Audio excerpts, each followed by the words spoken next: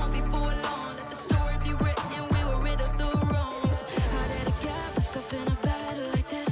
My fate is hanging in the balance of the wind. Trouble's always knocking at my door like a song. Rising up, we're stronger as one. I've got all the power, enemies devoured. In the final hour, you from a mile, the victor's road. They play a charade, then find out that it's too late.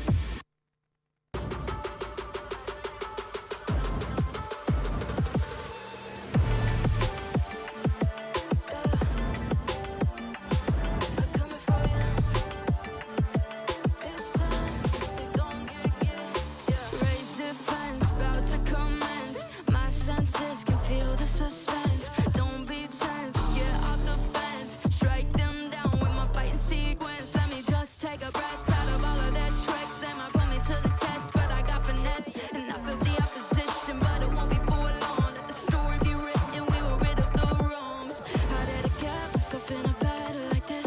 My fate is hanging in the balance of the wind. Trouble's always knocking on my door like a song, rising up, we're stronger as one. I've got all the power, enemies devoured. In the final hour, hit from a mile, the victors roar. They play a charade, they'll find out that it's too late. Struck a match, it's up in flames. Out of the ash, a legend is born.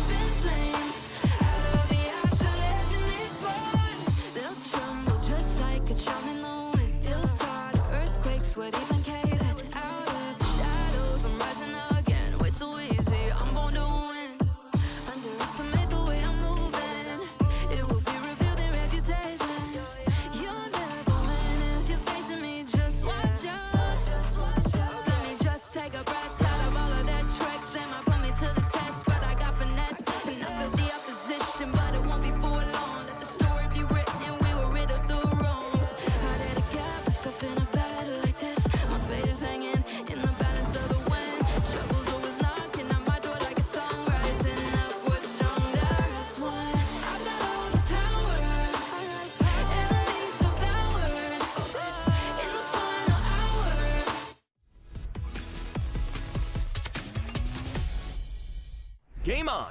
Everything begins! Welcome to the 2023 KIC version introduction. KIC2023 brings together multiple representative teams from different countries and regions to compete on the same stage.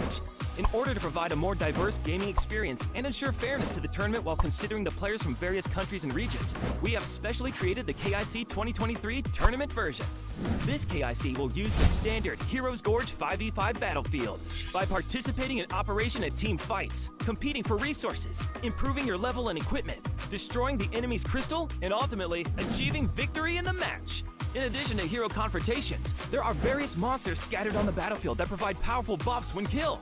Among them, the Overlord and the Tyrant, which spawn at the 4-minute mark, are crucial resources that both sides must contest. Killing the Overlord assists the team's progress, while defeating the Tyrant significantly increases the chance of winning team fights. The Overlord and the Tyrant evolve at the 10-minute mark, making them tougher to kill, but the rewards are higher.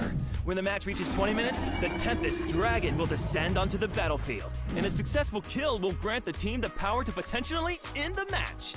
While contesting resources, it's also crucial to pay attention to the impacts of special mechanics. The jungle sprite's protection and tower protection mechanisms in the area before the 4-minute mark are particularly important. Don't blindly attack and give the opposing team a chance to defend and counterattack. Moreover, utilizing teleportation mechanisms effectively can create situations where you have a numerical advantage, laying the foundation for winning the match. As for the hero pool, this KIC features a total of 94 distinct heroes, which includes 72 heroes from Honor of Kings and 22 heroes from Arena of Valor.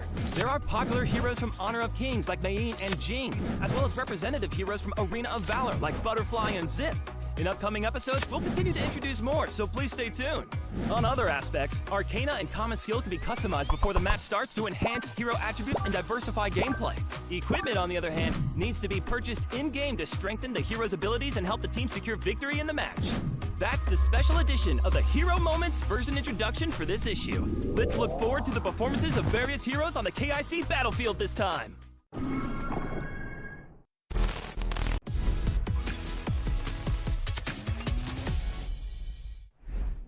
Ying is a blue-collar fighter jungler with strong sustained damage output that can either split push and disrupt the enemy team or initiate fights and clean up.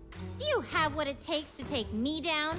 Ying's passive skill is Spear Will Sweeping Fire. Each time using this skill, she can gain 1 stack of Spear Will. Using basic attack consumes all Spear Will to unleash an enhanced basic attack of the corresponding type and reduces the cooldown of Skill 1 and Skill 2. With 1 stack of Spear Will skill, Stalwart Peacemaker, Ying continuously deals damage to nearby enemies and gains a shield. Whether it's jungle clearing or team fights, the efficiency of a 1-layer Spear Will skill is the highest. With 2 stacks of Spear Will skill, Zealous Devastation, Ying will thrust her spear repeatedly forward, dealing damage to the enemy while also recovering her own health. With 3 stacks of Spear Will skill, Zenith Wildfire, Ying leaps into the air and unleashes a charged Wildfire Strike. This attack deals damage to enemies in her path. During the leap, she can move, ignoring terrain, gain increased movement speed, and gain damage reduction. It is Ying's most imposing move. Having discussed her passive skills, let's take a look at Ying's active skills. Her skill 1, Moonslash, allows Ying to launch enemies into the air, dealing damage, which serves as her standard crowd control skill. Her skill 2, Cloud Chaser, involves Ying raising her spear and charging forward, preparing to unleash her power. Her ultimate is Starburn, where Ying dashes in a specified direction and returns to her original position, launching enemies along her path and dealing damage to them. During the dash, she gains damage reduction and immunity. By activating the second stage of the skill, Roaring Sun, she sweeps forward and leaves a trail of fire, causing continuous damage. Ying doesn't need to aim for a one-shot combo, but rather should stick to the opponent. The standard combo Skill 2 plus A plus Skill 1 plus A plus Skill 3 plus Skill 3 plus A is suitable for the vast majority of situations. If you're facing squishy or resilient enemies with some countermeasures, you can use the Skill 2 plus Skill 3 plus Skill 1 plus Skill 3 plus A combo. Utilizing the ultimate to gain immunity in order to avoid enemies' countermeasures, dealing damage to the enemies, and reducing their health. Use this combo to clean up. This episode of Hero Moments concludes here. Let's all look forward to Ying's performance in the upcoming KIC tournament.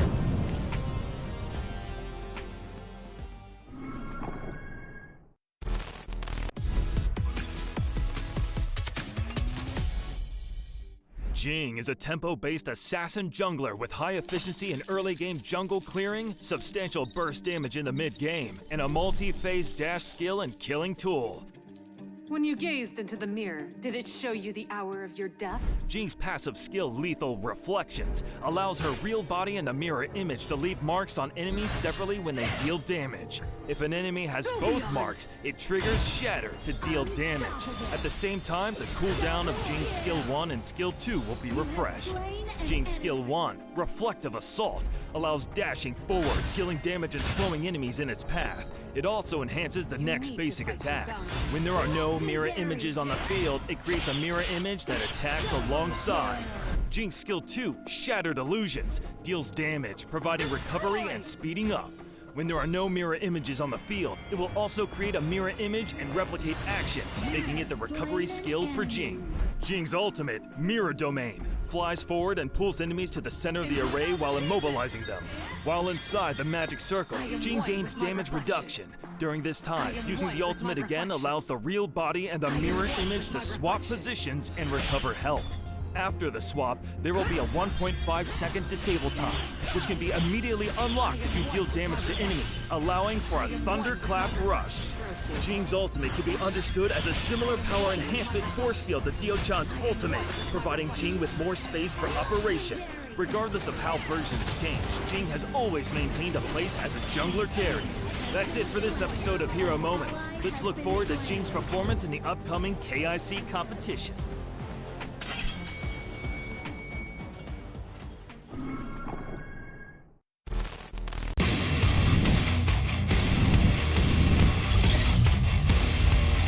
For your thoughts.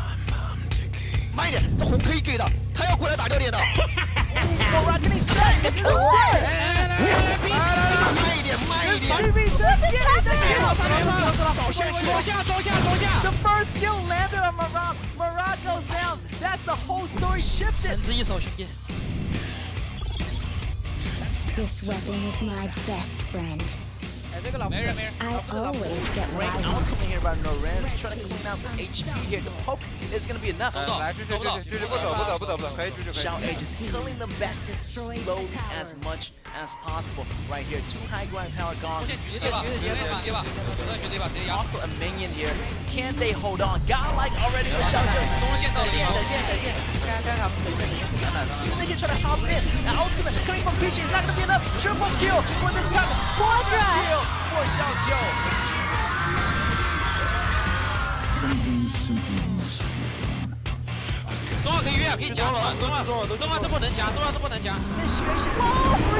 People into the wall.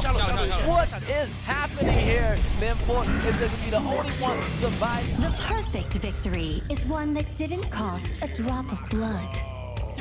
I'll walk right over you. I'm just getting started. Passive fuel and Shallow find a real nice spot, try to get in, and the passive has been triggered. Chasing in, Mustache has been taken out. Another passive has been triggered from this Shallow. He's chasing this Limpo. Try, even waiting. This is another red triple kill, and it's even going to be a quadra kill for Zimo.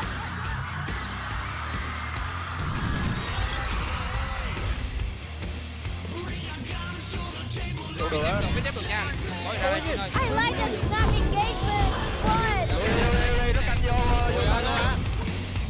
he escapes away and it's going to be Psycho Phantom try to push back into the Shun 1, got the triple kill and just brought it back, and even the quadra kill goes over to the Shun 1.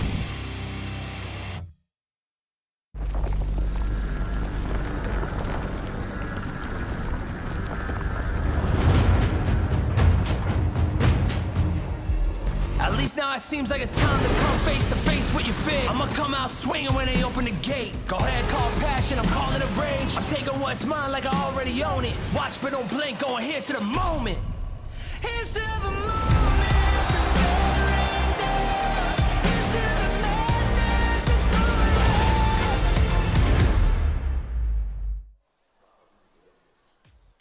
Welcome, ladies and gentlemen. This is the 2023 Honor of Kings International Championship, the second day of the knockout stage. I'm Tianyun.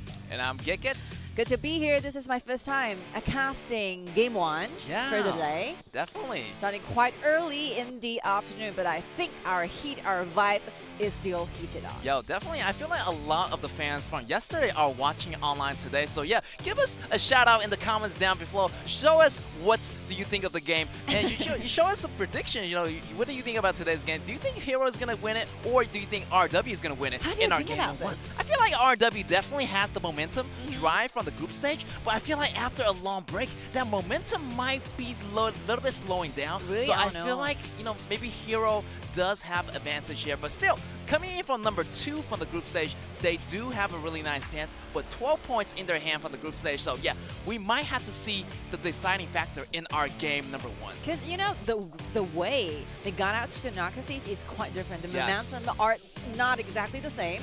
I think Hero bob up into a lot of questions and challenges. You still can remember that one they had with Weibo, right? Yes. From Group C, quite a bit difficult for them trying to deal with. And not to mention, RW have been winning on-stop for a long time. So this will be a new challenge for RW, whether they can continue on, you know, being the trophy, being the winner all the time, or otherwise, maybe Hero have been spending a long time trying to figure out a new way, trying to solve the problems, and that's it. Everything is really, really mysterious about this. Yeah, definitely. I would say, you know, both teams are going to get prepared for this, as this is going to be game number 2 here in today's game, and RW is going to be ready. And I mean, they already have a lot of the winning streak from the group stage. The only loss, the tiny loss against KSG, stopped their winning streaks, but Hero, on the other hand, definitely going to have the difficulties against Weibo. They lost 3 games, only got 1 game win out of the Weibo from the group stage. But after these 10 days of break, I'm pretty sure Nanjing Hero is going to be ready for this. Yeah, because like you compare like to the momentum between that 2 matchups they have with the Beijing Weibo. At the first one, they are defeated completely with a 0-2, but the second one, it's going to be reversed as a tie, and the momentum, the preparation they have will be completely different. So I still have a lot of faith on Hero. That's why my prediction is towards Hero. Yeah. Definitely, I have to agree with you, team. My predictions towards Hero as well. Oh, Because, really? yes.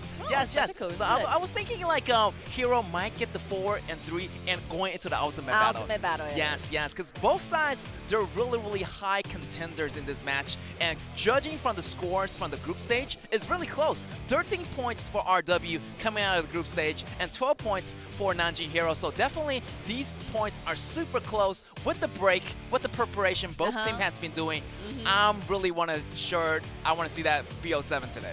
I think it's very obvious, like RW is the total control dominator throughout the qualifiers and the group stages. So let's see whether they can keep their momentum up to that level, so that still today gonna see how dominant they are in the actual games. So we can actually see some statistics here, because like always, numbers are giving us a lot of answers. Yes. So because like Orogore has been winning a lot. So for example, the GPM for Ushan, the jungler from RW, is really, really high. It's over like 800. Like normally we're gonna see those assassins like having around like 750 GPM, but just imagine you have 800 like gold per minute. That's really amazing. Yeah, I would say, you know, the numbers doesn't lie. We have to take a look at the numbers, and we're going to take a look at the numbers a little bit closely. Crazy. Ushan versus No Fear. It seems like Ushan's number is definitely a little bit higher here. The difference is going to be crucial here in the lane damage. And look at the gold difference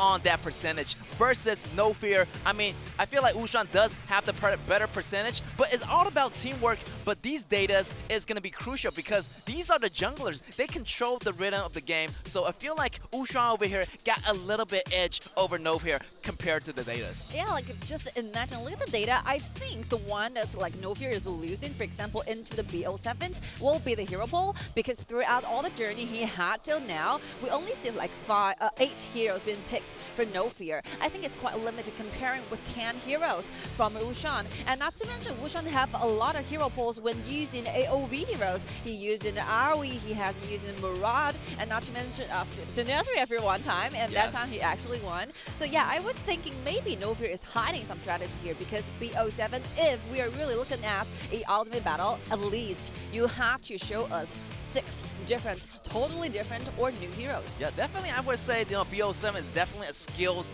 of test of your hero pool, and over here, to compare to the statistics, I feel like No Fear definitely need to pick up more AOV heroes. I'm not sure what he's doing. Maybe he's hiding his composition, not letting RW know. But RW, on the other hand, definitely has a more of those sustainable hero pool where you have Zuka, more AOV heroes, and even Sinestro, that's Timmy was mentioning about. So yeah, definitely, I feel like No Fear has to pick up the pace here if he want to go head against Ushuan in this match. I think in overall picture, you grab some ideas that the hero was looking towards those warrior on the top, and not to mention like soldier on the top. They give Shinhan a lot of resources. The allocation of resources is quite obvious. Like they are really relying on Shinhan and Alhan's performances. The marksmen are extremely important to us. So BO7's like the playing styles of strategy, the BP are gonna be really various because you need to form different type of the playing styles so that you will be having enough hero pulls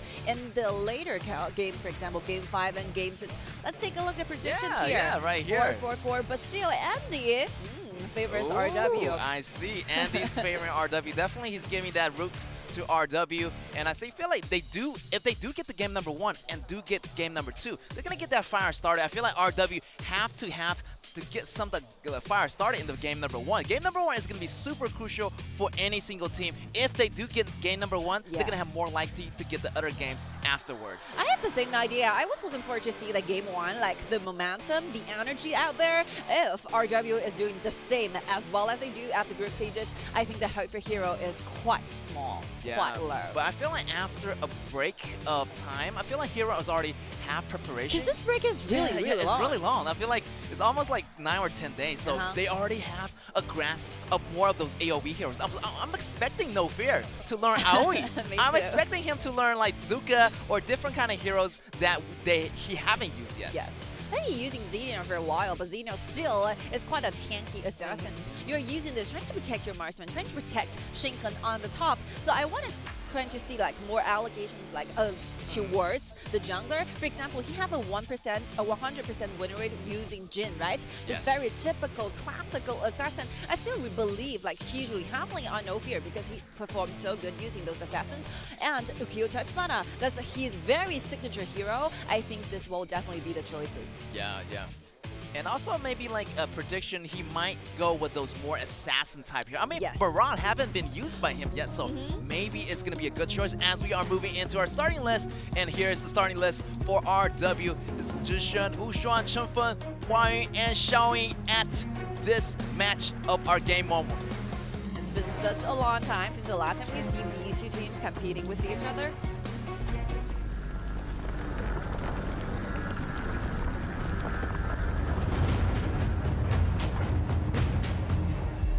At least now it seems like it's time to come face to face with your fear. I'ma come out swinging when they open the gate. Go ahead, call passion, I'm calling it rage. I'm taking what's mine like I already own it. Watch but don't blink, going here's to the moment.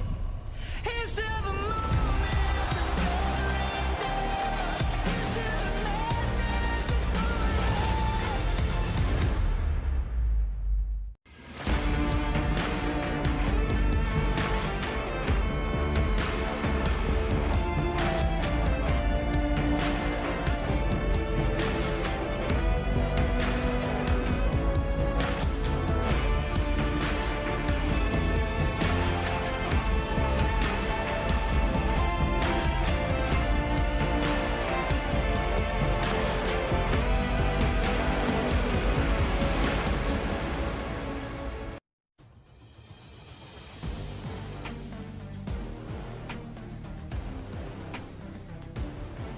欢迎来到2023王者荣耀世界冠军杯 KIC 淘汰赛的现场。本届世冠一往无前的黑衣侠客与砥砺前行的金陵少年相遇，针尖对麦芒，战火一触即发。有请本场的第一支队伍济南 2W 侠。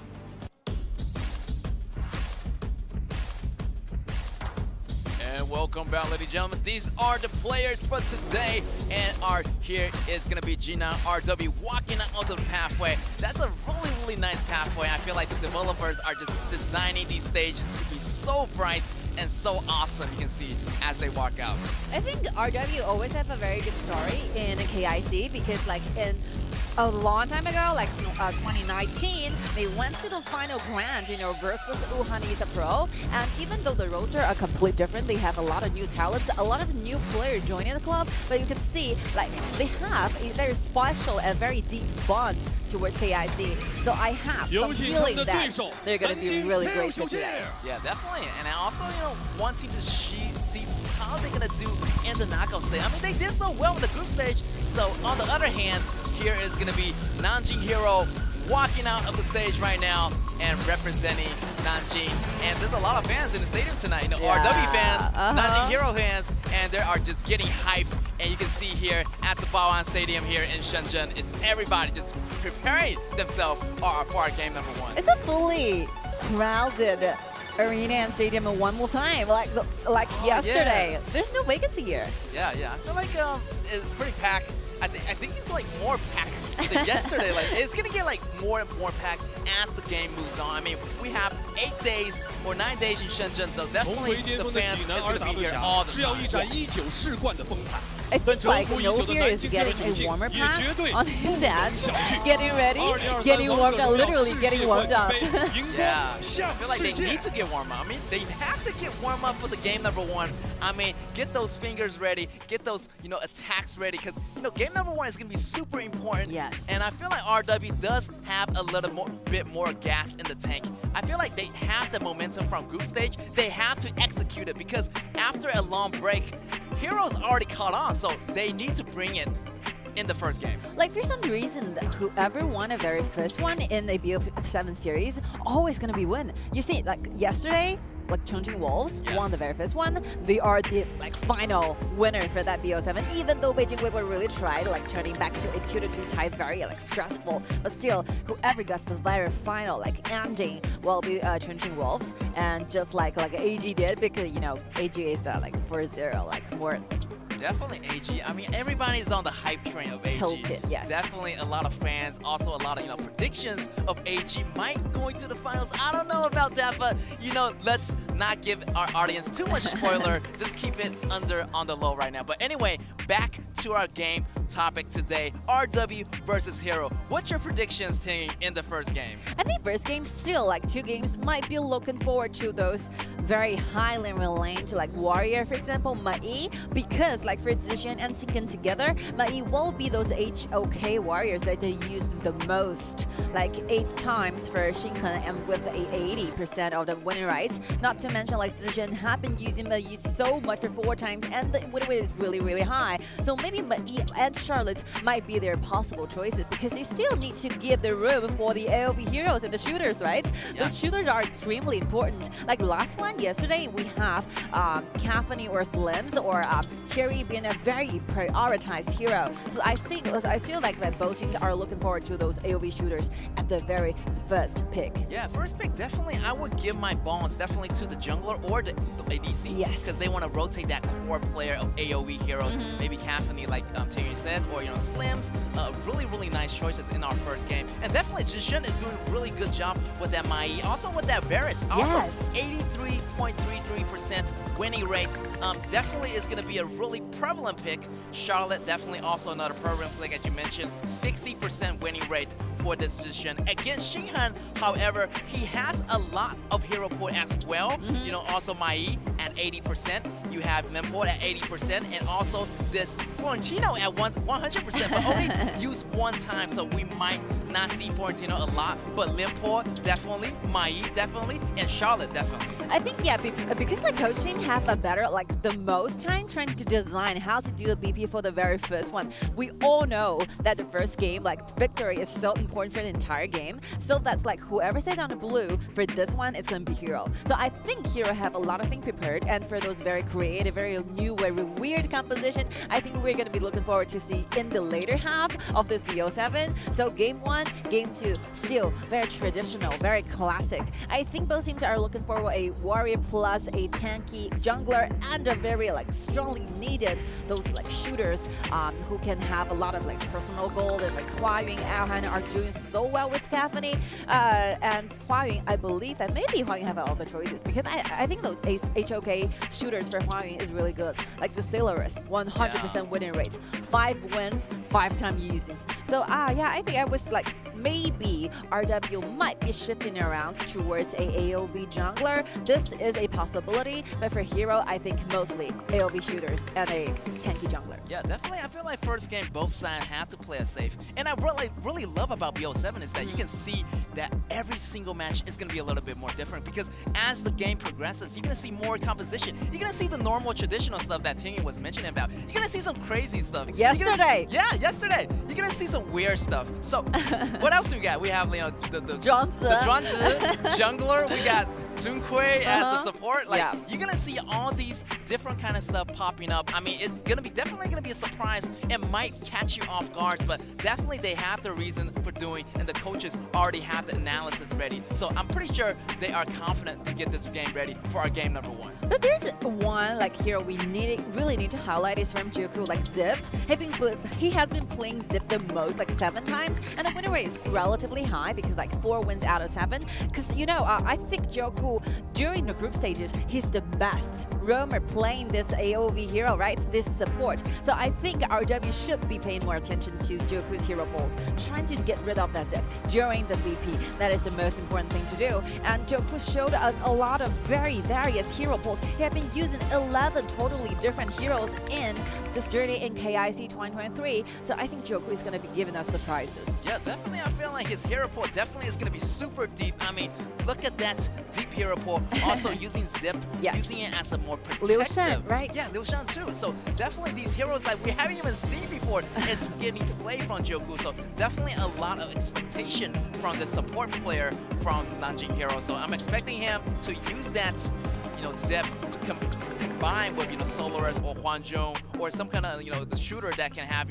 more sustainable damage towards the late game, like scaling damage. And one more thing, there's some common hero pulls that they really liked that are the same. For example, like Chenfeng, Lidiana, right? For Bell, the Lidiana has been a very core hero for both teams, for both mid laners. Chenfeng have been using for 5 times, winning all the time, and Bell have a very high winner rate, like using 8 times, managed to get at like 6 wins out of 8 times of using this hero. So I think maybe Lidiana is a very important factor towards both teams. Yeah, definitely. Chenfeng, I feel like he's the new mid player that got rotated in from the group stages. Yes. So definitely, I feel like the Lidiana is going to be a fight for the factor, because both sides definitely might rotate Lidiana for sure in one of those games. So looking for those bans, maybe put the ban on Liliana, maybe put the ban on the KIC2023. So these 2 core players might be, you know, maybe targeted in the early first game. Yeah, we have a lot of different categories towards those AOV or very popular heroes in current meta. For example, Butterfly is one type of hero where you can never see it being picked because they live on the bans all the time. But Lidiana is that you can have sometimes, you know, he's been available, and after being used, he's going to be sticking on the ban places. So we got to see those Liliana all the time. But still, like yesterday, like Chongqing Wolves and Beijing Weibo, they have been banning Jin away for 6 entire games. So I was wondering, yeah, maybe this assassin won't be available anymore for this one, for today's match anymore. But in the meantime, let's jump into our BP phase number 1. And here, Butterfly definitely is going to be on the ban list. Iggy is going to be the first ban from Nanjing Hero. It is really fresh. Oh, so fast. Yeah, very refreshing. KIC2023 is out. Limpo is out as well. And here is going to be Prince Alani. Because they know that, you know, Prince Alani is going to be super dangerous. The vision control on that hero is going to be super crazy. So Nanjing Hero banned those 3 hero out. But that leaves open Mai. That leaves open Liliana. That leaves open a lot of hero like Slim getting picked up by Hero. It's very straightforward. Like RW knows you love to use those shooters. We are banning 2 out of leaving you with the 1 choices with Slims. I think Nanjing Hero feels really okay about this, you know. But, you know, letting out Slim solo from RW, they have something in mind.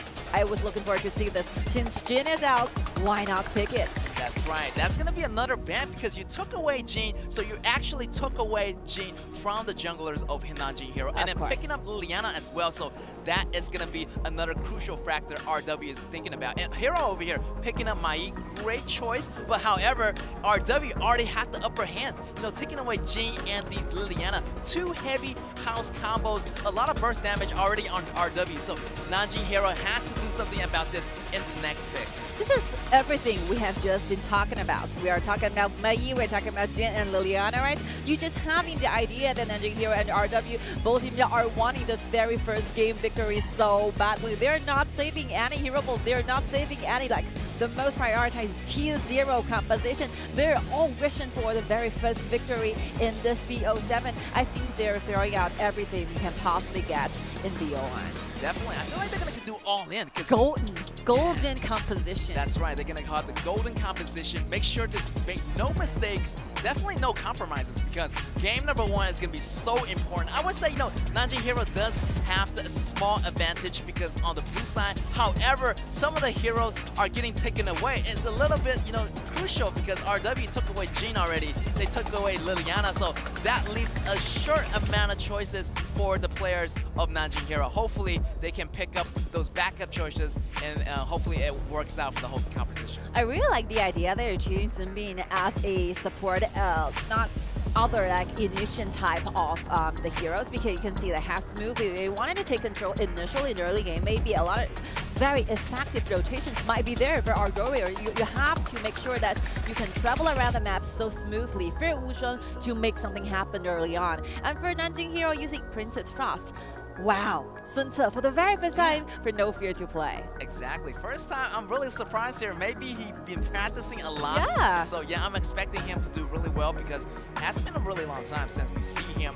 last time. I mean, the last time we is in the group stage towards the match towards Weibo Post. That Nanjing Hero didn't do that well, but this time they come back refresh against RW. Hopefully this match is going to bring us some great refreshing updates. There's a lot of CC chains over there in Nanjing Hero's composition. They have Princess Frost, they have like Jin trying to initiate, not to mention with those double life provided to Aohan. So I think, yeah, Aohan might be quite safe because they have a lot of like CC chains that could give like Slims better choices and better environment to deal damage. But RW, look at the double assassins. I was still kind of worried because I really love how Chenfeng is playing with his Liliana. Personally, I think it's the best Liliana ever. Like, you can see how aggressive he got in the early games, in the group stages. He's everywhere, making this happen. There's a lot of minor details for Chenfeng who uses Liliana. Yeah, I feel like on top of my head, if you ask me like which Liliana is more aggressive, definitely Chenfeng has a really deep impression on me. You know, the way he moved around the battlefield, the finesse, I mean the movements, the skills, the skills of everything. He outplays his opponents using Liliana, and the 100% win is no joke right now for this hero. 5 times 100% win, and hopefully he's gonna make that 100% win 6 times with the no losses.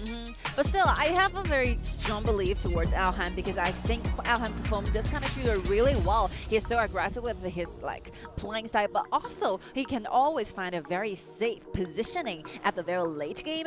And yeah, I think that there's a lot of assassins, but if the time goes by to the late game or the mid game, you can see that with the Slims, damage being online, those damage cannot be simply avoided from RW. The damage is gonna be there. So what's still looking forward to, I think, how No Fear actually started everything, how they initiate the team fights, how RW is trying to correspond, trying to answer with somehow their own strategy using this kind of composition. It's really interesting. I think game 1 we're seeing a composition that is so good and so solid that both teams have equal and shared percentage to be the winner. It all counts to like how it actually execute in game 1. Yeah, definitely I'm looking at Aohan. All eyes gonna be on this ADC because he's gonna have the job of doing those burst damage at the late game. The scaling on this Slim hero is so nice, and the skills number 1 by this Slim, throwing that spear, is such a value pick.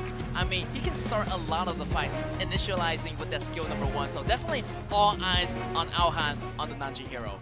All right, let's the battle begin. Game 1 between Nanjing Hero and Rogue Warrior Jinan RW, and Nanjing Hero is on the blue, where RW is on the red. That's right. And the crowds are just cheering on for their favorite teams. As you can see in the stadium tonight, the intensity, the battle, the energy is up here. And yeah, really normal opening. Maybe 2 clears. Oh, actually, the first blood getting drawn out in the first minute. It's gonna be Heroes, and here it's actually gonna be the jungler and Slim together at the bottom to surprise this farms lane. This is the very first time we see like the jungler started everything on the bottom. We see like jungler is helping the warrior doing the laning a lot, but surprisingly like no fear is happening on the bottom. It's given RW such a surprise. I think Huayun needs to take a little bit more time trying to recover from this. Yeah, definitely. Wow, Hero. Definitely surprising. Never saw that coming. Yes. I thought, you know, it would be a proper opening, normal opening, but no. Look at the surprise factor coming from No Fear. No Fear definitely grown a lot, you know, using new heroes that they haven't used before. Oh, he arrives and this like before Huayun and the slips, the flying spear getting stunned over there. And I think our director are not like expecting to see this. Yeah. Oh, look at here. Zhixin goes down. Bell and Xinghe took him down. That's going to be 1 for 1. Ooh, and getting 3 kills already in the Nanjing hero pocket. Wow, it is unexpected to see like a lot of things are happening on the favor in the side of hero on both side lanes.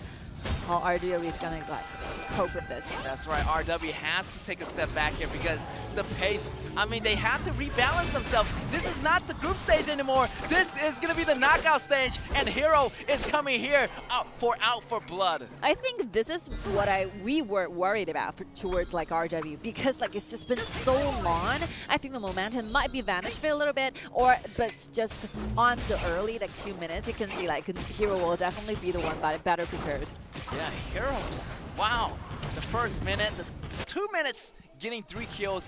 And you can see that replay from earlier, getting 1 more kill for Aohan. So 2 kills already for Aohan. Look at that damage coming in. And he has the red also, so he does extra damage at that same time. So the design of the early game for Hero is that you started on the bottom and you actually give the red buff towards your shooter in the very first round. Like Novia is sacrificing a lot, but in return you can see they have a very gold lead, you know, they're leading situation down there. They want to make more things happen. Oh, look Once here. again. They jump in, make the froze. Huayun jumps out just in time. Almost getting taken out, and you can see the aggressiveness from Hero is building from time to time. I feel like RW does have to slow down a bit, like what happens right here. Huayun actually back up and, you know, looking for a more safe way to farm underneath the tower. It's very crazy. These early game design from Hero, they must have been figuring out for a long time. That I think everything is working so well.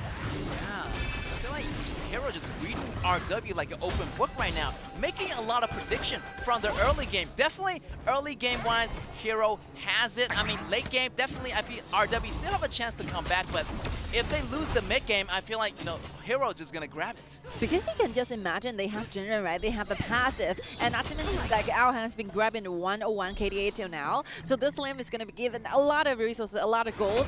That might be a huge problem, a massive problem for RW trying to solve. This Slims is gonna be online soon.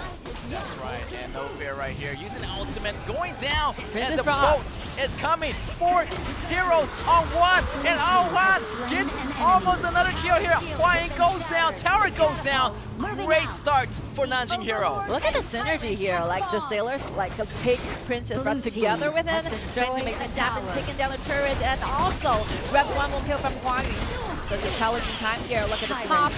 Level 8 versus level 7, but you have to use a flash attack, but I think it's okay. It's safe enough for Xinghe to go away. Yeah, she is okay, man, at the top by himself. I mean, I feel like that Mai is going to be really sustainable at the top lane. And right now, the bottom lane is already in trouble. The bottom lane is already open, so sooner or later, this Slim and this Joku probably going to rotate top and farm even more. So even pulling apart the gold gap even more right now. But so far, so good for Nanjing Hero. Definitely, they want to make another push in the mid or the top pretty soon. I think RW is not looking for this, like Huayun to be like getting there for 2 times the early game. And right now, I think they're answering with the situation with like 4-1 formation, where they're trying to gather around, trying to clean away, trying to give early those like damage losses and those gold losses initially. Yeah, definitely Arlie has to farm somewhere else. Definitely going to the top lane might be a choice. But look at here, Hero with the Howling Emblem, maybe making some move here. Here's the boat. Here's No Fear going in. Oh my God, everybody has to go here because it's so dangerous. They better run back to base because I'm not gonna be there. If I see that boat coming, I'm just gonna run back home. I mean, this is the very first like Sun Ce in from the Naka state that's been so important for the entire team. You can see how he accurately like initiated all the time. He's been so aggressive using the ultimate. As long as he gets it, the cooldown is okay. He is trying to get somewhere, trying to initiate. They're pushing RW really hard. That's right, and RW can't do anything about it as the fight happening here. Duan jumping in, but he's getting damaged all the time. Wushan jump in, the boat come in and misses. Wushan getting hit a lot, but no casualty yet. They want to back off. They need to regroup. They're one person missing as Mai arrived at the party a little bit too late, but if Mai was there, I feel like the fight is going to be more favorable for Hero. But I think this countering team fight from RW is okay. Yes. You have to prevent, you have to protect your own things. Like they are looking for your blue and red. You might as well just start something up in your jungle. I think they're doing fine, like Wushan using the ultimate, trying to make sure that Hero have to go back. And even though like Flames will be the target without any following fights, that kill is not happening. But still, you're trying to get Hero like stopped for a while. This is a good sign for RW. Yeah, definitely a great sign. As you can see, the pace is a little bit Slow down. Yeah, RW, gaining their momentum, holding their grounds right now. They don't want to be overstepping too much because if you let that downhill momentum going into Hero side, you might just give the game to Hero. But right now, great news for RW, slowing down a bit, not letting Hero stepping all over. Yeah, it's gonna change a little bit. Another Howling Emblem, like Hero is not saving anyhow those skills, those items they have. Yeah, I feel like if they see an opportunity, they're gonna grab it right away. Here's the RW big fight, jumping in. There might be trouble for Hero because a lot of ultimates going on, but Aohan jumps out, really safe. Aohan is doing a lot of damage. Here comes Mai with the ultimate combo, crucial crowd control for Duan, but it doesn't matter. Hero already won the fight, trading 1 for 3. So this is what we are looking for. Like Shinkan has been farming up so long. The reason, then the moment we need Shinkan to jump in clean out the battlefield, he did it. Like initially, like I think RW initiated this team fight really, really amazingly. You can see how those double assassins working together. Lidiana are jumping into the crowd, stunning a lot of people at the very tiny seconds. I think Chenfeng did really, really well. But then the following up, the ending of the team fights is another consequences of losing that much in their early game. So you can see those items you have for your heroes are completely different. After you're done with your explosive damage using Jin's Mirror Domain and Chenfeng's Bursting him, and that's it. There's no more damage available for trying to win, trying to do the continuous one in that one. Yeah, really like Joku actually use that ultimate and really draw a lot of the abilities out from RW. So once Shinhan arrived, no more ability for RW. And here it is. RW on the run again. Here comes Shinhan. Takes down Jin. Jin goes down. And No Fear is always in the zone, using that smite, creating a lot of disturbance. Also, Aohan just keep on pushing the tower on the bottom, creating a lot of pressure for RW. Crucial Frozen, Crucial Dive in, everything is just online and seen together. Like, Hero is quite insane for this one. I think, not to mention the stretch, not to mention the damage they're creating to RW. Wow, the stun from the boat. But here's Duan coming in, the assassin coming in, but it's not gonna work here. They still have Joku with the extra life, and he doesn't even need it. Look at the positioning of Shinhan, so far away, so accurate. I think Arlie is in danger. They're not going into the bush. Oh my God, Arlie getting stomped here in the face, and that's gonna be the Hwayo's worst nightmare, seeing that Mai in the bush. Because the Xiaoyan is so close with that one, he might as well using his first ability, using that bomb, trying to test out whether it's someone in that bush, because everywhere is going to be very dangerous. But still, I could really understand, because you're pushing so hard in this one, sometimes you're losing a lot of senses. I think this is a very clear mistake of vision control, of vision detection. Yeah, also he has that vision detection on the support item too, so maybe they're not going to use it, but another fight battle is going to be happening. No Fear is not giving him any chance, as they also have another fight. So good. Shanfeng getting taken out, double kill for this Aohan. Aohan is on fire right now. And Liliana really tried. He found Bella on the back, but still the Splanter is giving Bella extra time and using the flash jack away, trying to closer to Joku, and Joku using the outfit to track Prince of Landing one more time. Look at Mai, he's crazy! Everybody is falling down He's from everywhere. RW. And look at Xinghan taking one members down one by one, taking out Huayi, and this might be the game. And here's this, and here we go. The crystal is gonna fall. Congratulations to Nanjing Hero. Amazing, incredible performance. This is the shortest time record we have in the Nakase, but even like RW, like members, they are smiling out, they're laughing a lot because they're never expecting Hero to be like this. I think like Hero for us is quite solid, stable, you know, but mid-game team, like the playing style is not expected to be this fierce. No way. I have no idea Nanjing Hero has that capability. I mean, the way they move, the way they coordinate, it's really surprising. Like, they did something. You know, something happened to them over the time. The training, the coaches, you know, everything, the analysis, everything like the scrimmage, they probably did a lot of homework for this game. They're giving us a lot of like very important signal that showing that Hero have a lot of regrets on the group stages because they're not performing that good, not competent to us, to the fans, to the audiences, and they're ready. After a long time of waiting for these chances, they're ready for everything. I think literally we did not see a time, a second that that's like Hero wanted to stop, wanted to pause, wanted to slow down. They're searching for every single opportunity they can possibly find in this game, making it so short. 10 minutes it is. 10 minutes. Kind of remind me of AG, the aggressiveness, but still much more aggressive. I mean, the most aggressive match I've seen all day coming from Nanjing Hero. So much pushes happening at the bottom lane. You can see the first blood in 30 seconds. That's the fastest first blood ever seen in a knockout stage. So definitely, I'm feeling totally impressed here by Nanjing Hero. Well, yeah, I think everyone is quite impressed by Nanjing Hero because I hear some rumor that they are like this during the training, during the scrims, and I'm so satisfied for Nanjing Hero because they are finally bring this side of them up to the stages, to the audience, to the whole world to see, to witness together. But still, you know, the thing that we are worried for RW happened, right? It's been a long time. They're losing some momentum on the stages, so they're not as fast. Speaking of the paces, they're not as fast as Hero did. Yeah, I feel like RW has a lot of chance to catch up here because, you know, definitely they're losing a lot of momentum, but time to take a breather, take a step back actually. I mean, they still have the momentum to come back. What happened in the group stage, they actually lost in the beginning, actually bounced back. So we might see them bouncing back maybe later on, but maybe not for today because Hero, look at Hero. It's so completely different. The feeling of Hero, oh my god, like, I feel like they're just on fire right now. On fire, literally. I think the thing that we have to worry about is like, it's not like the BO1s or BO2s where you can open new things for every single BO1, but still you will be suffering from your losses, right? They have been using so much of the hero that we really rely on and have been using Jin, and the Jun is being taken by Zichun, which means that Jun cannot be available for the jungler anymore. They're losing two very good jungler choices in one role, and not to mention Liliana for Chenfeng, right? Yes. So yeah, I think they're losing a lot of very important hero for them. It might be a problem and very difficult things for them trying to figure out in the following rounds of the BP.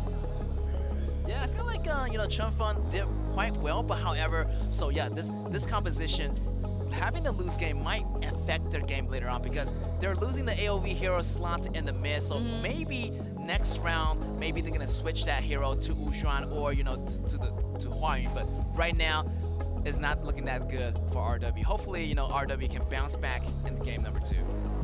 They need a lot of hard work at right now because they're in their locker room trying to discuss what actually happened in the game so that they're defeated so shortly. But one good news and one good sign for me is that I saw like Zichun is really like being quite excited as well. So being defeated is not that bad influences on them. I think it's a good news that RW still have the ability and capability trying to bounce back from this failure. Yeah, I feel like the coaches have to give them a great pep talk because Yes. they have to visualize the win. They have to realize they have that momentum from the group stage, and they need to go there. They need to have that mindset going to the game. Like the first game is not gonna affect us at all. Second game is where we're gonna bounce back. We're gonna do a better job and we're gonna do a better prediction. And hopefully, Nanjing Heroes are gonna be prepared for that. Keep their momentum forward and keep their fire going. Because I think that it's going to be really challenging for us, for the director trying to decide who's going to be the MVP from Nanjing Hero. Because I think all the members performed so good initially. I think during laning, we can see those initiation, those gankings from No Fear is really important, trying to open things up. And Slims did quite well in the early 2 minutes. He grabs 2 kills for the team. And Xinghen, right? Mai. Oh yeah, so many great choices. I have no Crazy. idea. And here is gonna be Joku with the MVP.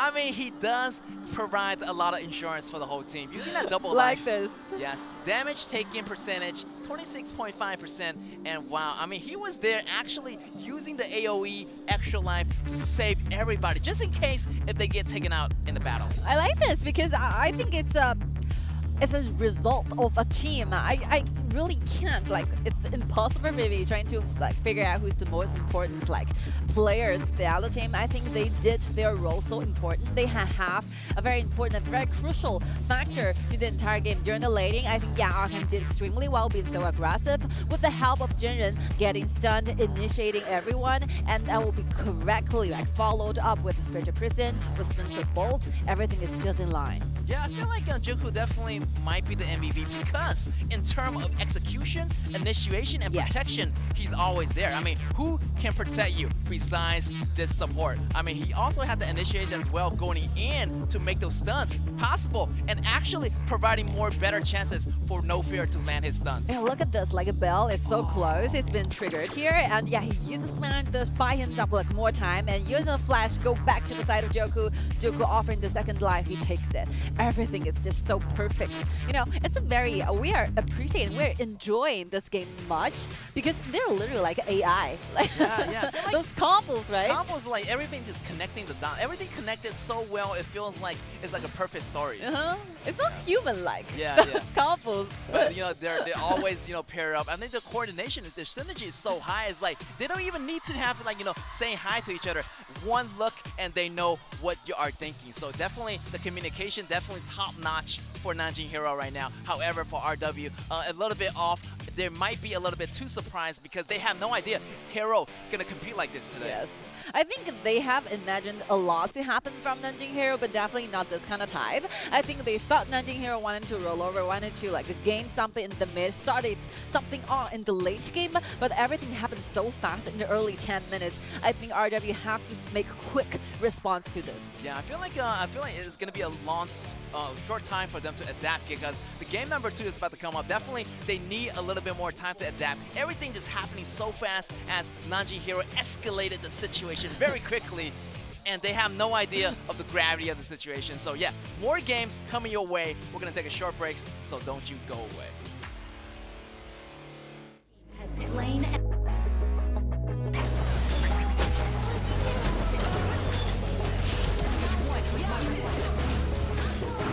Blue team has slain an enemy. Red team has slain an enemy.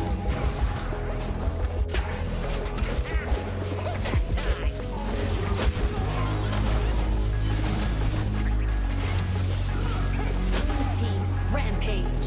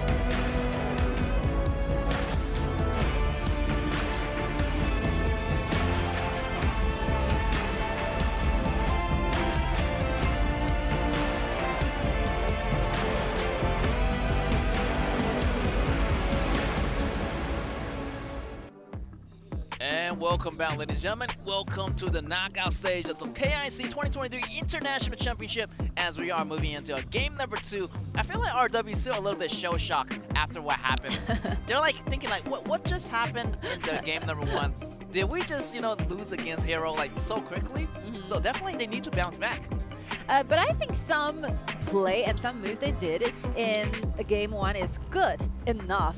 For example, the one that Hero wanted to invade in the red, they countering back using a very good team fights, using Jin, using Liliana, and then trying to corner Hero using this double assassin one more time. I think, yeah, those countering back strategy, how they play, how they're trying to engage is okay, but they're just simply losing a lot because it's more like a one-time thing in the composition. Those damage, when you're done, you're done. You have no following a damage because very early to trying to deal damage in that kind of composition, in that kind of very losing situation, it's literally impossible. Yeah, definitely. They had a composition that's like a one-shot. Definitely, you gotta wait a really long time for those skills to reset. And don't get me wrong. I feel like RW is a little bit too predictable because all of the composition they use is really similar to the group stage. So yeah, I feel like they have to be unpredictable. They have to walk in knowing the fact that knockout stage is a whole new story. They need to start off on the good foot. So maybe they want to be more unpredictable in this next match. I think the game 2, the kind of composition, the hero they picked after the BP, we can gradually have an idea that how like RW wanted to solve the problems. They might be going still for those assassins, right? For those aggression, they wanted to like use and fire to compete with fire. It's okay, but if they are trying to switch back to other playing styles, I think it's also working. So yeah, let's see how Xuankai wanted to give the entire team like RW ready for game 2. And here I think that there's a lot to choose from. They can choose to go for either a jungler oriented like team composition, or otherwise still give the ball to Alhan, like Alhan trying to give those very good marksmen on the bottom and trying to make sure that Joku and Alhan can be so aggressive during the laning. Yeah, hopefully it's gonna be fire against fire, not throwing more gas into fire. I think so. So yeah, hopefully our BP number 2 here is gonna be underway. So yeah, Jane's getting banned here again. Not grabbing it from the cells, but banning it away. Also, Liliana getting banning away, so they already used those 2 heroes. Banning it away, not allowing Hero to pick it up. Slim's gone, Caffeine's gone, Butterfly is going to be gone, and Dachao is going to be gone. Let's see what's the first pick for RW. They want to lock down to priority. Yes, Priscillani is going to be available. Great hero, vision control, assassin, burst damage, early game hero. So let's see how Hero is going to react. Definitely some hero with vision support here. I think, yeah, maybe Fan will be the choices because like you need to pass it from to find out where Prince of Liaoning is. Yesterday they're using the same kind of strategy for both from Chongqing Wolves and Beijing Weibo. So yeah, I think maybe they're looking for a Fan as the marksman. Oh, great choices by RW. Iggy also a really nice early game hero. So early game advantage definitely over here for RW. Maybe this Chow Chow is going to be the jungle type. Maybe he's going to be top. So a lot of great flex pick for RW depending on the moves. And over here by Hero, great choice. Charlotte is going to be on top, and this hero on the top lane by Xinghan. He's going to use that. Charlotte use it pretty well. Maybe using that intimidate, tanking the damage, causing a lot of distractions for RW.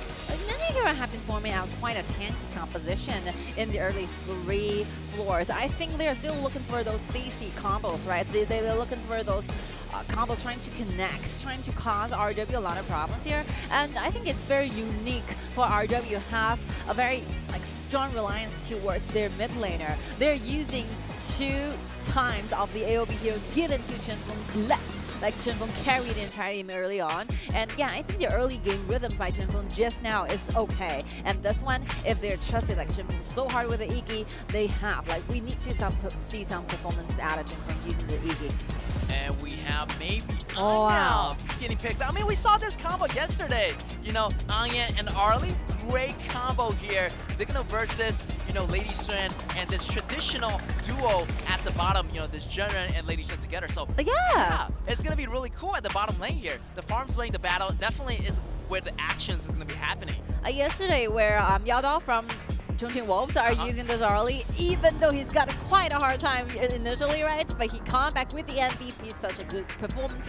Yeah, I really think that Aya is providing early a lot, but not like yesterday. He's using the Purify instead of a Double Frenzy. Yeah, I think it works better because definitely Wushan will be aiming at you hard.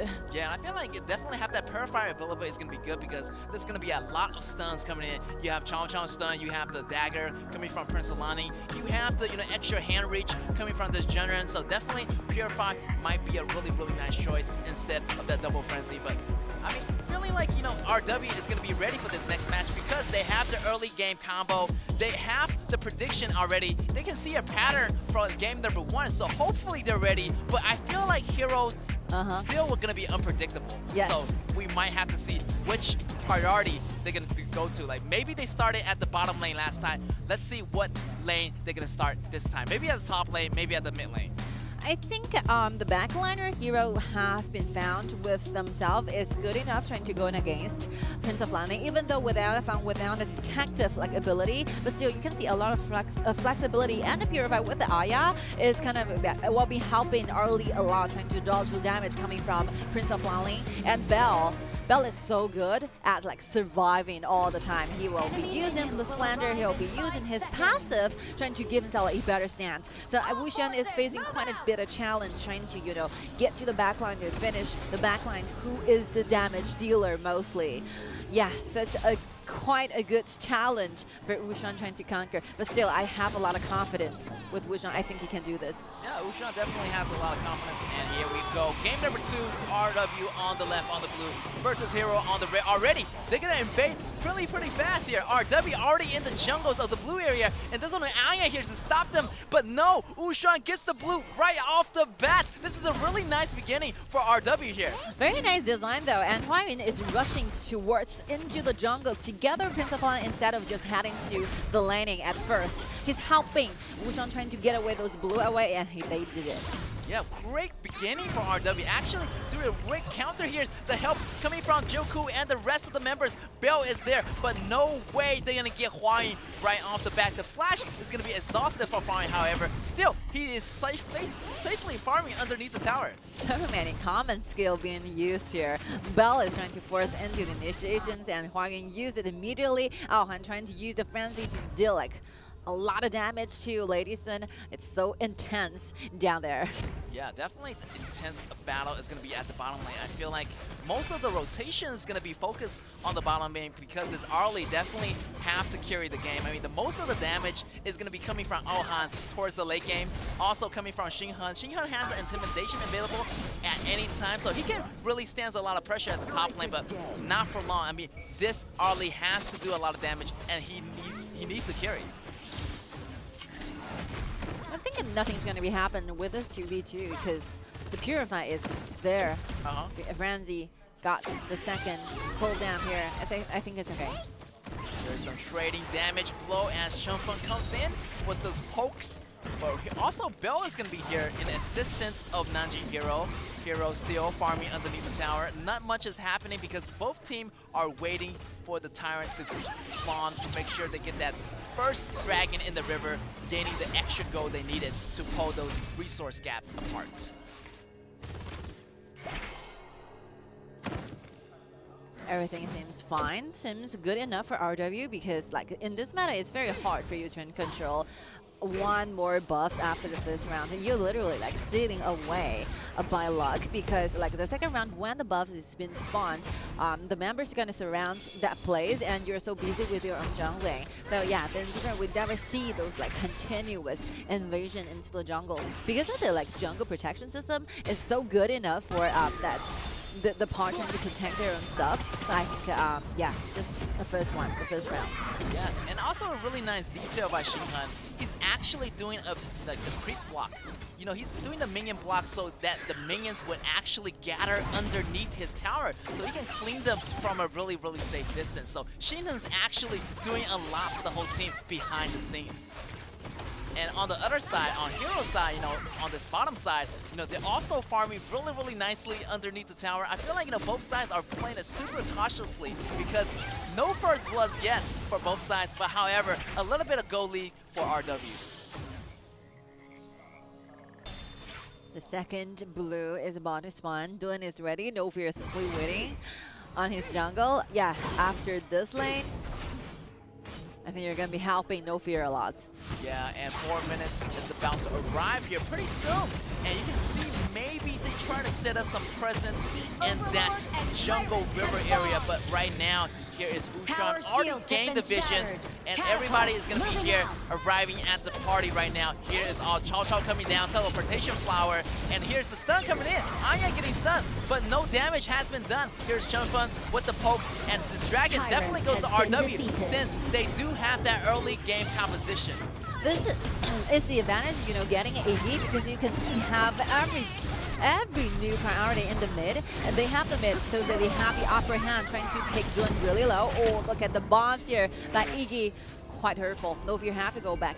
And one lucky news is like Bell is trying to deal damage to the blue, waiting for No Fear. After cleaning that wave, the blue will belong to No Fear, but still they have to cost them something. They are losing the first tyrants to the side of RW. Yeah, definitely Iggy's a great choice. Those free damage really allows RW to gain a lot of advantages. And folks, you know, forcing Hero to go back and recover. So not a lot of map control by Hero in this beginning, but eventually, hopefully, Hero is going to gain those maps in the river. Hopefully, towards that mid game is really where Hero's composition is defensive. Blue team has destroyed a tower. River fight here.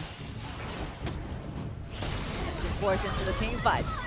And here's RW trying to make something happen here. First you know, blood. First blood, Arlie jumping in. And also, you know, this Xiaoyan was in a really awkward position. He flashed over the wall, but the distance was not far enough. Got taken down by Aohan. First blood for Nanjing Hero. And because of the fact that Xiaoyan is trying to use the flash attack away, that gives him no time and no finger trying to use the resurrection to bring himself one more time. Exactly. Yeah, it's such a coincidence here.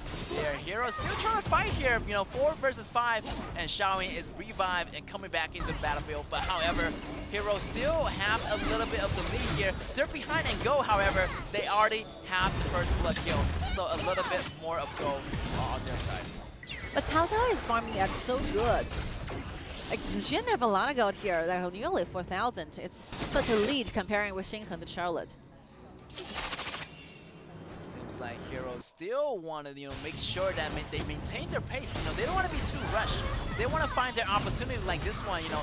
Great initiation by Bell, using the ultimate to cage him in. So even though he flashed over the wall is going to stop them in his tracks. So that allows Aohan to pick up the first blood. I give credits to Bell. I think the ultimate ML sets are so good. He just simply let like Xiaoyan have no choice. There's nowhere to go. And like the teammates cannot just simply tag into the cages and trying to help it, or otherwise they will be countered. Very good setting, very good positioning with the ultimate. A little bit slow down here, but you know, I feel like RW has to slow it down for a bit because Hero is using those cages like no other. Flash already exhausted from Bell, so he's going to be in that danger zone because no flash available. But however, Bell does have that passive available. Here comes Ushan, choking in after Bell. Bell is going to get taken out. There's no humans there to help them. Heroes have no assistance as Bell getting taken out and RW gains the kill there. Perfect combo. One more time, getting stunned, using damage. Is it going to be enough? Oh, it's not going to be enough. Aohan was in a really bad position. I mean, he got damage right off the beginning. Shinhan doing a lot of damage, but still, he has to go. The burst damage is too much coming from RW. I think, yeah, the teamwork is really great from RW because, like, the first time, Wushan using the ultimate, the bursting damage, trying to get the passive out of Bell, and will be followed by the fireballs of Chen from getting the kill. Next one, also the same. Like, Aohan is being too much aggressive, you know, jumping at the very position, being, like, targeted directly by Wushan's sword. So, yeah, that's something. I was kind of worried, you know, because of the passive by Yixing, because of a lot of dashes available for Aohan, and not to mention, like, Joe will have the Purify ready for this. But still, like, Wushan managed to find that very minor seconds to use the kills to make things happen. Wushan really are so skillful.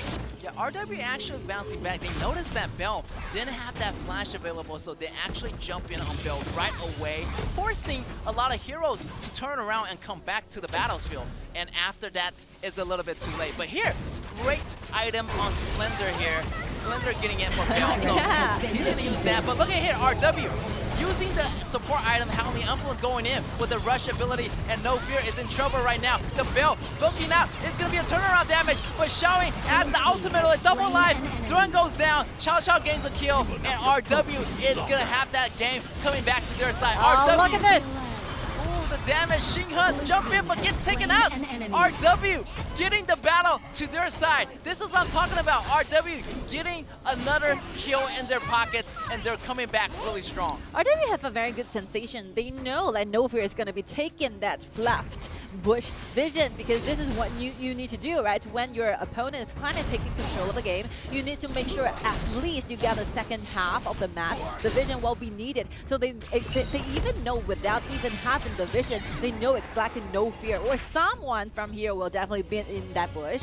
Very good anticipation, very good prediction here, making things happen, and No Fear without many gold in his account. Look at this, how vulnerable this Duan is. Cannot simply just soak in that upcoming like bruising damage from RW. Yeah, there's a lot of burst damage coming in from the shots of Lady Shun, and you also have magical damage coming from Iggy and magical damage coming from Jinan. So yeah, a lot of crazy damage coming from left to right, all the different directions. I mean, when that Iggy gets more item, gets more AP items, it's gonna hurt the backline even a little bit more. So Aohan has to watch it.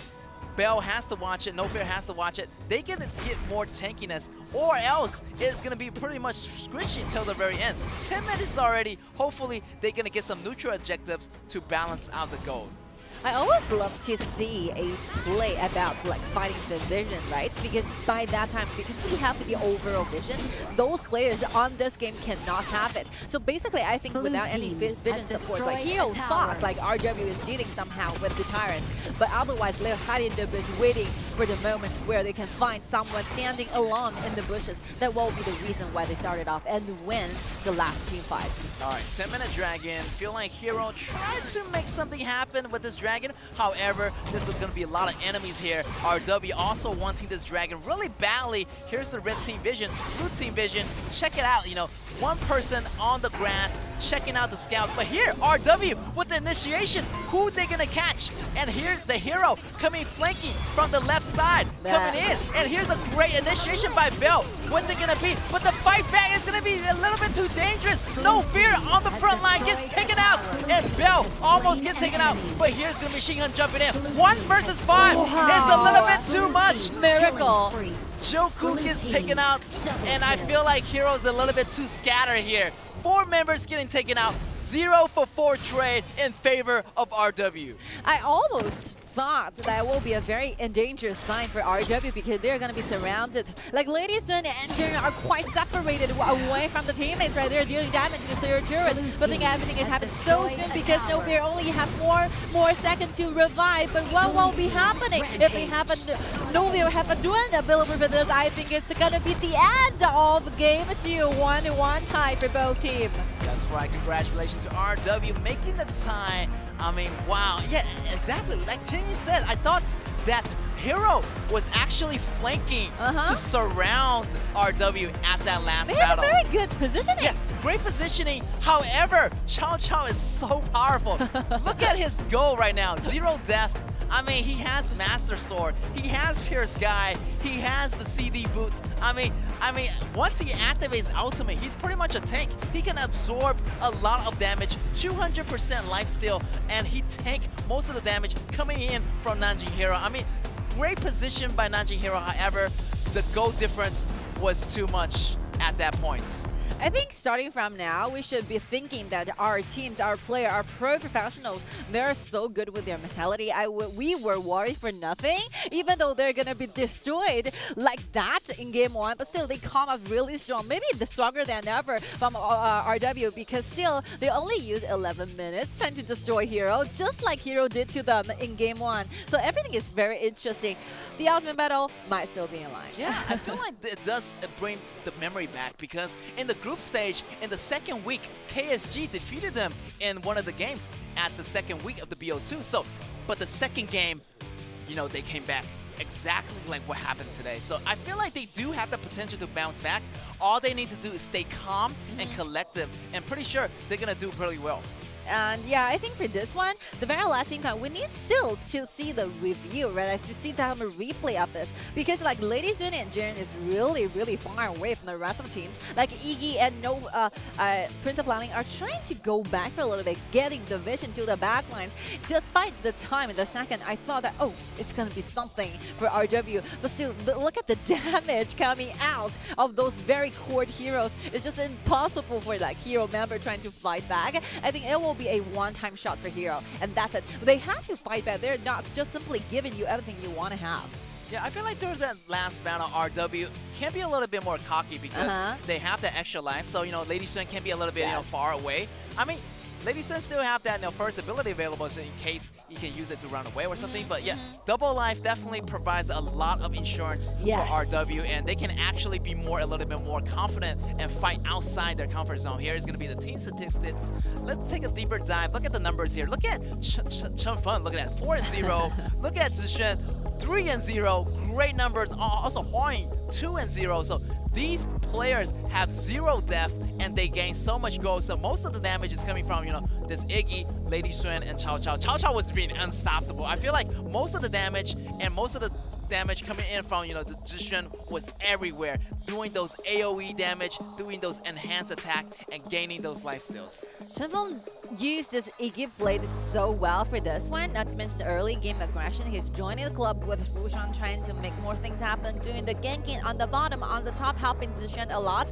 And the very last, you can see the team fight, they actually started everything, is around Middling River, right? Where like Wushan is using his bursting damage, using the ultimate, and trying to get those passive triggered from Bell, and be followed by the fireballs by this Iggy. Iggy's doing the fireballs all the time, 44% of the damage dealt for this one. He's dealing damage all the time. I personally like Chen Feng's playing style here. I was giving credit to Chen Feng a lot. I think the MVP should be awarded to Chen Feng, but who am I to decide this? So just simple discussion here. Yeah, I feel like everybody's going to be the MVP here for Jinan RW. Definitely a lot of members are just taking the front line. For example, Cao Cao, doing a lot of heavy lifting, taking a lot of damage, just being the unstoppable warrior at the front line. I mean, nobody is going to take him down, and once he activates that ultimate, I mean, it's going to be trouble for Nanjing Hero.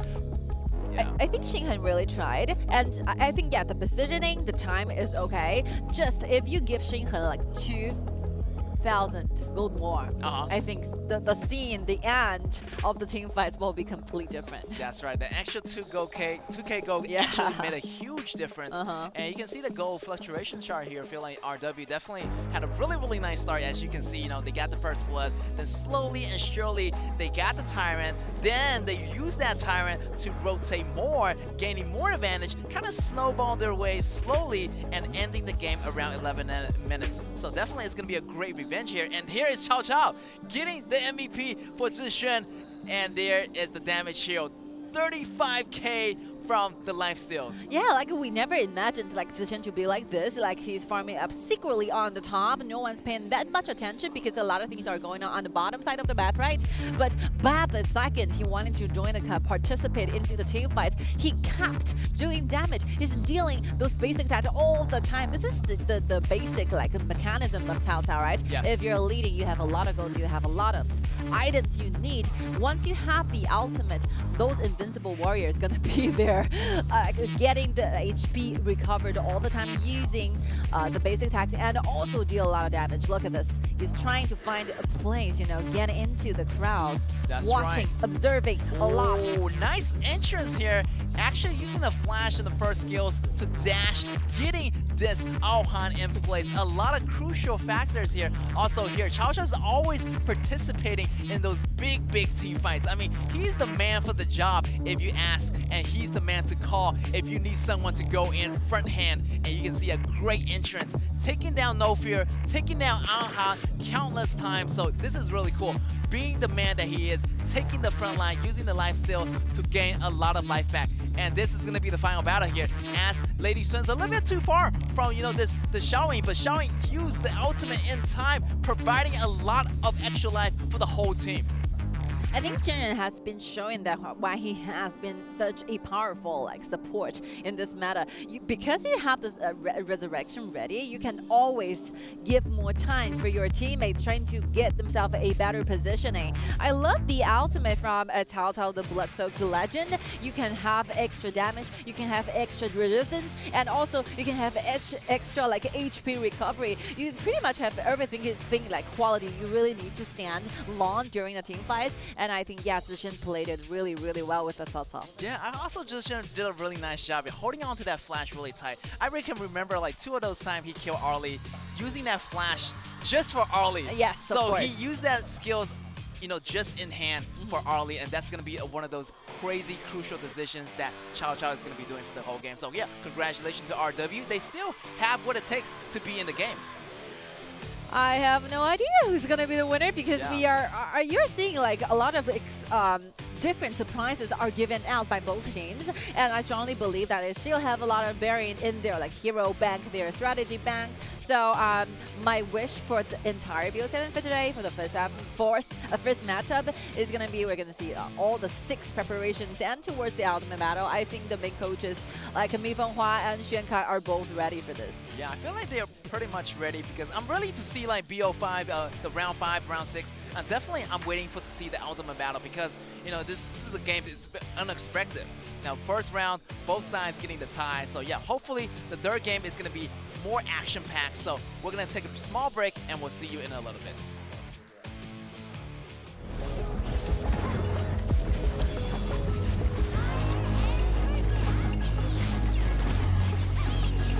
Blue team has slain an enemy.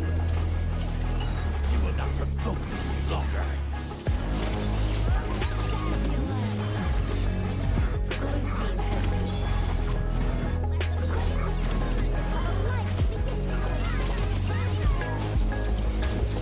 Blue team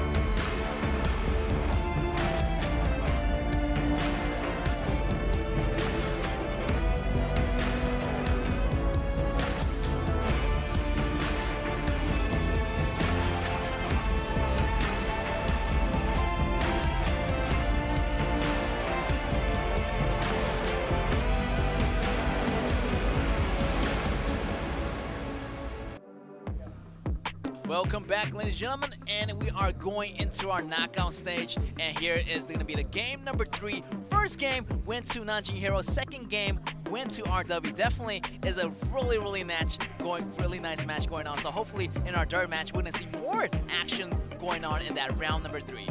So still, like game 3, it's a very early, like upper side, upper half of this BO7. So I believe that if you have the chance for Hero, because they are the defeater, the loser in game 2, so they won't be choosing the side of blue, right? So on the contrary, you can see RW return back to the red, and if they're so determined trying to restrict the dual choices when it comes to junglers, including Butterfly, which is a must ban. If you choose to limit this Prince of Lining engine one more time, I think still you're letting out a lot of available AoV heroes and shooters, right? And not to mention, I think Musashi is available, and Xenia, Yukio Tetsuya is also there.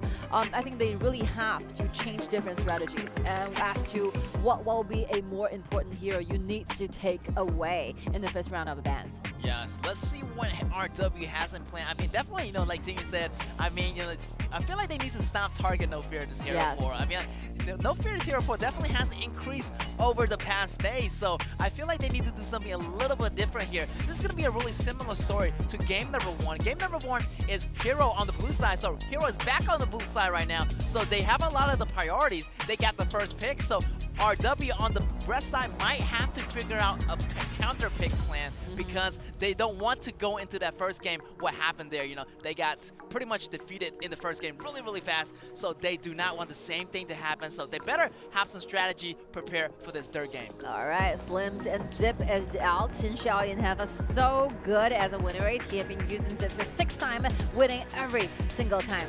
What's this? Like, jumping is quite surprising. We're not expecting to see this. This is really weird because I feel like they're banning a lot of support hero. Maybe, just maybe, they are banning, maybe using like some kind of HOK shooter for themselves. Maybe, because the limited support heroes are getting banned out, like Jianfei, like Zip. Maybe we're gonna see more of those support heroes getting banned. I think it's a competition of how deep, you know, your hero pool is when it comes to the roamer choices. Like, basically what I think Hero is trying to force RW to choose the positioning of a support in the first 3 floors so that he can make a lot of like deeper like maybe targets in the second half. But Nanjing Hero, since Mai and together Jin is available, why not take it? It's a very signature hero from No Fear, and not to mention No Fear have been winning for 4 times in total using the Jin, 100% winning rate as well. Yes, also Xeno is going to be open if they decided to go that. Maybe Nimpo is open too. Great choices. Xeno still available for the side of Hero if they choose to use it as a support. Also, Prince Alani is going to be available, so you know, a lot of flex pick choices for both sides. So let's see what RW is going to respond. They're going to pick up Terry at the bottom lane. So yeah, I feel like, you know, Huayun definitely used that Terry really well before. So yeah, I feel like it's going to be a great choice so far. I think RW and Nanjing Hero, maybe RW really need a support who can like get it together with Terry more, because since Jinan has been already used by both teams, it's not available. I think Min might be a very good choice. Things Jianfei is out. So speaking of those supportive type of the available like hero pools, the remaining hero pools is not that much little dude it out. I think the second one might be given to Johnson or Min. Wow. Yeah, just like I predicted, a lot of the supports are getting banned right now. You got Eclipse getting banned out. You have Little Luke getting banned out. Jianfei is out. Zip is out. Really limited choice. As you can Tingy mentioned, yeah, main Jinan is out already. Yes. And maybe they have to figure out a way to pick up, you know, something else.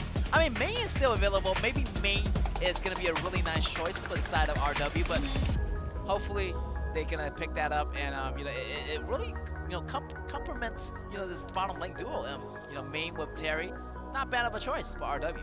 I think RW needs still have more CCs here if they're fixed with the main choices. I think like Mozi can be a good one during the laning, helping Terry a lot.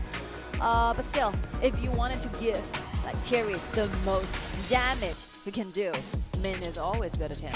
Yes, Min is gonna be that utility item, providing extra damage, like you know, give that extra item to Caffeine, but this time it's gonna be Terry. Really limited mobility is going to be really dangerous because once you have Terry and Mate together, they might be too vulnerable. Who's going to be there to protect them? I mean, who's going to neutralize the threats coming in from Nanjing Hero? I mean, they have Jing, they have Maishinui, they have Nemport, and they're adding more composition to it. They're adding Lumbar or adding, Hwanjung or Solaris. So make up the minds right now as they still not deciding which hero they want to choose. Maybe Hwanjung, maybe Solaris, and they're going to lock it in, and that's going to be a lot of damage coming in from Nanjing Hero.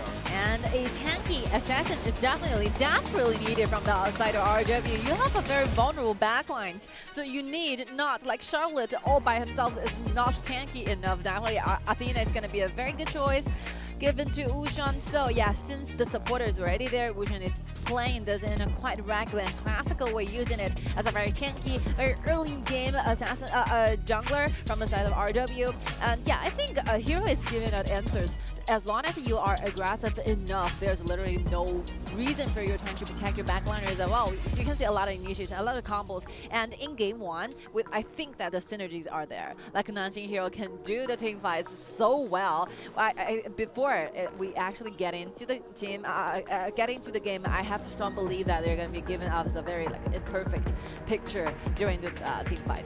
Yeah, on RW side, they're feeling a little bit too dangerous because I feel like I have full confidence in Hero this one because they're on the blue side. They have a lot of initialized abilities. I mean, anybody can initiate here. Yes. I feel Lumbar can initiate, this Bell can initiate, No Fear can initiate, Shinhan can initiate, and Hwanjung just, sit in the back and just do those damages really comfortably. If everything goes well, I feel like Hero is going to snowball the game. But definitely RW has to be careful because their scaling is quite better on Terry, but it's going to be really hard because there's so many damage coming in. There's not going to be enough protections for this whole side of the map for RW, so they have to watch for those early game. If it goes wrong, then it's going to be really, really bad in the beginning for RW. Like vision control might be not enough for RW because you have to pay for your HPs if you're trying to get more vision here. There's a lot of assassin, there's a lot of bursting damage hiding somewhere. So Wushan is taking a lot of responsibility for this. And yeah, RW really need to perform so well since Hua Yun might be the only hope they got. They rely on the series so heavily. Let's see how they perform. Yes, let's see the opening here for both sides. You can see that Athena is at the top. And are we jumping into our third game here? Nanjing Hero on the blue, RW on the red. A lucky thing is Shinhan is a tank.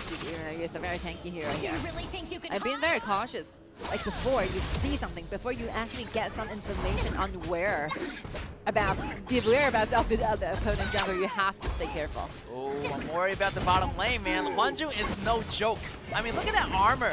Look at this armor by this mine of the second skill. I mean, he's going to sustain himself a little bit better than Hua Yun at the bottom, but still, he needs the help from Lumbar in order to engage. So, Hua Yun definitely needs to remain collective and calm because he has to farm in a safe distance underneath the tower because there's going to be a lot of ganks going on and might be targeting Hua Yun because they know that Hua Yun has that damage available to carry in the late game. So I'm hoping Hero maybe try to end the game around 10 minutes or 15 minutes. Yeah, the skill 2 from Hwanjung is going to be helping a lot because he can detect something happened. The vision will be offered with a line mine he's setting in the target direction, and once the line mine will be stepped onto, he will be given his vision and also given Hwanjung extra shield trying to protect themselves. But yeah, I think the design, the building of Hwanjung, this character, is quite interesting. Yeah, definitely is a great output damage. Also at the same time, slows your enemy down if he step on that mine. So provide a lot of extra zoning ability within his kit.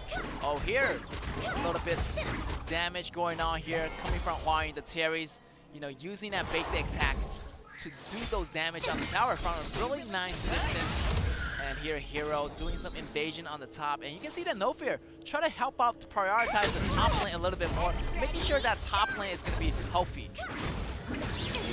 Someone is here, Spy Secret. Chen Gong has been staying here for a long time, using out and trying to track someone down, but they only have Joku. Right here, Joku is so tanky right now. His passive is going to keep him really, really healthy. However, he might want to go back and recover because right now there's going to be another gank coming soon here from RW. So yeah, go back and recover and come back for more. But no early gank yet from Hero. Seems like Hero trying to find a really nice position and letting this Hwanjung farm a little bit more. I think, yeah, the passive by Lombard is going to be offering like damage, physical defense and magical defense as well. And the ultimate from Hwanjung is always giving those physical and magical defense. So yeah, I think this Hwanjung will be tankier than we thought. Yeah, those two passive, I mean, but Hwanjung's ultimate really complements each other really well. So it's going to be really crucial is to see how RW going to allocate their damage. Will they allocate their damage to get this Hwanjung, or will they prioritize No Fear even more? So it might be they have to prioritize their damage on this Hwanjung because his basic attack deal AoE damage. So it's going to be really crucial for them if they don't escape from it. Alhan using the ultimate, sitting on the ground, and even though he's immobile, but still you can see the damage candality is really high. Look at Zijan, so low, so close to it. And here's No Fear still going, using the mirror domains, using it the ability to escape away, and that thunderclap rush. Wow, such a fabulous mechanic coming from the No Fear. I think No Fear has been sitting on the top side for a long time. He's helping Shinhan a lot. Like, a lot of things are happening down there, up there, but still, you can see Lombard and Joku and Alhan are working together. Only by these two, they can create a lot of unseen pressure to Thierry. Yeah, I feel like heroes, Alhan and Joku are pretty much, alone by themselves at the bottom lane. They don't need that much help because those two are ready enough to deal a lot of damage. And I feel like they can handle themselves at the bottom lane. They're enjoying themselves. They're having quite a good time. And sometimes, like, when Mai comes, yeah, it's so good because, like, Mai's mission can just simply stay there, creating those threats by doing nothing. But still, you can see Hua Yun and Xiaoyu should retreat back for a little bit. Because if, like, Bell is fully prepared with the ultimate, with the first ability with the splash, it will be happening within seconds. Bell is ready to go in any single given moment. He has that flash available. He might use it right here, but not just yet. They want to get that Tyrant, and that Tyrant is going to go into the hands of Hero. So really nice beginning for Hero. Getting the gold roll in. No first blood here yet, but still, the bottom tower already getting taken out. So here is going to be the rotation coming in. Here is going to be Alhan and Joku rotating to the top lane, maybe getting even more goals for this Hwanjung as he already has the Shadow Ripper, so he already has defensive ability. So the more items he gets is going to be more devastating for RW. I think the choices when it comes to the double duel is really good from Hero. Look at this. Something happened, they met with each other, but still they found Lombard, the tank from Hero suddenly gives out the whole idea. I think RW is still struggling quite hard, trying to give as much like the resources and the gold as possible back to Hua Yun, because Hua Yun can really be the carrier to the entire team.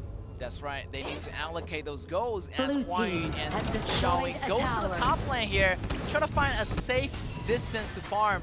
And here is going to be the whole team slowing down just for a bit here. Bell, however, still hiding in the grass, making sure that vision control is still available for the side of Hero as they wait to make some plays more happen here for Hero. I think RW is not satisfied with what they are having at this very second, because they have Thierry and Min trying to gain at least some advantages during the laning, right? But still, they are the one getting pulled down with the turrets on the bottom. They're the one having to force themselves returning back to the top and trying to exchange for more, and they're the one losing the river control at this very moment. They're losing a lot. Both cycling the tier 1 are gone. And look at the personal goals for No Fear. This Jin is farming up really good. And look at the push here coming from Alhan. Using that ultimate mid-tower is not going to hold. I mean, the tower control by this RW is not in check. They're losing a lot of the towers one by one. Kind of reminded me what happened in the first game. They're getting pushed in. They're getting suffocated by Hero at the moment right here. They need to do something really fast as they are short of initiation spells. I mean, they have to make some counterattacks pretty soon, or else it's going to be the same result from game number 1. I think game 2023, the composition where RGB round up with is quite old-fashioned. It's quite outdated, you know, because it's quite rare for us to see a nearly only one core composition versus a multi-core, right? But we all have the idea that in this format, I think the multi-core will be way much better than a solo core. And yeah, even though like Zixian can be the core like Charlotte, but still like Charlotte, basically, I think still Charlotte is a very item-dependent hero. You cannot just simply get an early game lead using this initial building of this character. So still, if your only hope is going to be the Thierry, I think it's going to be a very troublesome situation from RW trying to solve. Yeah, RW definitely waiting for that late game to happen. Right now, definitely it's not going to be happening for them. Because the damage is not going to be enough on Hua. Right now, item dependent is going to be really one of those crucial factors that RW is going to be in this situation. Hopefully they are still holding on. They have to hold on to this mid-turn, because if this mid-turn falls, it's going to open to more possibility for them to make an invasion. So right now, they're trying to do their best to hold back Hwanzhong and this whole team of hero taking their mid-turns. And one like sad news for Huayuan is that even though they're really trying to give everything to the shooter, but still like Huayuan is kind of behind of the personal goal comparing with Alhan. Alhan's farming was so good, so safe, have a lot of vision here. He's trying to chase the ball. He found Hwanzhong on the back, but Oh my god! No way! No way! They're going after Hwanzhong, but look at here! Hwanzhong, he's not even getting touched. The invasion from RW, I mean, I don't know what happened. Might be a miscommunication, because you can see that Charlotte jump in first, but the whole squad is like too far away. No follow-up damage coming from the rest of the RW. I mean, it was pretty much the advantage situation all belonged to Hero right there. 0 for 3 trade, and Hero is pushing the mid tower in. Right now, Hero is looking really nice right now. Yeah, look at the replay here. Like, Charlotte really tried. He entered into the crowd quite safely, even though, like, Shenmue has used the ultimate, but the targets, the member, he rounded up with this Hwanzhong, but Hwanzhong is not moving anywhere. He's right. like staying in the original position at the beginning, at the very end, but still you can see how to follow up, how to trying to engage is so difficult for RW, because you have a very vulnerable core, right? Thierry cannot deep in that far. There's no fear, there's Bell, there's a lot of threats over there. This is what we are talking about, like multi-core is way much better than solo core, and I think that's it for RW, because they're trying a lot of ways, trying to figure out how to do better than this, but just imagine those bursting damage, those CC, so hard to get in. Yeah, I have to call out Zixian, man. Zixian a little bit rushed on that part, but here's the initiation coming down Nimbot. The Bell's ultimate coming in, the Mai Shinui, and here's the attack coming in. And look at Hwanzhong's damage, dealing so much damage to the side of RW. They have to back it off right now because there's too much CCs for them to handle, and right now they're grabbing the 10-minute dragon. Heroes is doing the buff and getting the buff. They're gonna move towards their way. They're gonna try to end the game pretty much really fast around that 15 minutes, I'm predicting. Sometimes when you're really aggressive, when you're really leading and you have a lot of CCs, you don't really need to pay attention to your shooters, because like literally your existence might be a threat towards the opponent's backlines. So Thierry really trying to follow up, but if I think Huayuan gets too excited, overstepping into the crowd, he will be taken down. Yeah, I feel like his distance is going to be really important. I mean, he's going to have to get that Sun Chaser, you know, one way or other to extend that range, but there's not going to be enough time. I feel like Hero does not going to give this RW enough time to survive. They're going to, you know, get more dragons. They're going to push all the lanes, and they're going to be more aggressive, just like they did in game number 1. Like for RW, if they really wanted to win, they should, you know, looking for a long time team fight. But the reason they did not have it, because they do not have a single hero who is tanky enough at this very moment. Like Athena is okay, but still look at the golds here. Athena is so broken, so that he cannot simply just stay in that for too long. After hero is done with the bursting damage, you will find RW, every single member might be going away. This is what we call gold leading, right? Yeah, goal lead right now, definitely 4K goal lead for the Nanjing Hero, and right here RW, you know, 4K deficit.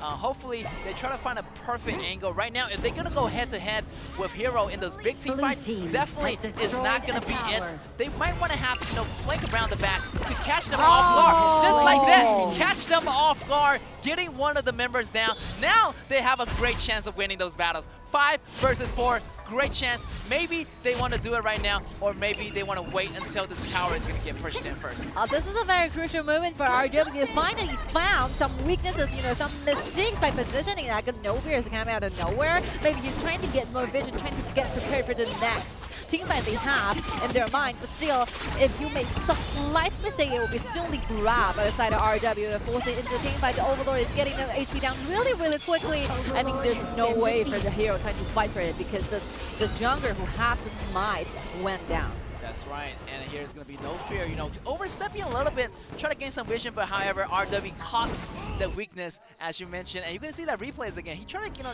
kind of gain some vision right here, using the mirror domain. Has the vision here. Yes, and he has the chessboard right here, locking up no fear, so this allows RW to gain the position and getting the no fear out. So this is what I'm talking about, RW.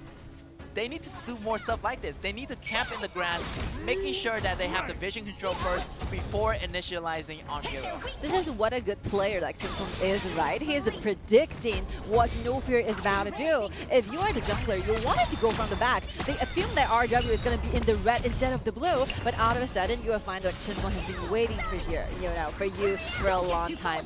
Such a good like performance by Jinan. Right now, RW still have the skills, you know, to win this. They actually slowed down Hero quite a bit because of that. They got the Overlord, they got the shallow Overlord, so they're going to use that on the top lane to push in. They have a great chance. Here we go, 5 members in the mid. No Fear is at the top. They can actually start the engagement right now because nobody is going to be there on the back lines of heroes. But here, the flash coming in from Bell. Bell's doing a lot of damage. And here's the Ushan almost getting taken out. And here's going to be the mistake that RW made. They need to engage a little bit faster. But 1 versus 1 is going to be the trade that they all needed. Hero getting the kill. But however, Bell went down. I think RW is not ready for this. Like, Hero kept pushing, kept chasing. There's no way that Wushan can go. Wushan is trying to get to here. Look at Charlotte diving in so hard, so away from the human. Will he make it? Our hand is really low, but still managed to use and setting out the ultimate, getting another kill. I think Zixian has been a little bit rushy here. Oh, right here. Great job on this main, using the HP recovery to get in Hwain's back to a healthy state. But a lot of CC was missed right here from Hero. Juku initiated, but missed. And also, you know, this Shinhan did some combos, but his HP was way too short, so they have to retreat. If his HP was a really bit healthy, I feel like, you know, they can actually fight back, but RW still have that Hwain available. His ADC, his damage is coming out online, so it's starting to hurt. I think this game is finally gonna be quite long. Maybe towards a Tempest Dragon, maybe towards a very late game situation, because we have just watched 2 very short games, right? Only like around 10 minutes, and because we have Hwain, we have Alhan, this very late scaling shooters are here. And Hero, what they need to do right now is just getting around, trying to make sure wherever the waves are, they are be there. They have to take down all the outer turrets and aiming for that high ground. I feel like if Charlotte is tanking enough, I feel like RW does have a chance. Yes. But time is going to be running out here. I mean, Ushan is still in the zone, in the vicinities of Hwanjung's ultimate, so he's getting damaged a lot. And I feel like RW can't take it any more longer. They have to get more tanky very, very soon.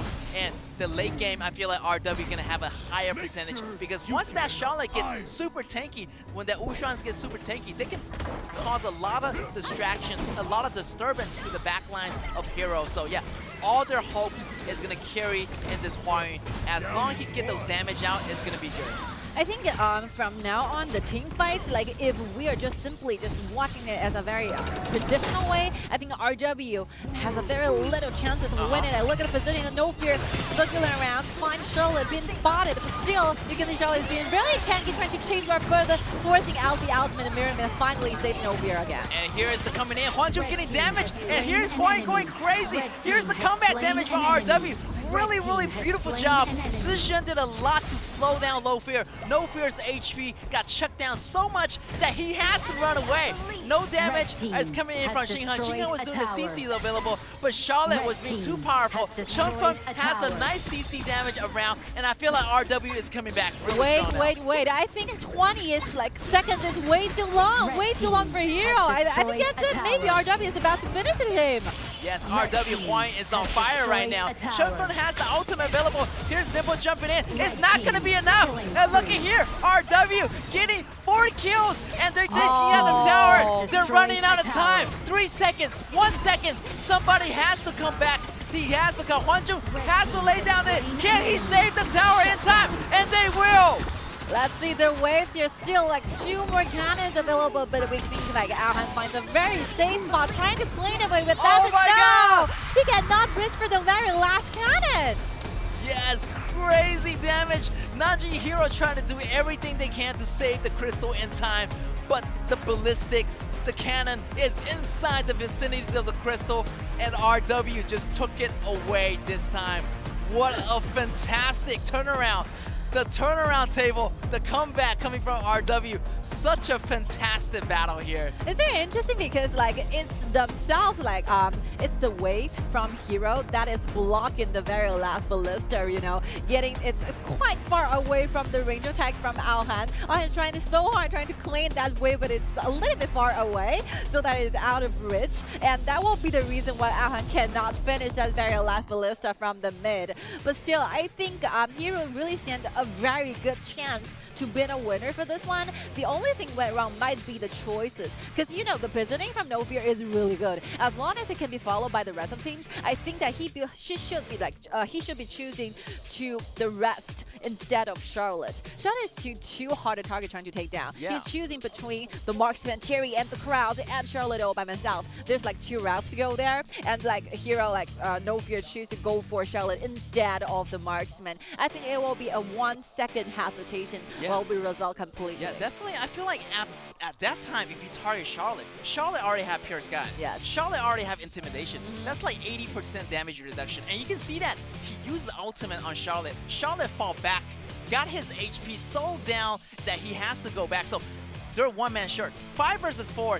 During that battle, Hwang has all his damage already. Hwang has the Sun Chaser, everything was intact, and the CCs wasn't enough because this Athena is already tanking enough. This Charlotte is already tanking enough. So towards the late game, definitely RW has the upper hand. So that's what happened. RW just getting the scaling damage more at the ending game, so that's why they came back so strong. You know, the reason for us to find No Fear back into the backline is because I think Nanjing Hero is ready for this. They're letting Xinghe know, prepared. Get her prepared you with your ultimate, with your stunnings, with your double and triple stunnings. We're ready for this. So I think that maybe they're just directly going for that Terry. Everything might be different. But still, we have to give credits to RW because they are ready for everything. And Chunbo within the bush, finding No Fear out, using the ultimate, trying to take that kill down, and will be a turning point for RW for this game. I feel like that was a turning point because at that time the momentum was super strong for Nanjing Hero. I mean, if No Fear didn't make that mistake, I feel like they would have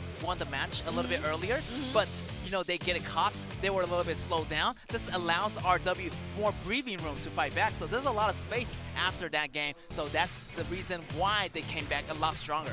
Yes, I think like Chunfun is basically following up with how like the jungler is gonna be thinking right now, because currently, by that very second, like the 4 members from Nanjing Hero is surrounding in the red jungles, in RW's own jungles, right? So they're supposed to be going back to the red, so that the jungler No Fear is gonna be trying to find a way coming from the behind. So No Fear is definitely gonna be in that area trying to force out into that team fight. But still, I think like Chunfun have a very deep understanding towards like how No Fear is gonna be thinking, how the opponent jungler is going to be finding out the correct spot. Maybe it's because he has a lot of experiences, being taken down by the junglers from the behind. You know exactly where the jungler is going to be. Yeah, put yourself in your enemy's shoes. Yes. And that Chunfun did really, really well. Really well. Using those chessboards, he's allowed to have a slight small vision in the area, and once he catch No Fear, everything went pretty well for the whole team. Whole team went in, he used the ultimate, he used every single ability in the book to bring that No Fear down, which allows, the whole team to get more time to build up on more items, and allows the comeback, allows the scaling to do much better damage at the very end. What a fantastic job by RW. RW definitely stayed calm and collected. They already learned the lessons from game number 1 and game number 2, and they're now gaining game number 3. This is very cool. Now they're gaining momentum. I feel a little bit worried for Hero right now. Me too, because I can being defeated like this might be kind of like overwhelming you at this very point. Look at the MVP. say we should be awarding to Chenfeng because I think Chenfeng had been played amazingly for the previous like 3 games. That Liliana, that Iggy, right, and Yifeng for this one, Yixing for this one. Yeah, I feel like Yixing did a really nice job. You know, the CC's control was there, the vision control was there, even though it's not that much, but still really nice CC's from him using the cage, allowing this, you know, the Terry to do a lot of follow-up damage. Also, Ming did a really nice job too, as he healing up the shooters as well. So talented. He have a very special way to think. And the strategy he applied is very unique. I think, yeah, by the thing he do, like by the performance, like look at this, the rest of the squad, like from Nanjing here, they're pushing towards the top. So in really like in regular times, you know, RW is gonna be going up, but instead they choose to circle around and trying to find out where Jin is. They have a very upper hand as to how like No Fear is gonna be and for the future 5 seconds. Yeah, this is the final battle here. As you can see, like, you know, Aohan's position is really good. However, look at the tankiness on Wushuan. Look at the tankiness on Zhishun. They have no idea how tanky these heroes get at the very end. And lastly, you know, great job on Aohan coming back and defending, but it was a little bit too late. Every minions pretty much was inside the base, and you're facing 5 members of RW. It was impossible to make a turnaround at that point. Very impossible. I think, yeah, No Fear even got a 60th century for this, but still, even though Aohan is irrelevable, even though they rush out of the crystal trying to clean it away, but just as we talk about, the waves from like Hero's side are blocking that cannon away, so that Aohan have a very hard time trying to reach for the very last bullet. Yeah, I feel like the distance is a little bit off, but you know, great job to RW actually making that comeback. You know, it was really hard for them in the beginning because they don't have damage, they don't have the initiative. They can be more passive, but at the very end, you know, really great job, Chenfeng, catching No Fear, and that was the great turning point. And you can hear, you know, in the Chinese broadcast, the voice playback, you can hear that, like, you know, they're saying that, oh, I caught him, you know, here we go, you know, we gotta go in, just follow my lead, You have a very nice hearing. You're wearing the earphones. I'm listening to like 2 sounds at once.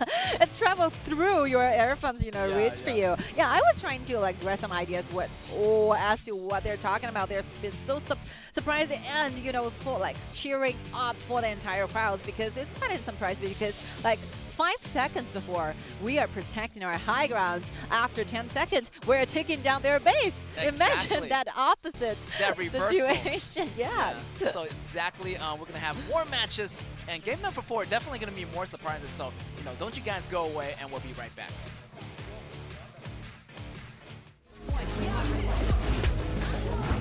Blue team has slain an enemy. Red team has slain an enemy.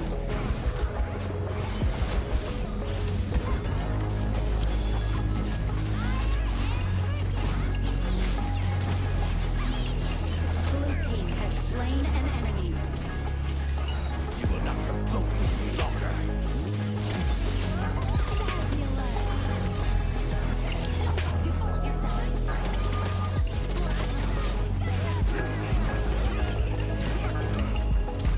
First blood.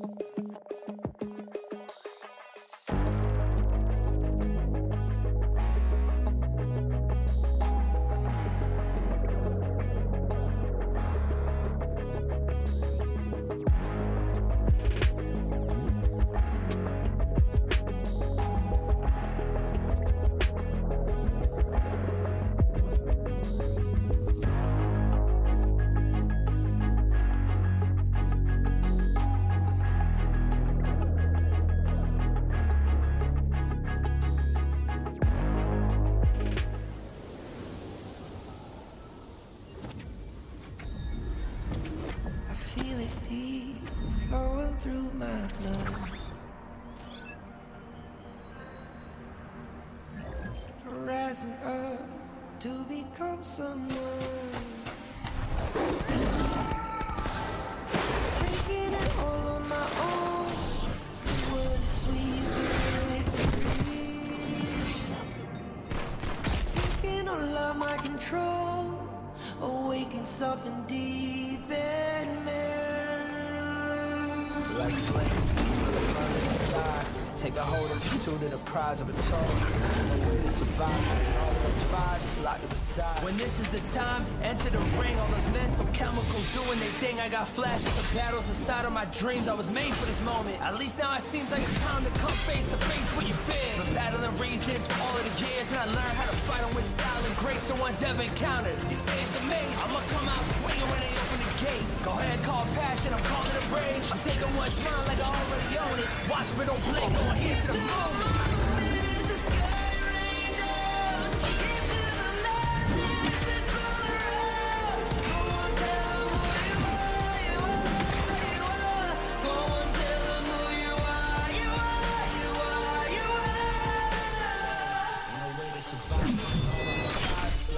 When this is the time, enter the ring. All those mental chemicals doing their thing. I got flashes of battles inside of my dreams. I was made for this moment. At least now I see moment. The sky rain down.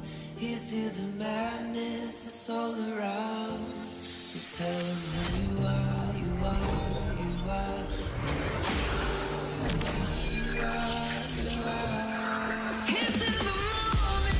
The sky rain down. Here's to the madness that's all around. Go and tell them who you are, you are, you are. Go and tell them who you are, you are, you are.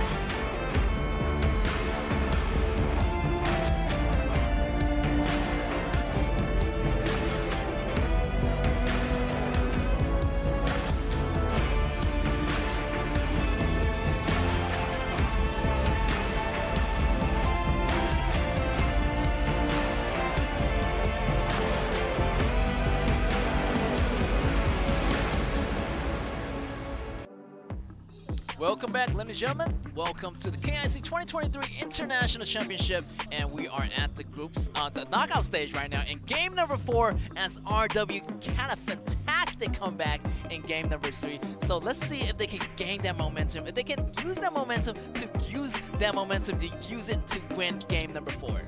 Very important time for both teams because definitely I think Jinan RW is looking for a match point here. You know, there's a lot of minor advantages when you have the match point in ABO7, which means that you're going to be having those priority and first hand. What if it actually leads into the ultimate battle? Still, you are the one get to pick sides. You know, ahead of your enemy. Because if you have a match point, but still we are looking for the 7th win, which means that you are the loser for game 6, right?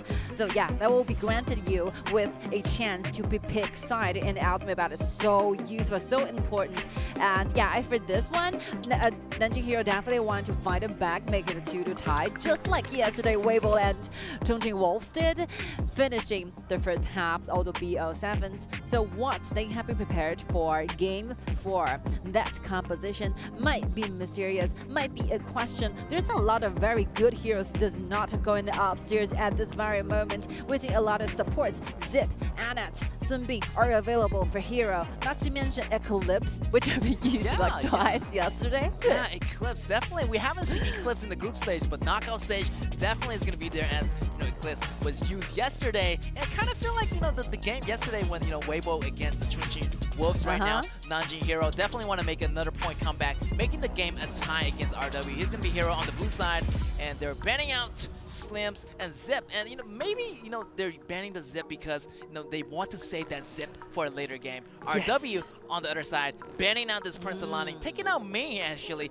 but Caffeine is going to be in the open. Maybe they want to grab Caffeine or they want to grab something else. Let's see what's the first choices, and it's going to be Dachao. This is going to be really cool. Maybe we're going to see a Fuji combo coming out on Nanjing Hero. I think Hero is pretty much leaking some information here, like this Mai Shino event. It should be a target ban, but still, if you want to make that target, all you have to do is like get rid of all the heroes that can like repositioning you right during the team fights. Zip will be the one, My Shunini will be the one. Yeah, that's a birthday from Xiaolu, the caster from Chinese channel. Happy birthday. Yes, happy birthday. Yeah, worth noticing at like Back to Live, I think yeah, Fuzi will be picked. This is a very definite fixed pair. And I like this combo here, Fuzi and Joey, the Burning Flames. This is a really pushing hero composition. I mean, those three can cause a lot of damage to the towers on the RW side. Here, RW with the response. They want to get this Shangguan. Maybe it's going to be because this, Joey is going to be really squishy. This allows this assassin-like, the mage in the middle, this Changfen, to get this bell. Hopefully, they can do that. But RW already had that great powerhouse combo with Capany and this Zhang at the bottom. So really great traditional combo RW is providing. Let's see if they can stand up to this Da Chao and Fuzi macro composition style. I smell something like Murad because we're seeing Murad is pairing up with Da Chao from Chongqing Wolves in the group stages, and yeah, this Musashi ban is really good. I think that maybe Wushang will be using Musashi trying to take you away from the teleportation rate. All right, Nakalulu one more time, just like yesterday when we have a very huge restriction towards the jungler choices. Nakalulu might be the only choice that Nanjing Hero are looking for right now. Yes, and RW picking up that Alien is going to be really good because it's going to be that threat to the backline. But maybe Nanjing Hero is thinking something different. No way! I don't believe this. It's for done. a second. It's done. He's locked in. It's locked in. He's locked in, Florentino. Oh my goodness! Florentino getting picked up in the knockout stage for the first time. This is crazy. I'm really looking forward because the winning rate on this hero is not so high, but I haven't seen a great Florentino so far, so maybe Xinghan is thinking a little bit differently. Xinghan is the only one from KBL, the top laner, crash laner, who have won one game in that qualifier in the group stages. Xinghan will be the controller of Florentino when everyone is failing, is being defeated using the Florentino. He's the one standing up using this here. Even I asked Xing whether it's possible to see Florentino up on this stage. Yeah, the answer is negative, but I was hoping to see some AoV choices. I thought it's going to be Ari. I thought it's going to be Virus, not Florentino. Not for even 1 second. Yes, definitely it's going to be a surprise pick. Definitely he has a lot of trick up his sleeves. So hopefully I'm really looking forward to his performance at the top lane. He does carry that intimidation, so he's going to have that similar attribute to Charlotte, where he has that the damage reduction. But for Florentino, I feel like his immunity is going to be one of his strong points. As he uses ultimate, he's going to gain more immunity as he pick up more flowers. So that's going to be the answer that he's going to be looking for. Maybe those flowers is going to be the crucial point where you need to make those work. So hopefully he can show us some Florentino mechanics, and hopefully we can have a different perspective on Florentino. I really can feel the nerves, from hero audiences or the fans. They're going to be really nervous about this because Florentino is quite notorious. Yes. KIC, right? He does not have a very good win rate. He does not have a very good performance. But still, as the caster, as the audience, we always want to see good things, new things, creative strategies here. And I think that Florentino somehow suits for Da Chao and Double Warriors it's really well because they will be staying there for a long time. But Florentino is looking for those long time team fights instead of one time, short time team fights. Yeah, I think it's okay. And the damage level, Lulu and Joyu, that's it, that's enough. So I think it's quite possible for Xinghan trying to get Florentino actually back to the stage. Yeah, I feel like Florentino versus Ali on the top lane, I feel like it's going to be not bad because, Ali definitely has less mobile ability in the beginning, so but it might be trouble at the end because, this Alien might be rotating a little bit faster using that ultimate skills away from the heroes. So hopefully they're going to figure out something out to deal with Alien. And here we go, heroes on the blue side and RW on the red. What's gonna be happening? Please give a lot of pictures on the top. We want to see a very familiar and unfamiliar at the same time Florentino back to the laning. That's right. We want to see those two gentlemen fighting at the top side. Definitely it's going to be a classic fight duo between this top laner Xinghan versus Jinan. So can't wait to see those fights be happening. But on the other side, on the bottom already, the fire is getting started. As you can see, the opening here, Bell and Joku and Alhan are always at the bottom. Definitely these three man's gonna rotate together, making sure those towers are getting pushed in at really a lot of times. Oh, look at this. Already level 2 getting the blossom. Wow! 1v2! 1v2! No way! I don't believe this is happening! Oh. First blood! Almost getting a double kill for Xinghan. But the damage is a little bit short here. But nice try here by Nanjing here. Nice try. We have some understanding, you know, Yeah. Xinghan really used Florentino so well. Use the wind, push back Xiao Yishan so low to me, but watch out the flames here. Why you have to go back, the flames are so dangerous. That's right, fire is going to lower your HP, wear you down as you step into the fire. So yeah, a lot of AoE zoning tactics by Hero over here, and I feel like, you know, Xiaoying just can't suffer those damage quite enough, even have the intimidation, but he goes down easily. We gotta look at that replays one more time. It's unfair, you know. If it's a 1v1, Yeah. I think Jinan is winning now. Yeah. He's going down. Yo, RW did him dirty, but yo, I'm gonna call my friend real fast, and you're gonna do 1 versus 2, and you look at that. Almost getting the double kill on this Xinghan. And it's like, What's Meva doing? What? it's like, what? You're gonna send one more person? Like what? Like you can't really go 1v1? I love Meva a lot. He's a man who cannot simply hide his feelings. Yeah. He has everything goes written on his face. That's right. And here is also, you know, RW giving a lot of pressure on the bottom lane. You have to understand here, you know, this Caffeine is going to be really powerful in the laning phase. Also, towards the end, it's going to be really scaling damage as well. So hopefully they're going to do something about this Huayuan, and this Caffeine is going to be a really much of an early game, also a mid-game and late-game threat to RW, I mean to Hero. Wait for level 4, and since like if like Alhan and Joku together get to level 4, like Caffeine needs to stay away, stay near the turrets. That will be the only way to keep him very safe here. Yes, I'm looking for some great actions to be happening because a lot of the heroes are level 4 right now. We have, you know, Alhan level 4 using that ultimate. He can bind down pretty much anyone at that given moment, but maybe he's trying to aim it for this Caffeine, maybe looking for a really nice angle to jump in. Here's No Fear, still farming really nicely. Both junglers, you know, this Yukio and this Nakaruru farming really nicely because their damage needed to be really impact at the late games because the damage needed on both sides because they're missing a lot of damage coming in from like RW, also Hero as well. I think that Zijan is being surprised, you know, being shocked here with that Florentino. The follow-up, using outfit, jumping through the walls. Great initiation. Here's Zijan following them, and you can see that he's jumping really nicely. But here is going to be Shangguan using the damage to fly away, and here is one hero down here for No Fear. No Fear goes down. That's going to be 2 kills for RW and 1 kill for Nanjing Hero. Oh, look at this! Florentino with the dance. Getting this Chunfun at the main time, and not a lot of abilities is on this Chunfun. After he uses his ultimate, he can't get away, so Florentino pretty much gets the kill here. The Q touch banana. You should always be cautious, you know, with your Q's like boosting damage initially, because that continuous lashes are going to be giving you a very hard time, like 4 times.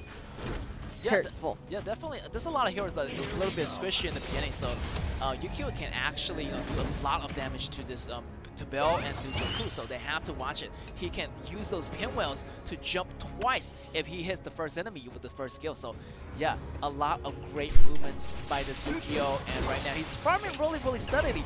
3.7k versus 3.2k coming in from No Fear. I always like heard like Xinghan is a really talented boy. A lot of coaches are given very high class to like Xinghan, and now I get some idea. Look at the Q here. Right here, Yukio using the slashes to gain HP. No Fear trying to jump in, but there's too much enemies right here. Caffeine's damage is building up online right now. Caffeine level 8. Already have that Shadow Ripper available, so looking for more HP recovery items like those Bloodthirsters, maybe like more damage coming in later on with those Doomsday maybe. So yeah, a lot of damage going to be on this Cacophony. So they better watch out how to take them down, as they're going to be showing, protecting him at all times. So it's going to be a really, really hard scenario for Hero to go into the back lane. How are they going to attack this? They need to have someone to flank from the back maybe towards the mid game. I think I'm just simply waiting for the right moment where Fuzi uses Sage's mind, trying to start everything, and look forward to seeing how he used the dance and how he pick up those blossoms on the floor. Just like this, RW changes the lane so secretly onto the top, since Cacophony has already got what she wants on the bottom. Cacophony's farm was so good at this very point. Yeah, really, really good. And a little bit worried for Hero right now because this Xiaoying has the Intimidate. So even though if you get the binding on this Cacophony, I feel like the damage reduction is still going to be there. So they need to use all their abilities to take down this Cacophony. Once this Cacophony get more sustainability items, I mean, it's going to be more difficult to take them out. The lifesteal is going to be building on this Cacophony, so every single basic attack, he's going to provide a lot of lifesteals. And so yeah, the burst damage is needed to take down this Cacophony right off the beginning. I think Xiaoying has a very special understanding towards Hero, because I think the Hero will be looking for those right to dive it, because he used our Guardian Radiance, right? This Radiance is going to be helping Xiaoying a lot, at the meantime providing more damage to the teammates and providing more vision, like wider vision controls will be there. And Intimidate is such a very good common skill, you know, Xiaoying has. He's like Knockadoodle, you have to give the intimidation to Huayun, so that Huayun will be saving up. Very nice rotation, very Great nice initiation by Xiaoying. Intimidate is going to be out. He's going to survive. And here's Hero chasing, but will he get it? And he gets the ultimate, but here's Cacophony still doing damage in the back. And here's going to be Fortino jumping in, but it's not going to work. Too much damage is going to be on Huayun. Huayun is unstoppable right now. Nobody's available to take down him down. Yeah, it's very unfortunate for Hero, because he's Uniflash, but one member he got will be Chenfeng. Chenfeng is ready for the battle. Chenfeng has the cooldown of the ultimate. So even though he's going to be blind by the Sage's Might, he walks away using the ultimate, jumps onto the air. The damage is going to be there. Huayun has literally no threat, taking down members, taking down turrets. He's doing everything he can possibly do for the team. Oh, this might be trouble. Yeah, this might be a very good trouble. Yeah, I feel like, you know, once they select that dash shot on the first pick, that's where the big trouble will come in, because they have the Cacophony choice. They have a lot of great choice coming in from the AOV Heroes. So they rotate that core player to Huayun right now, and Huayun is doing really nicely. Infinity Blade, here's Shadow Ripper. I mean, the items are coming in really, really hot. And Ushan also doing really good. So 2 core players on the side of this RW, multiple cores. Maybe even this, you know, this Omni is gonna be a core player too. I think we all know that how aggressive, how overwhelming Cacophony can be if she's the one leading the game. She's the one on the top 3 of the ranking boards. From now on, as long as RW can get the cyclone, can get the vision clean, I think everything will be in line. It's so dangerous. Novir have to run for his own. Again, Shangguan will be bind.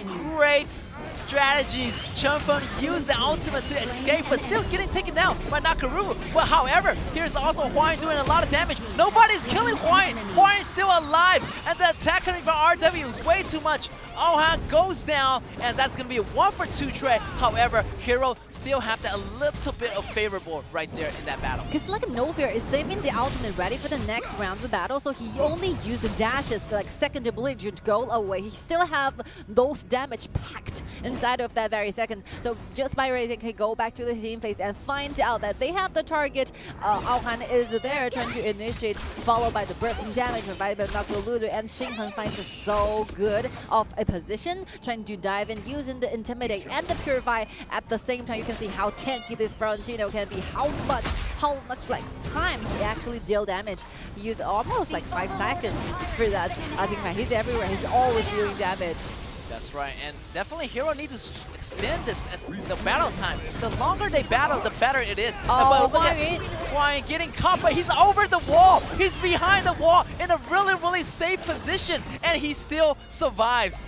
All right. I think that both teams are ready for this. I think Hero might be changing things secretly, even though they're losing the ultimate from Alhan. But so what? Let's see. Like Joe, you have a very perfect HP line. You can always use a flash, trying to deal more damage to the turrets. Only one slight damage will be needed. There he goes, the down of the tier 1 in the mid. Knuckle stealing the Overlord away. Still, for me, I think the game favors more towards Hero, because you can see this kind of composition gradually scales at the very late game. Caphony, so good with the damage, but still, if you're watching at a lot of soldiers, a lot of warriors standing on your back, standing on your face, you're gonna take it a long time trying to take Alhan, trying to take Shinhan away from the picture.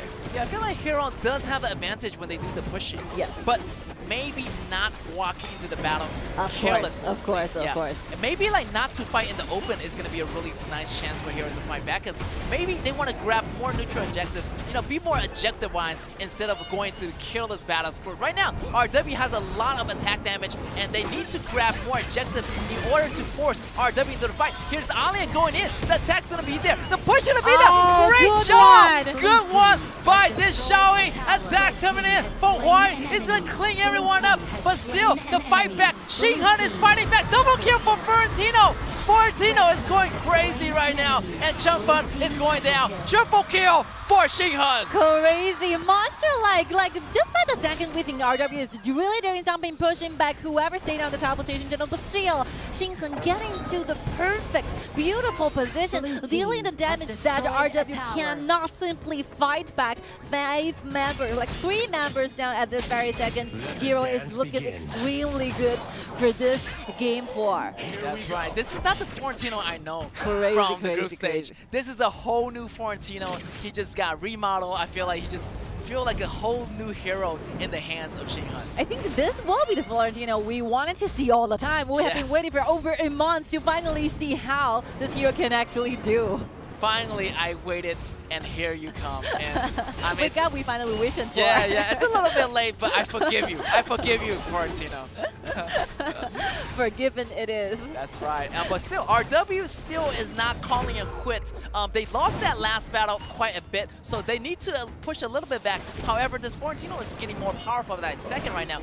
Already Pure Sky, already Intimidation, already available on this Florentino. So hopefully he's looking for some more plays. I'm looking forward to more, like maybe even like Quadra kill, maybe even Penta kill from this Florentino. So really, really high expectation of this Florentino right here by this Shinhan. A lot of fires putting here already, setting up the map for this Tyrant. 10 minutes already passed by, so this Tyrant is going to be available.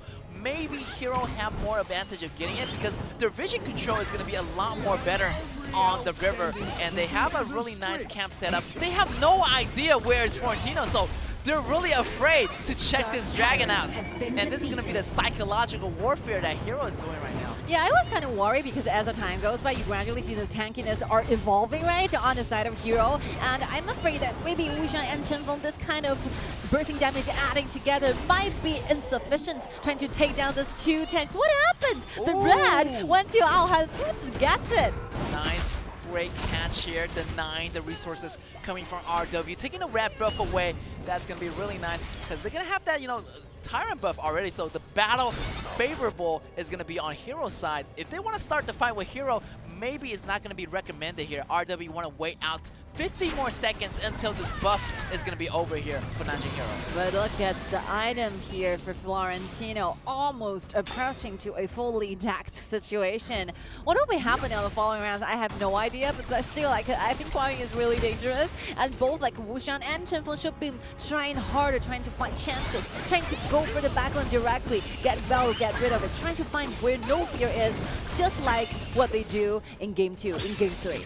Yes, right here on the attack might be happening. Chunfun still thinking really hard, trying to get in the minds of the players like No Fear to see where his position is going to be. But maybe No Fear is not going to fall for that trick one more time. So they're playing it super cautiously here. RW rotating as a squad, rotating to the bottom because the bottom lane, the beacon is going to be there. And they're focusing pretty much on the bottom lane and maybe the mid lane because they still have one more tower, the second tier tower in the mid lane. Let's see, let's see. This Blizzard is gonna helping Hero a lot here. 2 goes down, nothing for RW trying to do. The Vanguard's gonna be helping a lot. Let's see whether like Hero can make use of this Vanguard to get onto the high ground. I think the bottom lane of the high ground is not that healthy anymore. Yeah, the bottom lane definitely is going to drop pretty soon as the whole squad, the Dragon coming in. This is trouble for RW. RW has to hold on here. Junfei still have the ultimate available, so waiting for him to make a move, but they have to be careful. Nakaruru is not going to be available at the battle, but Nakaruru is going to be pushing the top lane, waiting for the fight to happen, but RW definitely need to stay calm and really like take a step back.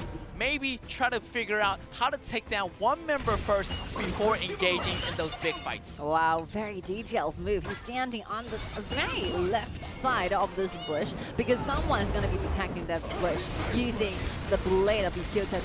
You stay away from that possible area. Yes, great detail here. The fire is already set down. Wushuan getting binded. The fight is going to be happening. And here we go. Kaepernick take down Fuzi. Fuzi is down. Bell also almost getting taken down. The flash going to come out, but still Alia pick up the kill. RW going to remain in the game. 0 for 2 trade. What a great fight here by RW. I think it's RW is very like literally impossible to destroy like this because you're thinking that Wushuan might be standing out. You're thinking that Chenfeng might be the one who stands out. But here we go. We see Zishan one more time using the flash, dashing the backline, follows like Bell. There's no way to go. Fighting back one more time. Miraculous comeback. Maybe you're gonna see a turning over one more time. I have no idea, but like RW is still be in this game. That's right. Mortal Punisher is being built on this point, and here is the turnaround table. The table has definitely been turned. I mean, Bell is going to be coming back in 2 or 3 seconds. Maybe it's going to be equalizing because the goal is already equalizing. 51k goal on both sides. Let's see if they can get this tyrant. If they get this tyrant, then yeah, definitely RW can have more advantage. But here's Hero coming in, but they're one man short. Florentino is on this way right now, so definitely they're not going to get this dragon for right now. RW getting the dragon might be a little bit better chance of getting the comeback because they already have the manpower already. They're losing one tower, however, this buff might bring them back. It's a very good news for RW because after winning that team fight, there actually is a tyrant available at the very second. So all they can do is just rushing back there, trying to forcing out the ultimate of Junfei. Still, like Junfei have a lot of HP remaining, even though he's being targeted all the time by the fires. But still, that's okay for RW. They can rest for a while. But on the other side, you're watching at a hero without a Sage's Might. Like Aohan has already been using this ultimate. It's such a frustrating idea for for Hero. They have to go back for this, letting out this river vision to RW. That's right. Aohan has to wait like 20 or 30 seconds, wait for the ultimate to reset. But at the meantime, right now, they might not want to engage RW. RW still have that buff available, so the position of Nakaruru is going to be really good. But the fight is going to be happening. Spinner's going to come out. Bell is going to go down. Aohan still in the fight. But Huan is unstoppable right now, using the double kill on Wushuan. He's going to get the damage. KIC2023 going crazy. Destiny is not going to be enough. Rampage on Xinghen. Xinghen is going to be the only hope. Double kill on Florentino. And what is it? 3 versus 1. Can Florentino make a comeback? Oh my god. With the Sages entry, we have another way. Maybe there's a possibility for him to run away using this. No way. But catch up by this. Zishan is going to kick him down, knock him down, shut down for Zishan. And 3 members still in the mix right now, pushing their way. Bell is going to be coming back in 4 seconds. This allows them to make the push on the RW side. RW getting the first high ground tower on their side. That's going to be an even high ground towers on both sides. Oh, wait for this. Wait for the Allen is really low. Roshi rushes back, join the club, help Novir deal a little. But still, we are seeing like the KIC2023 is already available on Zishan's side. But this is actually, we are finally seeing the ending point of this team fight. A lot of things are happening. But still, you can see like how like Hero can stay up in line for so long. They really have to watch out for Xinghen. This Florentino is such a nightmare. He can do a lot of damage while remaining himself being alive a long time. So RW needs to save more skills for Xinghen instead of only solely wanting for Bell. I think the one we see like the initial starting point of the team fight, Bell was suddenly eliminated. So without a mate, without a Joe, they finally make it so far. Look at this. This could be trouble. Xiaoyan has the intimidation. He's still have the ultimate available in case if he goes down super low. But however, right now he's recovering his HP with the HP item that he's providing. So he's gonna recover pretty fast and waiting for the ultimate dragon to be here. And here's the Tempest Dragon already out right now. RW is setting up their camp right now. Here's also No Fear hiding in the bush, waiting to make some move right here. This is gonna be it. Who is gonna get this dragon? The question is, how are you gonna deal with Fortino? Fortino is coming in, but he's on his way. He might be a little bit too late here as Chunfun try to dive in. Ultimate is gonna be used up. Chunfun does not have the ultimate available. Here's the time. Can they make the dragon steal? Crucial kill death is the only time, but no, RW gets it. The fight's gonna be happening. No Fear dropping so low. They have to go back. They don't get the dragon. They didn't really have the hope though, because Alhan is using the ultimate one more time out. Jumpy, such a pity, because your ultimate might be the only signal who can help, who can save Hero away from the total hopeless situation. But still, we're watching the series match again unleash on Xiaoyan, giving RW enough ability trying to fight back, trying to make sure that they are the only team standing ahead of the Tempest Dragon. So I think from this night out, they at least for 1 minute, Hero have to pay more attention. They have to go back for a little bit, letting out the sun, letting out the vision, giving it all to RW. They have to ground it their own crystal first. I have an idea. I feel like maybe they can go for the back door. Maybe they can actually steal the crystal right Look here. at where Dachao is. Yeah, I feel like they have that capability because you have Fortino. He can actually distract them for a very long time. Wow, this Dachao and one of the members from Hero, they can actually, start pushing the lane slowly, doing the macro thing. So as long as they stay really healthy, they can actually do that. But RW is not giving them any chances. They're at the doorsteps of Hero's base right now, and they're looking to take them down. Look at Campany, so good, so well, so healthy, fully in HP on the back lines, tearing down every single target he could possibly find in front of her face. Waiting for their vanguards. The Tempest Dragon is going to be helping RW a lot. Yes, this is a really end game because RW does have great damage. However, they need to deal with the coming in damage from Xinghan. Xinghan has so much damage reduction available in his belt. I mean, the longer the battle, I feel like Hero is gonna be having that more upper edge because they have Dachao. They can do the rotation a little bit faster. They can use that teleportation skill in order to make the steal on their crystal. So they need to watch the crystal. If Dachao gets the advantage, they can actually go in and take the crystal without even going to the fight. They can end the game really fast. We are gradually approaching to the second 10 per dragon for this game. Who can ever gonna be the game 4 winner? Still no idea. Everything is so blurry. Everything is so mysterious. Look at this, like Wushan helping this whip to get deeper. Alhan is struggling a lot. I think the next ultimate he needs to find a better target there. Oh, a little bit of rush here for Hero, but still looking for the perfect position as Nakaruru on the top. The ultimate by Dachao is going to use it to send him back. He's going to gain safety. What about the fight here? Look at Fortino jumping in, but he's running away. It's a little bit too late, and the Destiny is going to active. He's going to stay alive. What about the rest of the members? One member down. That's going to be Alhan, and Xinghan almost went down. They might lose this dragon because they don't have no priority. They don't have the vision. It's all up to this Nakaruru. Can he make the steal here? It's very smart for RW because even though they do not have the ability trying to bring the members back to life, back to the battlefield, but still they have a lot of bruising damage they need. I think they will be last hit. They're fighting for the Tempest Dragon. Let's who's gonna be their second life resurrected again. Definitely gonna save Nakaruru multi, but still the damage too overwhelming. That's right, and Nakaruru, was by himself alone there. He was fighting like Wushuan and the rest of the members, so no way in the world he can survive those burst damage coming from Yukio. And Fortino already feeling really low right now from that last battle, so he was on his way back. And here is going to be their only chance. Maybe they need to macro the waves a little bit more in order to stay alive. But the dragons are moving in the mid. What they going to do about that? Who's going to handle that wave? And RW still on the lead right now. I feel like RW does have a higher percentage of winning right now. I think, yeah, the possibilities are there. Like, heroes should have enough ability trying to make sure they dash up together. Look at this, look at this. Hua Yun is so low here. Have to run away from Lila. With the double life, I think is super in danger. Oh, look at him. Shinkan doing a lot of damage. And here's Hua Yun goes down. This is going to be another great turnaround here. Hero has the great ability to push back.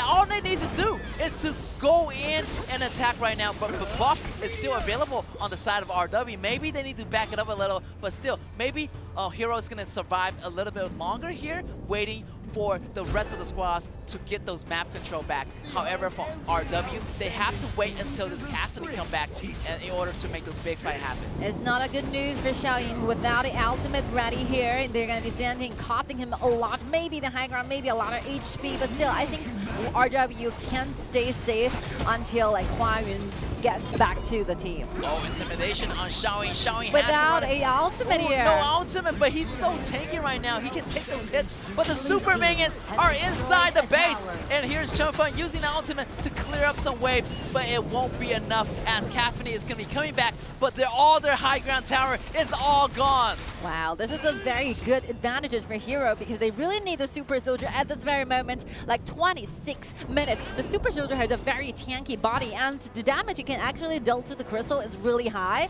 So like RW have to pay more attention to the waves, which they are facing a lot of trouble and difficulties at this very point, because you can see like Suzhou cleans the wave so slow. Like Alan is not that good with wave cleaning at the very late big scaling situations.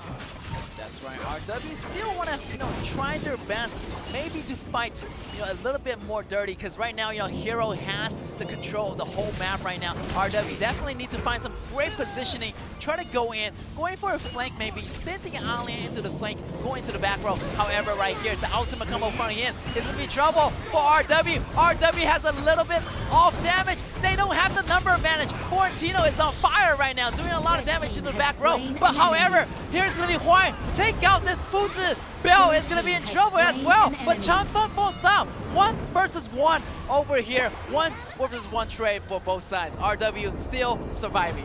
But RW is the first one to have to go back, right? They're the one calling the stop for this team fight because they have to go back, dealing with the fact that there are 3 links of Super Soldiers with a very fast movement speed rushing to the crystals. There's so much to think of. Given Hero the upper hand and the time and the damage and the wave advantages, trying to be the controller of the next Tempest Dragon, the 3rd Tempest Dragon to be exact, there's nothing that they can do to put onto the threat of Florentino. Florentino is so tanky at this very point. They wanted to fight for the Temper Dragon. Do not let go of this neutral objective that easily, especially it's approaching to 30 minutes. Whoever got the Tempest Dragon might be the final winner. That's right. This 3rd Dragon is going to be super crucial.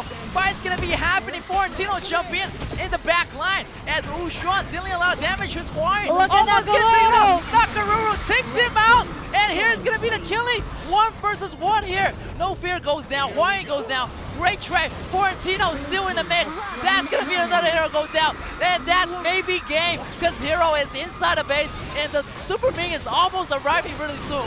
3-man arriving around this point. RW is looking for how to clean those waves, but Super Soldier is really tanky, not to mention we have another round, another wave approaching. Very soon it's going to be there.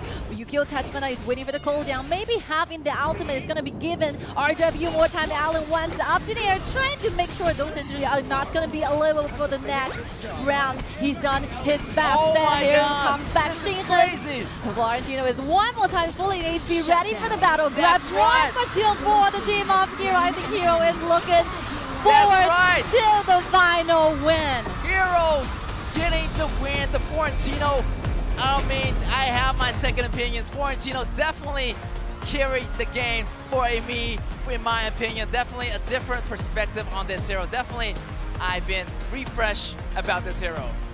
I think what Hero did really well in that very lasting fight, it's not because they defined a very good positioning or angle. It's like the order they go in for, the cacophony, it's really good. You're seeing like Florentino dashing, but not. The first target, it's not directly sending to the Huayun. He soaked up a lot of skills from RW and goes back, let the back, give it back to No Fear. No Fear is watching, observing a long time and finds out, yeah, that will be a time where Huang Yun does not have flash. That will be the time where the bodyguards vanishes, and that will be the only minor second that No Fear got to dive inside just directly to Huang Yun, finish everything away. I feel like No Fear definitely did a really nice job of observing, and the burst damage actually took out Huang Yun in the final second. I mean, Huang Yun, if he stays a little bit longer, I mean, the continuous damage coming from Caffeine would cause huge devastation to the side of Hero, but Hero using that damage, the timing was crucial. I mean, Florentino took so much damage,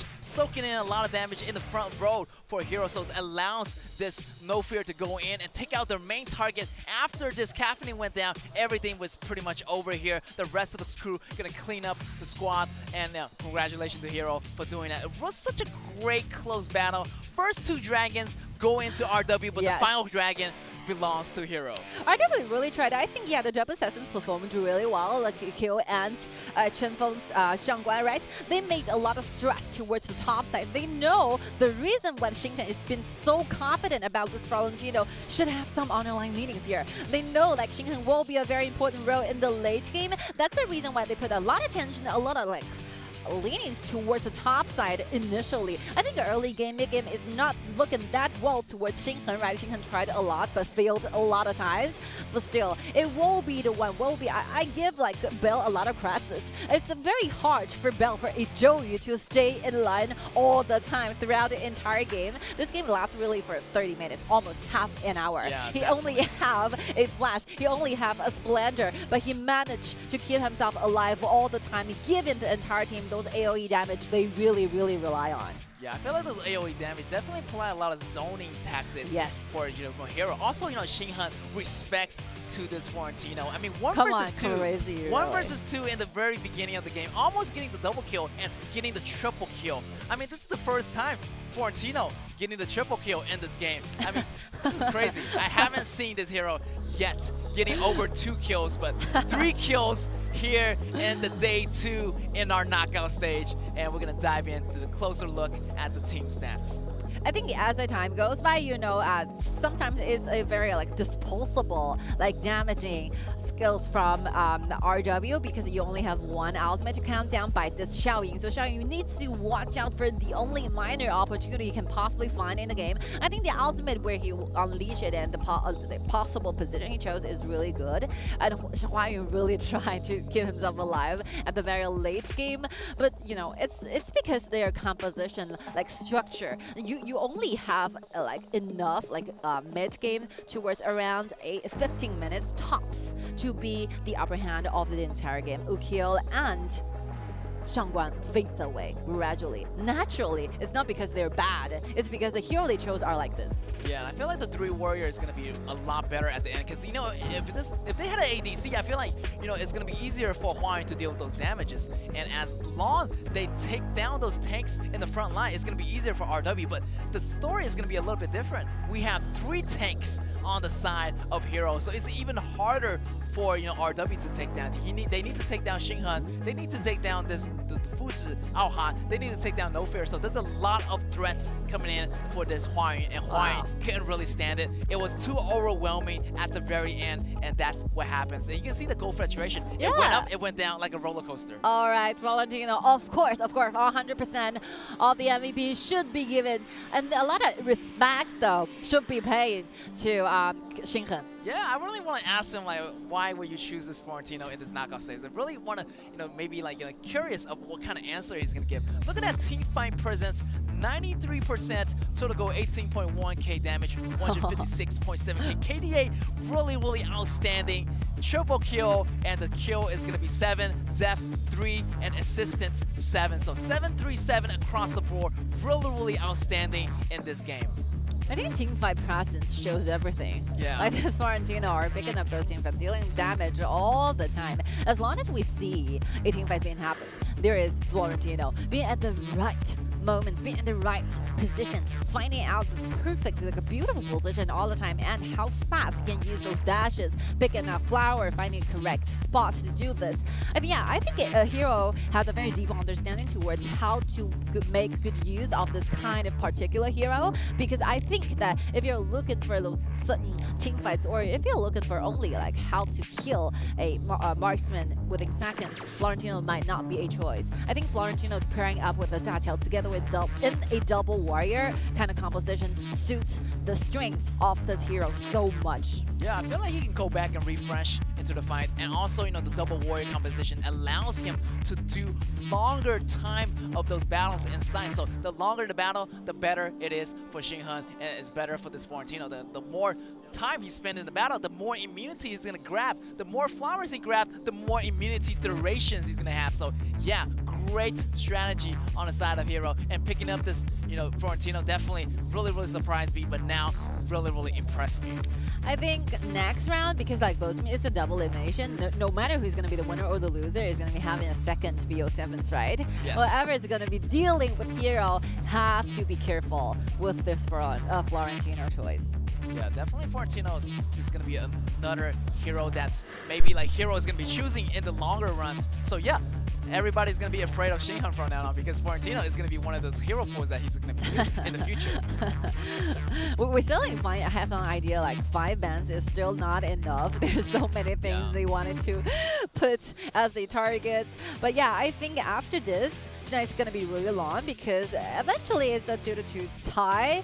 So let's open up a brand new BO3, but with a very huge target, a very huge punch towards the remaining hero pool, because there is not much to choose from. I can honestly speak this. I feel like the hero pool is going to get less and less as the time passes by. So there's going to be a lot of weird choices maybe coming up. I'm really looking forward to maybe like, you know, seeing Drunz again, maybe seeing, you know like Junkui again, maybe like different kind of Zip. But we haven't seen Zip a lot, not just yet. Maybe we're going to see it in the next round.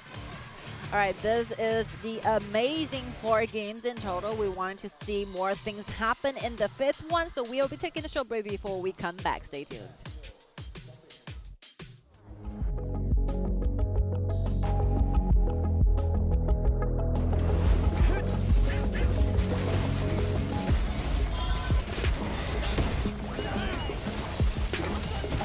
Blue team has destroyed a tower. Red team has slain an enemy.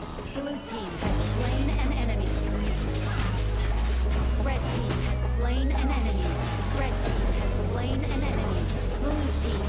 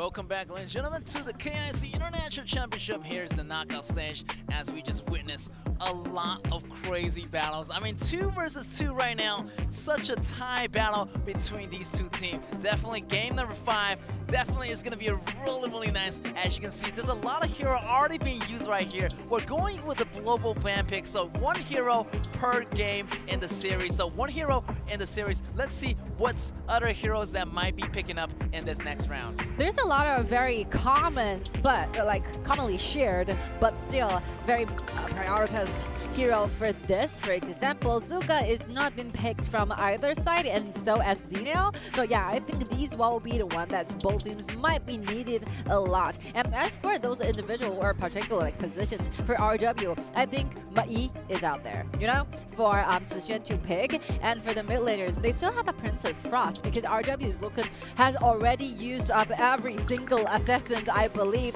If they're looking for a Koming, I think it will be 2 out of the line. So yeah, I think a lot of utility mages are out there, like Zhou Yu and Princess Frost are available for Chen to choose.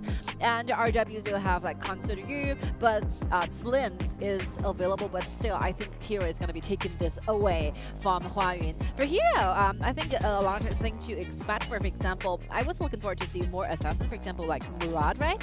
And Prince of Landing again is not used by No Fear, but still might be on the bans here. Yeah, definitely. And you can see that first ban is going to be that Prince Alani and Caffeine as well. Slim's on the butterfly taken out, and also Terry getting out. And also here, Zip haven't been used yet here on both sides, so we might see the Zip coming out. ZIP, come on. Zip getting picked up here. Hopefully on both sides. Maybe Hero, maybe RW. But RW has the first pick. It's going to be Zip. And he might be pairing up with Huanzhou. Maybe Huanzhou already getting used. Maybe like Solaris or Dubon number 7 is going to be there. I think Zip, if you have it, there's no hesitation over there. We talk about this. It's a very shared, common hero pool from both roamers. Like both Xiaoying and Joku are doing so well with the Zip. And yeah, such a hard time for Hero. I would not give any credit to what will be the remaining hero pools. As long as the RW has a Zip, I think it's aggressive enough. Oh, this is really cool because we don't see a lot of Dr. Bans here. Dr. Ban is going to be super sustainable. He's not a little loop, but using the poison to gain back HP. Using the poison to get sustainable for the entire team. So really sustainable composition so far for the sides of RW. This is what we call the BO7s, right? Those heroes who is not going to be the option will be chosen from those teams because you need to build better remaining hero pools for you to choose, especially when we're watching at the 2-2s. You have to save more things in the future rounds. You have a least for both teams. It's the same. What's going for 2 more games. So that might be we're going to see like the final winner so far. Yeah, I feel like a hero has to have some burst damage here, you know, because of sustainability. If they keep the fight a little bit longer, Dr. Ban is going to be more powerful with his poisons. Here we go. The second banning phase is going to be underway. They're going to ban away Garo. They're going to ban away Fan. Also, on the red side, they're going to ban away, you know, this Byron. Also, this Myeongnoku Musashi, since they already have those items already. Oh, maybe Woods is going to be picked up here as a support. Great poking damage is going to be creating a lot of harassment to the sides of RW. I'm getting some deja vu feeling because yesterday it's more like this. Iggy, Mozi, and Concert Yu, right? 3 poking heroes trying to face in a quite relatively short-handed composition. Ma Chao is going to be the answer. Maybe Han Xin won't be considered. Han Xin, I don't believe this.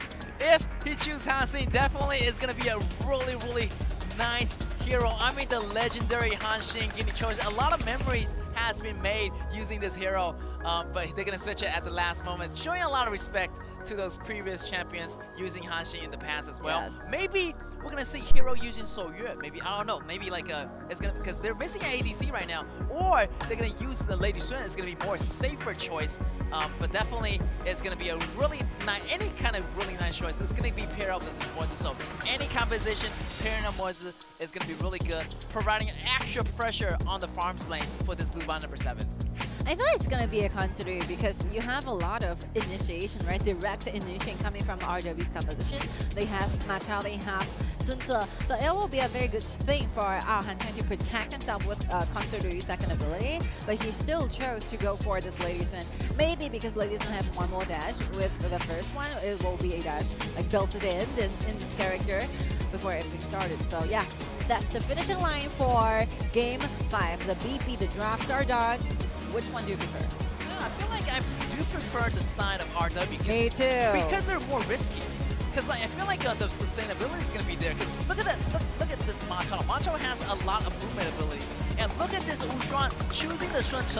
He can get from one destination to another in a really, really fast pace. If he carry that zip with him, that's going to be another great initiation. So they have a lot of initiation. I like the team with more initiation stuff. So for this one, RW has the pick for me. They're more aggressive. I do like their aggressive combination. So I feel like a little bit more dangerous here for Hero because like, you know, their Lady Sun at the bottom is going to be really vulnerable. As long as Joku, you know, goes away, it's going to be trouble for him. Like, nobody's going to be there to protect him. This Joku is going to be more of those aggressive support, not really more of those protective support. I mean, for me, I think somehow after this composition, I think what Hero will be doing is kind of foreseeable. You know the picture, you know what they're looking for. But still, on the side of RW, there's a lot of question marks here. There's a lot of potentials they can make things happen using this kind of composition. Just imagine Zip.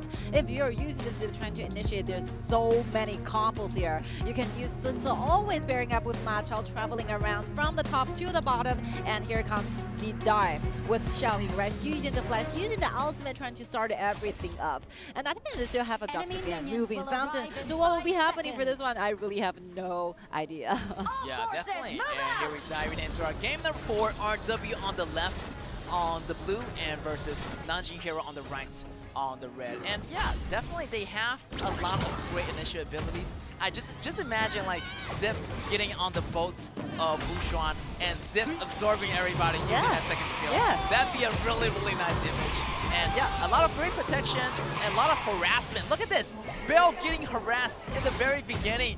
Bill's already have 58% HP taken away, so he can't do much here. And the invasion happening already. RW maybe gonna get this blue buff, and they will. But getting taken out by Iggy. I think that someday that the team should be careful. If your opponent have an Iggy, you have to stay away. Imagine this. And I think it's gonna be a trade. What? Hero doing a really nice job. Oh my god! Gaining almost one more kill. Oh, almost 4 kills in the first 2 minutes. But still, Hero does a really, really nice counterattack. They know that they're gonna go after the blue. So yeah, Iggy rotated so fast and used that flash available to get the kill on Chunfeng. Another kill, and another kill on the bottom as, you know, Aohan gets away. So much kill potential in the very beginning for Hero. This is not what I expected from RW. I think RW should be known. They should have the idea that Iggy has so many AoE damage initially. We've seen this doing times after times where Iggy trying to do the invasion or protect the jungles really well. That early game bursting damage is so hard to compete, so hard to contest at that very second. So I think that our RW made a quite bad choices when it comes to early game invasion. Yeah, the early game invasion. I mean, I like the aggressiveness, but it kind of backfired because the power came in from Bill. I mean, this Iggy Hero is no joke. His fireball in the very beginning does so much damage, and the upgraded version is going to be like really, really nice and devastating. And RW really, really underestimated the damage is coming from Bill. I think they're kind of too confident about the damage provided by Dr. Ban, right? So yeah, because Dr. Ban have the basic type, have the ability trying to deal extra continuous damage initially in level 1 and level 2, but still, Iggy is no joke. Iggy, the early damage coming out from Iggy is just crazy here. That's right. Almost, you know, Dr. Ban got Bill, but no, the damage coming in from Hero and the this is what happened. Coordination at the bottom too, like really nice. And right now we are back to the live image here. RW definitely need to pull back a little bit because, you know, this Huaying has lost one death already, so he needs that farm to get up. He needs to catch up to Aohan, which is going to be Lady Sun over here, doing it really nicely at the bottom lane as well. But I think still, like, RW is not losing much because they still have a lot of potential with this kind of very efficient, very aggressive type of composition. They're just waiting for the right moment, patiently, after the jungling, do something like surprising that Hero let Hero has no like time trying to react here. Ooh, right here, ultimate by No Fear, and here's Machamp has to go away here. Too much damage here. Dr. Green catching up. Bill is so low already. Maybe the poison is gonna get him, but can he get away? And he's gonna get that healing potion underneath the tower. He's gonna remain alive. Such a dangerous situation on the side of Hero, but they still managed to get out. I think Chimpon is missing out of a matter of luck. You know, he's getting Bell solo for 2 times in one real life. Like early 4 games, like Bell has been like this all the time. But he managed to survive. Managed to use the flanker, get back to the HP pack. Look at this, he's taking tower damage at this very moment. 1 versus 1, Xinghan came up on top. I mean, I thought Zhishuan has that already, but the tower damage reduction coming from it is going to be really too much for Zhishuan to handle. So at the very end, Xinghan still has the ultimate available, and he did the turnaround damage, got Zhishuan, and gets the kill over Machamp. I hate to say this, but somehow I think for this game or 5 games in total, like Xinghan wins over Zhishuan a lot because he basically gives a lot of surprises to her. I think Machamp is doing so well because he's a better HP. He have prepared for again a like under turrets like beneath our 1v1 here. 100% of the HP ready. And, like see how smart like Xinghan is using the turrets, trying to help him a lot, using the ultimate. The shield is just right in the right moment. That's what like Xinghan needs to do this one-run solo kill. And also the tower helping him a lot. Oh, Machamp running away one more time. The tower aggro and the dragon aggro is going to knock him up, but still Machamp cannot step out of that one. There's too much damage coming from No Fear and Xinghan. And yeah, he's kind of falling behind at the top side, so maybe it's going to be really dangerous for Luba number 7 later. Yeah. I think before everything started, before like RW is ready, trying to initiate, but like Zhishuan is losing a lot when it comes to person. No, Gold, look at this, the bomb is really close, but like Dr. Bian have to go away using the flag to deck that damage from that embrace. Red Ember's team embrace has destroyed a tower. It's a little bit crazy over here at the beginning, and wow, Hero's doing a lot more better in the early game. Like, as I predicted, like, the game goes better, the game goes on, the more they play, Hero's gonna have more predictions. The pattern, they see the pattern coming from RW, and they're gonna, like, you know, counter it so well in the beginning. They see their invasion in the beginning on the blue side, so they counter that, and they counter a lot of the stuff coming in from RW. So this is a really nice homework that Hero did. Hero is also, you know, doing a really nice job. Kind of similar to game number 1, where they read them like an open book. 4,000 gold for Xinghan for Allen. Let's see like how deep Allen's chasing this match out too. He's open up and inspire like entrance for No Fear to grab this blue one more time away from RW. So RW needs to change formation, right? This is what's happening right now. Like they're setting, like climbing back to the crowd.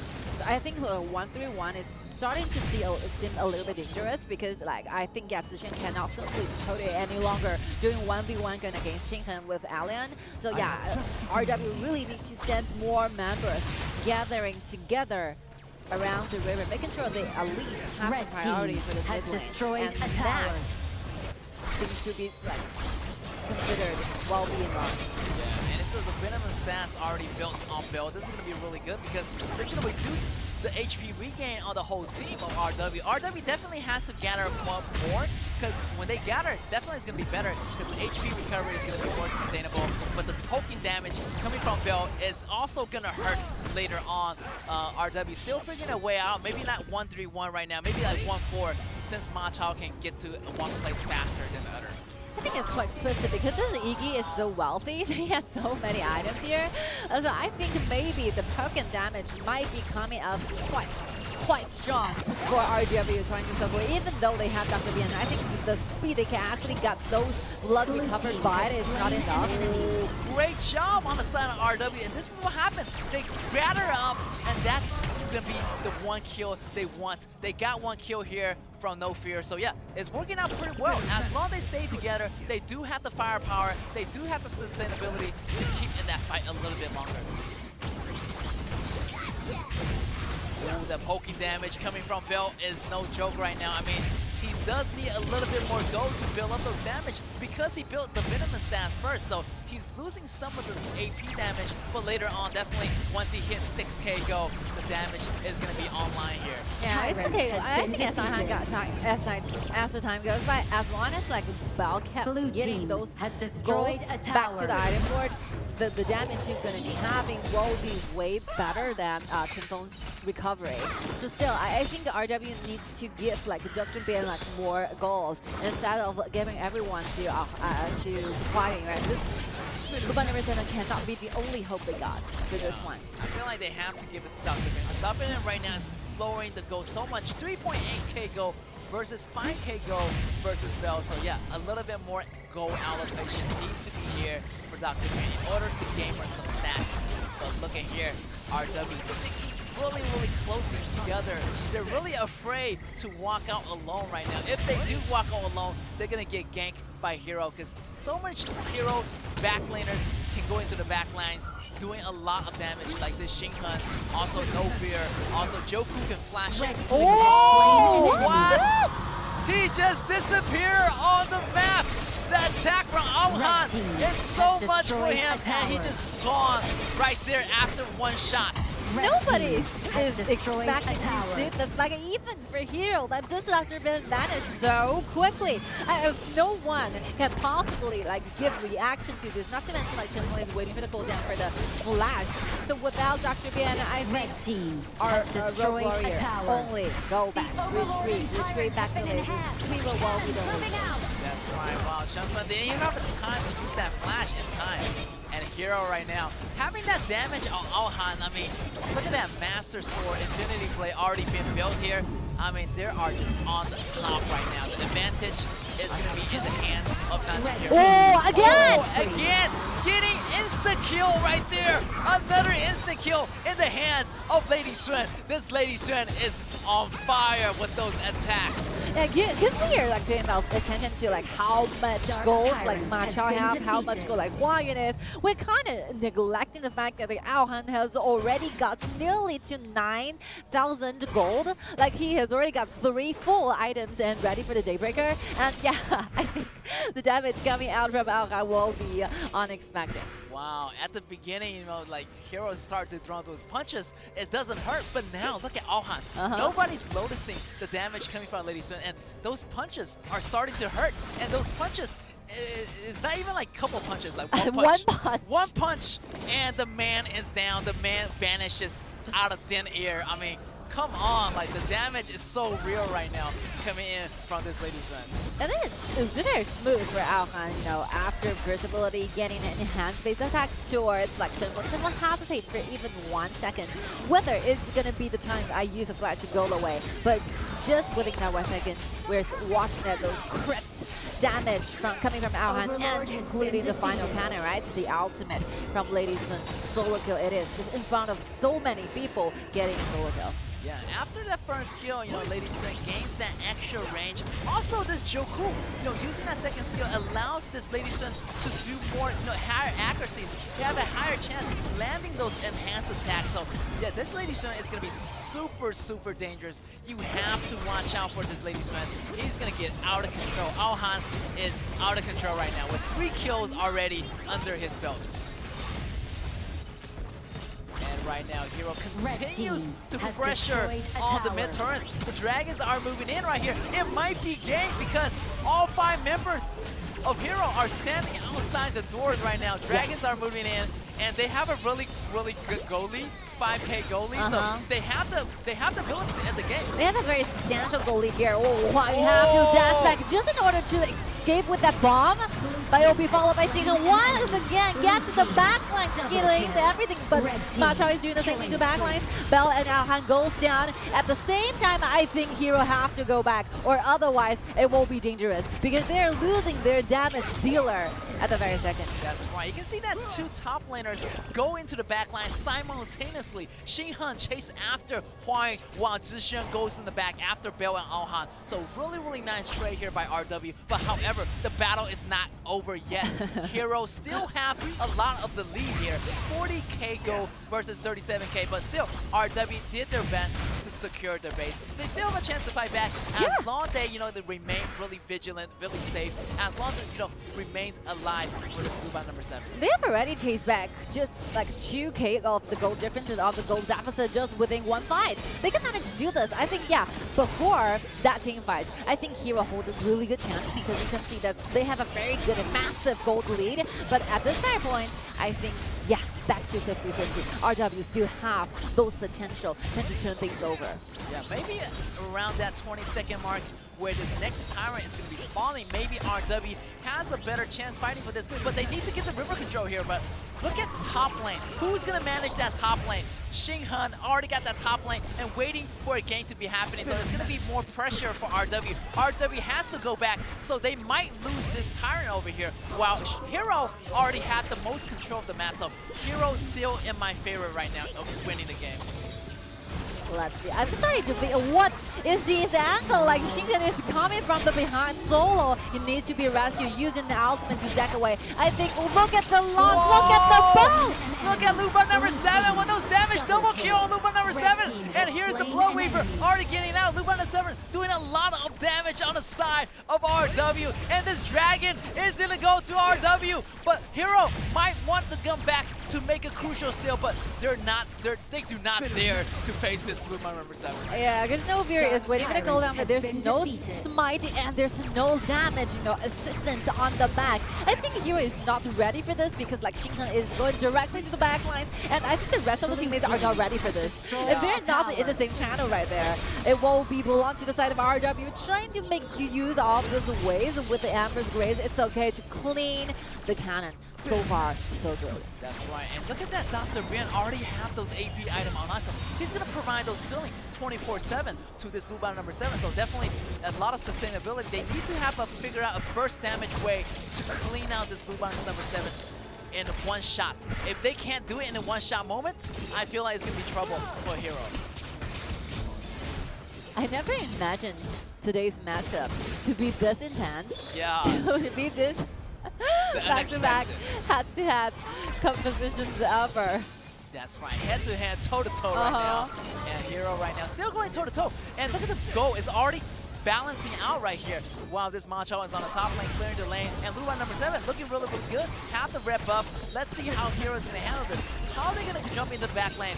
How are they going to wipe RW off the map in one blow? That's going to be the question. The damage is not going to be enough, but they need to find a really nice angle. And letting Xinghan jump in at the right time. It's all about the timing. The last battle, the timing was a little bit off there, so Xinghan was a little bit low, but any other than that, maybe that's going to be a really nice chance if all of them engage at the same time. I think we still are seeing something missing from Xiaoying, right? Like, Xiaoying has been silent for a long time. Like, it's 16 minutes so far. All he did was the protection, right? He needs to initiate. Maybe Xiaoying is getting ready for this. Ooh, it might be a little bit risky, but Luban number 7 is really nice. The damage is going to be there online already. So yeah, all you need to do is protect Luban number 7 and everything is going to be okay.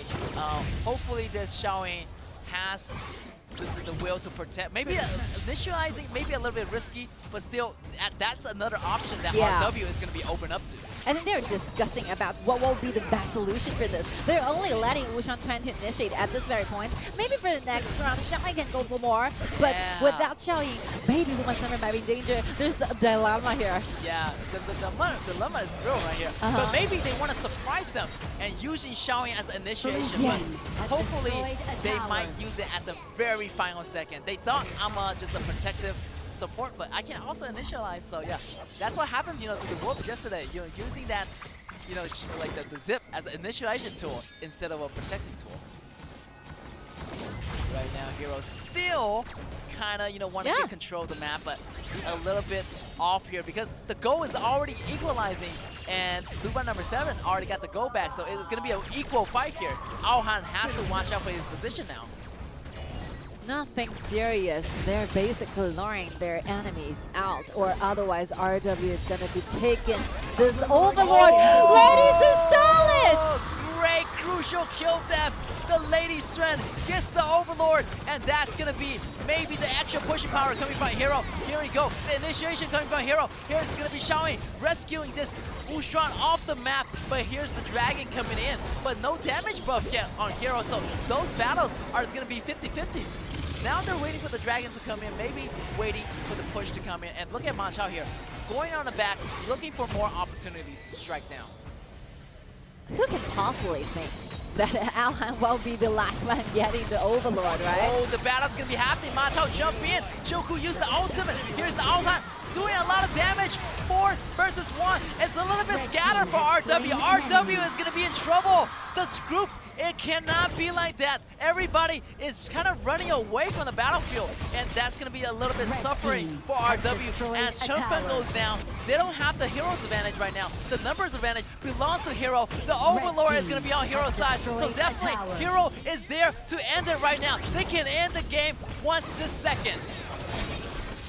Waiting for the Vanguard, but stay close, stay safe, because Luma number 7 is still so fully in HP.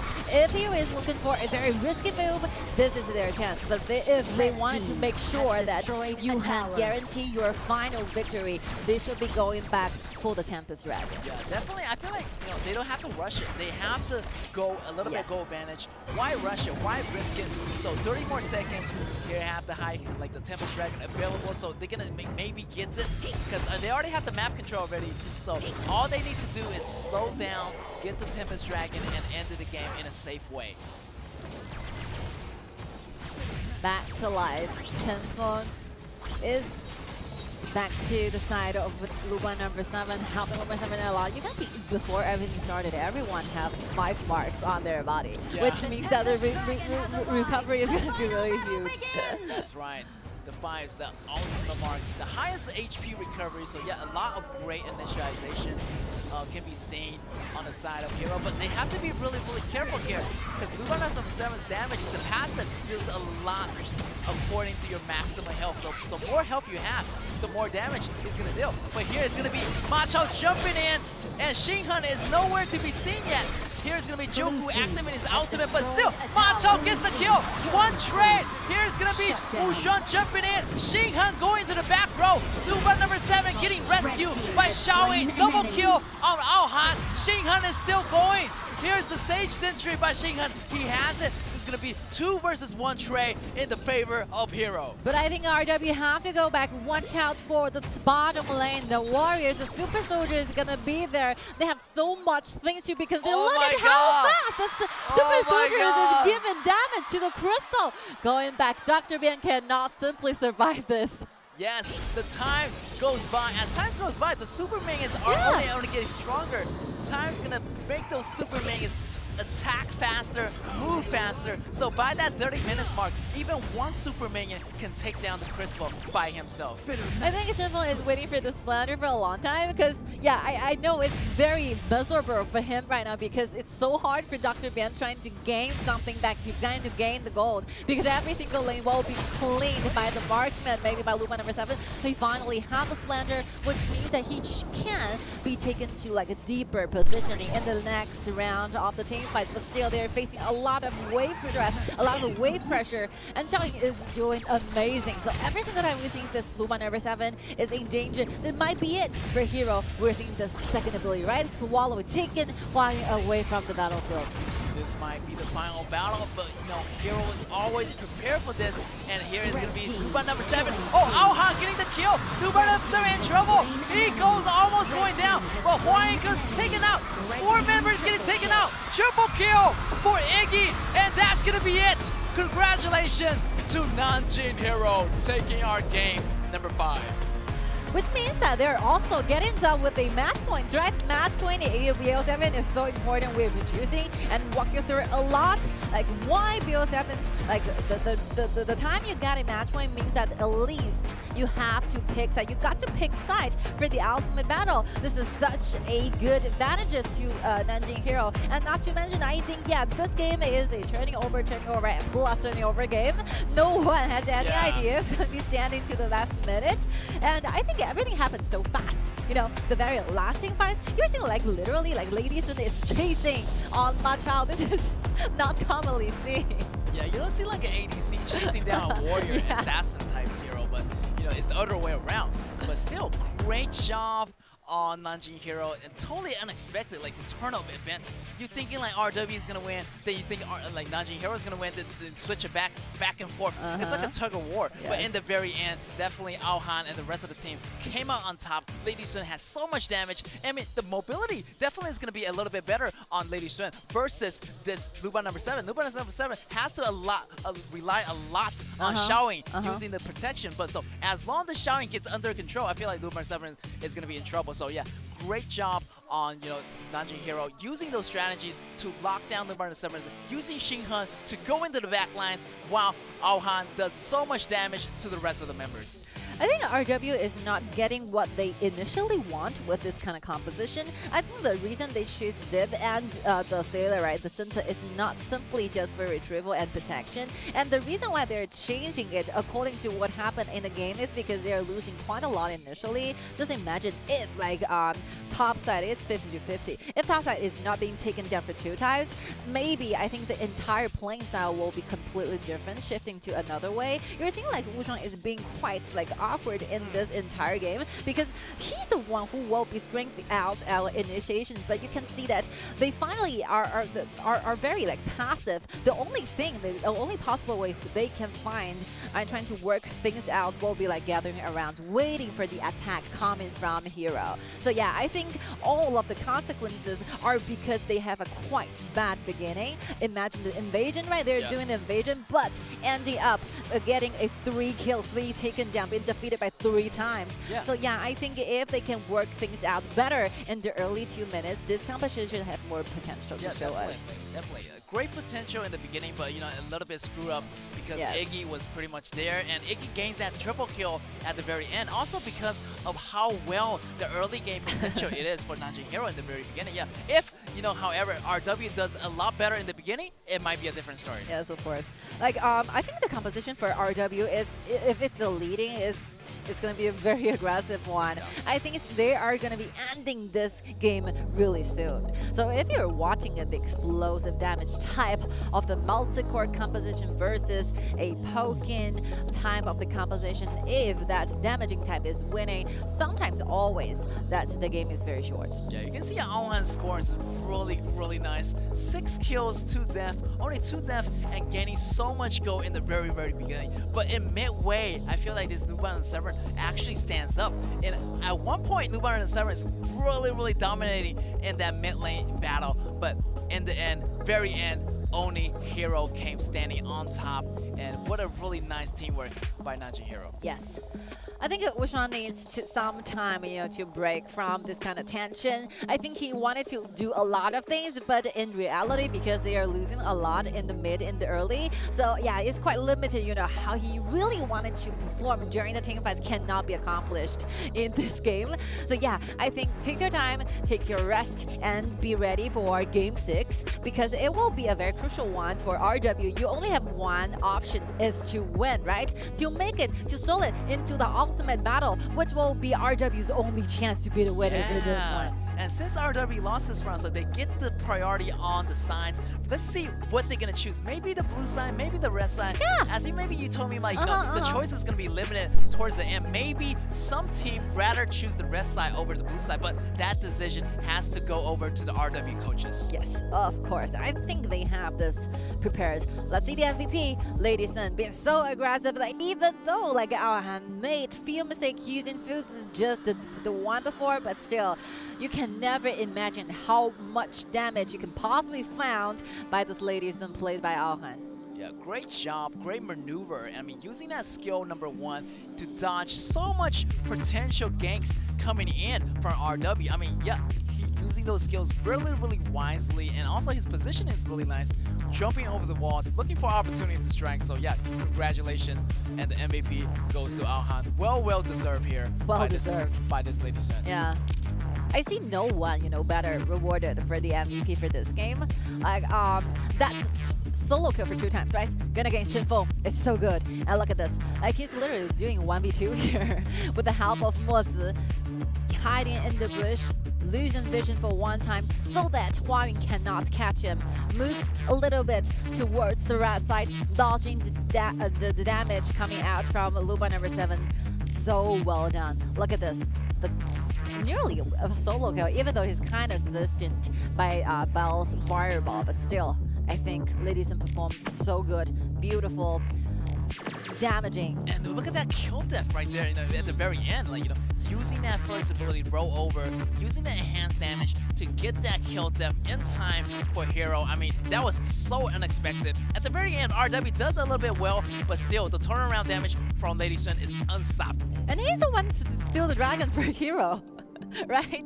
God-like. Like, he's not only deal a lot of damage to the mid laner, he's killing the back liner, he's getting the dragon for the team, he has doing a lot of things, winning in the laning, killing the mages, the shooters from the other side, and also controlling the neutral objectives. He did everything you can possibly think of for 1 game. Yeah, definitely. I'm looking forward to game number 6 because I feel like RW does have the potential to go into this, ultimate battle. I really want to see the ultimate battle personally. I mean, feeling like the ultimate battle is going to be really fun since we haven't had the ultimate battle yet, so maybe we're going to see it today for the first time. So before that happens, we're going to take a small break and we'll see you very soon.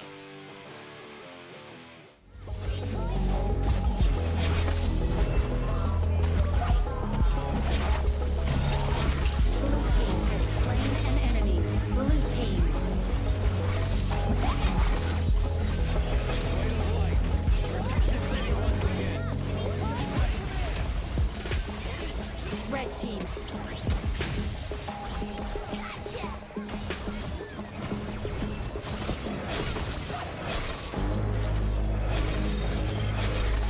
Blue team has destroyed a tower. Blue team killing. Red team has slain. Red team killing spree. Red team has slain an enemy. Red team has slain an enemy. Red team triple.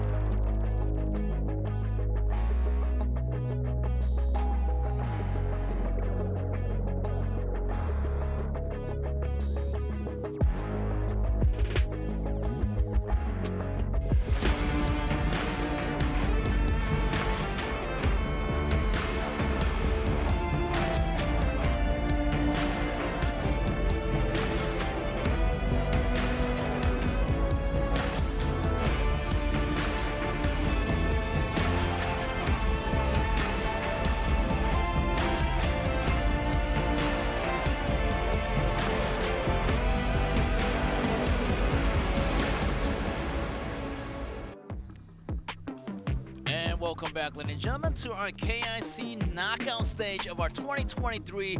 And will Hero get their match point in this game? Or RW can make a comeback in this game and take it to our ultimate battle in our BO7. So that's going to be the questions. As you can see, we're going with global ban picks. So yeah, that's all the heroes that they already chosen for the rounds that in the previous round. So, you know, they can't use those heroes once again. So a lot of options is going to be left for them, but those options are getting less and less because the hero pool is going to go less and less. They're going to have limited choices as are going into our game number 6 here of Nanjing Hero versus RW. This is the most squishy BP ever in ABO7. With the fact that you are losing a lot of very good picks, a lot of very good combos, and what's left for the 2 games to choose? I think for a hero, something they really wanted to have will still be banned. For example, for No Fear, I think that Wind of Landing will no longer be there. Yep. And there's one character and hero missing. Like Zuka has been silent for a long time. He's available every single time, but no one picks it. Yeah, definitely. I feel a lot of heroes haven't been chosen, like Zuka. Definitely is going to be one of the choices that both teams might looking to pick up here. Prince Alani gone right here for RW, getting that ban. Also banning Caffeinate on the blue side here.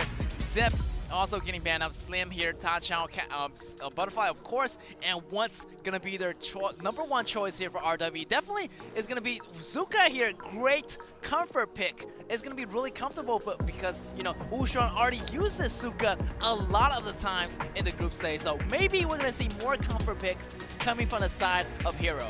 I think Hero have a lot of choices. They have a Musashi, right? They have a Xenial. They have a lot of available junglers ready to be picked out for the Game 6, which will be the game that Nanjing Hero really wanted to take, avoid getting into the ultimate battle. There's so many things unknown in the ultimate battle. You have no idea what RW have been practicing, have been prepared for you. So I think this is a must-have game for Hero. Garo, one of the most signature hero from Alhan, well played. That's right, Alhan using that Gara. Also paired up with Junfei, great combination, traditional, and here is the ninja. It's gonna be Irie. We haven't seen Irie for such a long time, and he's gonna lock it in. And you can see Xinghan using this Irie. You can see the crowd chanting his name inside the stadium. Yes, look at the Irie. We only have one place for AOV heroes. Hero are giving it to Xinghan all the time, and they have Florentino. They trust him so hard with the Irie. Like, even though we found that for BO7, maybe they will be shifting to the shooters or it will be shifting for the mid-laner, but no, it will be always counting on Xinghan. This is good because, you know, both Bao and Alhan are so good at this Shoyu, and I think there will be a mid-laner Shoyu for sure. Yes. Because Bao will be getting it. I see the smell. You see the confidence, you know? Oh my god. No way. They're just teasing us. No, it's a warning. Oh my I'm god. gonna get it. Be prepared. That's right. Maybe they're gonna switch it as a proper mid laner in the very end. Using Xiao Chao. This is really cool because we don't typically see Xiao Chao in these kind of games. But right now it's BO6.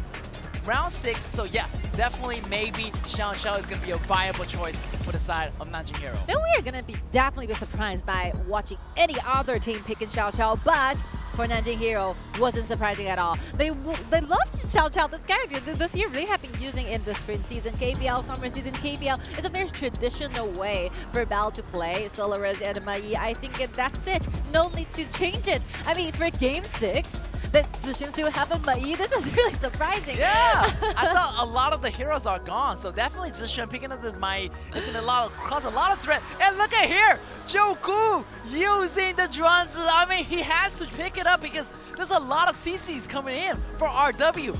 And if Joku lock it in, it's going to provide the Purify for the whole team. I think it's very interesting. There's a lot of assistant type of jungler are beginning to play this bronze as a jungle, right?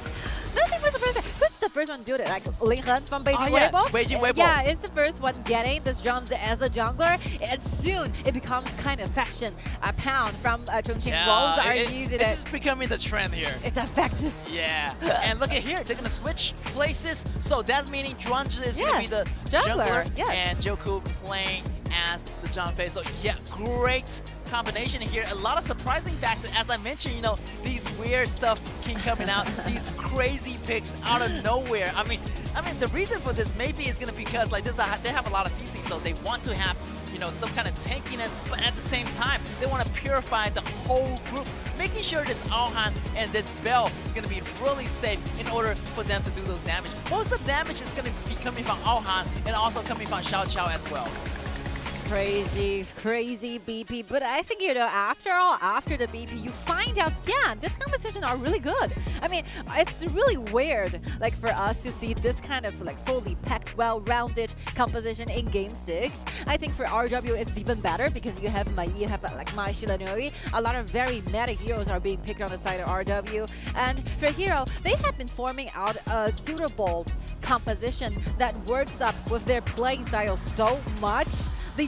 They excel at this kind of gaming play. They are so good, like so used to playing those like very late scaling bottom laners. For example, Garo can deal a lot of pressure to RW because RW is really vulnerable.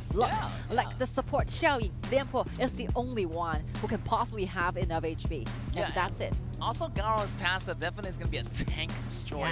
I mean, those shield by this Lianpo and those Zuka, they're not going to stand in the way of this Garo. Definitely, Aohan is going to scale so much better in the late games. I'm looking for a late game like battle coming here from Hero. So definitely late game, it has to go to Hero. The damage coming from Garo so much better than, you know, this Solaris. Solaris in the beginning maybe a little bit more powerful because of this, you know, initialization ability built into his ultimate. But in the meantime, late game scaling definitely go over to Garo. So this is the game of whether we're going to see the ultimate battle for tonight or otherwise it's the game favoring the side of a Hero. We have no idea, and let's wait and see what will be happening for Game 6. Yeah, I'm kind of biased. I really want RW to win so we can see the ultimate battle. A lot of the audiences are thinking it at the same way. Yeah. I think only Hero fans wanted to add so quickly. Yeah, and you can see RW opening the waves and the top lane here, you know, Xiaoying and Zhishuan kind of getting those kills in the beginning, and yeah, hoping this Mai to get stronger. But look at it here, 1v1, Bill versus Chanfeng. Can he get a kill? Oh my god! That's it! The flash for Flash coming out, but Bill stands on top, getting the first blood for Nanjing Hero. Yeah, like Bill is simply just waiting for Chanfeng to use a flash, you know, wait after the landing. Here we go, there's gonna be the fan. I know that the cooldown is ready, like Bill is simply just waiting for the sound of this flash to deck out, and that will be his time. So much detail right there in a split moment, you know, just waiting. The timing was so perfect, and the distance of the first skills by this Xiao Qiao actually caught him in time. That's why Chanfeng went down. So yeah, great start here for Xiao Qiao. And this is a quick replay here of what happened. He clears the lane really fast, so he still have 2 minions. The minions are doing a lot of damage too. And here Xiao Qiao getting knocked back, but the flash come in, the flash rate come out, and here is the fan taking down this Mai Shinui. Crazy job. Well done by this Bill. Yeah, amazing solo kill though. Yes. Alright, Irie is in super danger and needs some help. Here comes No Fear. That's right, Jinan definitely need to grab a friend at the top lane because he's going to get pressure a lot by Zuka and also Mai right here. Also look at Mai Shinui shifting his position on the top lane, looking for some opportunity, but No Fear is going to be here to back up Jinan. But no, he still have no idea. Chanfeng is still be there. Chanfeng is still waiting for the right time to pop in. Here he go! Can he do some knockback? But the damage, the blow is going to be their ultimate trigger, but not much difference as Mai took this No Fear out 1-for-1 here in the beginning. Alright, I think it's still a very tightened up game. Like, even though we have some skirmish, but still, it's like 1v1, nothing happened that much. They're not losing much in the jungles, they're not losing much in any other resources, so it's okay. I think, yeah, both teams are just waiting for better times, better moments, trying to make things happen. For example, Huayuan has already got the ultimate ready, right? So as long as RW have the vision they need, I think the Sombra and Arrow is going to be a problem. One trying to jump in, definitely is going to be a problem. And yeah, Hero still doing a really nice job, really cautious, you know. Xiao Qiao always use that first skill in order to check the bushes, and he just used it right there at the top lane, you know, at the riverside where that red jungle was, and making sure the jungle is going to be safe for No Fear to go to. Irie gets a red. Good news.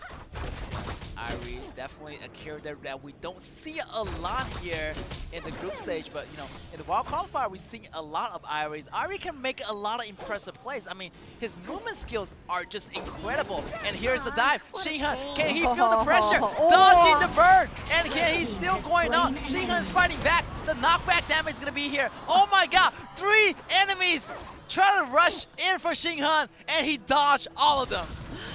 He dodged everything. Yeah. I think he dodged at least 3 abilities coming out from RW. I think the ultimate from Huayue is really accurate. Yeah. Like just by the second you see the animation, you know, the arrow flying out, just use a very tiny little time to respond to it, making a slight move towards the back for a little bit, dodging one more skill coming out from RW. Oh, right here, coming in, Limpo knocking up, but here's the Purified ability. Nobody's gonna get caught. Suka gets the dragon. However, Aohan is doing really a lot of damage in the back row. 1-for-1 trade here.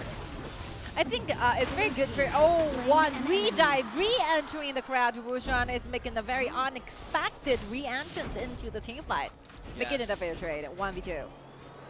But yeah, crazy dive on the top side, but still, the sidestep of Shinhan is no joke. Just dodging every single move that you can possibly make coming from RW. But still, the kill count is tied right now, 3 versus 3. We're going into our 5th minutes right here. Right now, the dragons already spawned, so you know, 1 dragon already in the hands of RW. A little bit better, but still not much, because the goal difference is not that much, so still really evening fights right now currently. Like Shinhan is breaking out those balances here. As the time goes by, we almost think that, yeah, that's the ending story of the AOV heroes on the Clash Links, but still, Shinhan proved to be, to all the like, top laner players from KPL, you still need to work hard. You still need to practice those AOV heroes. Exactly, AOV heroes definitely need a lot of practice, as it's going to be the tailor-made vision for this KIC 2023. So yeah, a lot of time of practice. But still here, the dive in is going to be good. Wuxuan getting the kill, and while they still want to get another kill, then Xiao Chao goes down. No Fear goes down. RW is still coming in. Double kill. Aohan goes down. 0 for 3 trade in favor of RW. RW is opening this entire game up with quite a fast pace. I think Wuxuan has been waiting for this moment for so long. Like the past 1 hour is literally miserable for Wuxuan. Wuxuan wanted to make things happen. He wanted to participate. He wanted to engage, and this will be his showtime. That's right. And Shinhan still have, you know, maybe shifting his position to the mid lane as the top lane are getting destroyed here. But RW beat the aggressive team that they are. They're coming back a little bit more aggressively in this, you know, 6th game. I think Bell really loves Splendor. He used Splendor every single time. He's using 6 different, oh, look at this, stud over there with a ultimate available. Juku is so stable with the ultimate. That's right, he's holding on to the ultimate really tight, using it right now. Zuka is in trouble. Here's gonna be Shinhan on Zuka. Zuka is escaping, and Shinhan gets taken out. His HP is too low and too squishy, while Zuka still surviving. Zuka is really sustainable by himself, you know, he's a lot of dash, he can dash in, dash out. There's so many possible directions for Wuxuan to choose. I think we kind of neglecting the fact that Wuxuan is such a good Zuka player. He had been awarded with the MVP for so much of the time in the group stages. I remember maybe for 3 times he's using Zuka, is getting the MVP for that game. Definitely. He has been really, really nice with this hero a lot of times. So he practiced it a lot, and he's been using it in the group stage for a very, very long time. So his skills and ability, you know, cannot be measured right now. Definitely a really, really top Zuka player. As you can see, his passive is going to be really sustainable, getting those chi, getting those energies, getting those HP regains all the time. And you can see that right now. The pressure is going to be back on Hero, because slowly Hero is falling behind, and the squishiness is too squishy. I mean, Xiao Chao is too squishy. Shinhan is also a little bit squishy. Even with that Pure Sky right now, it might not be enough to stop this Mai, not enough to stop the Zuka from engaging.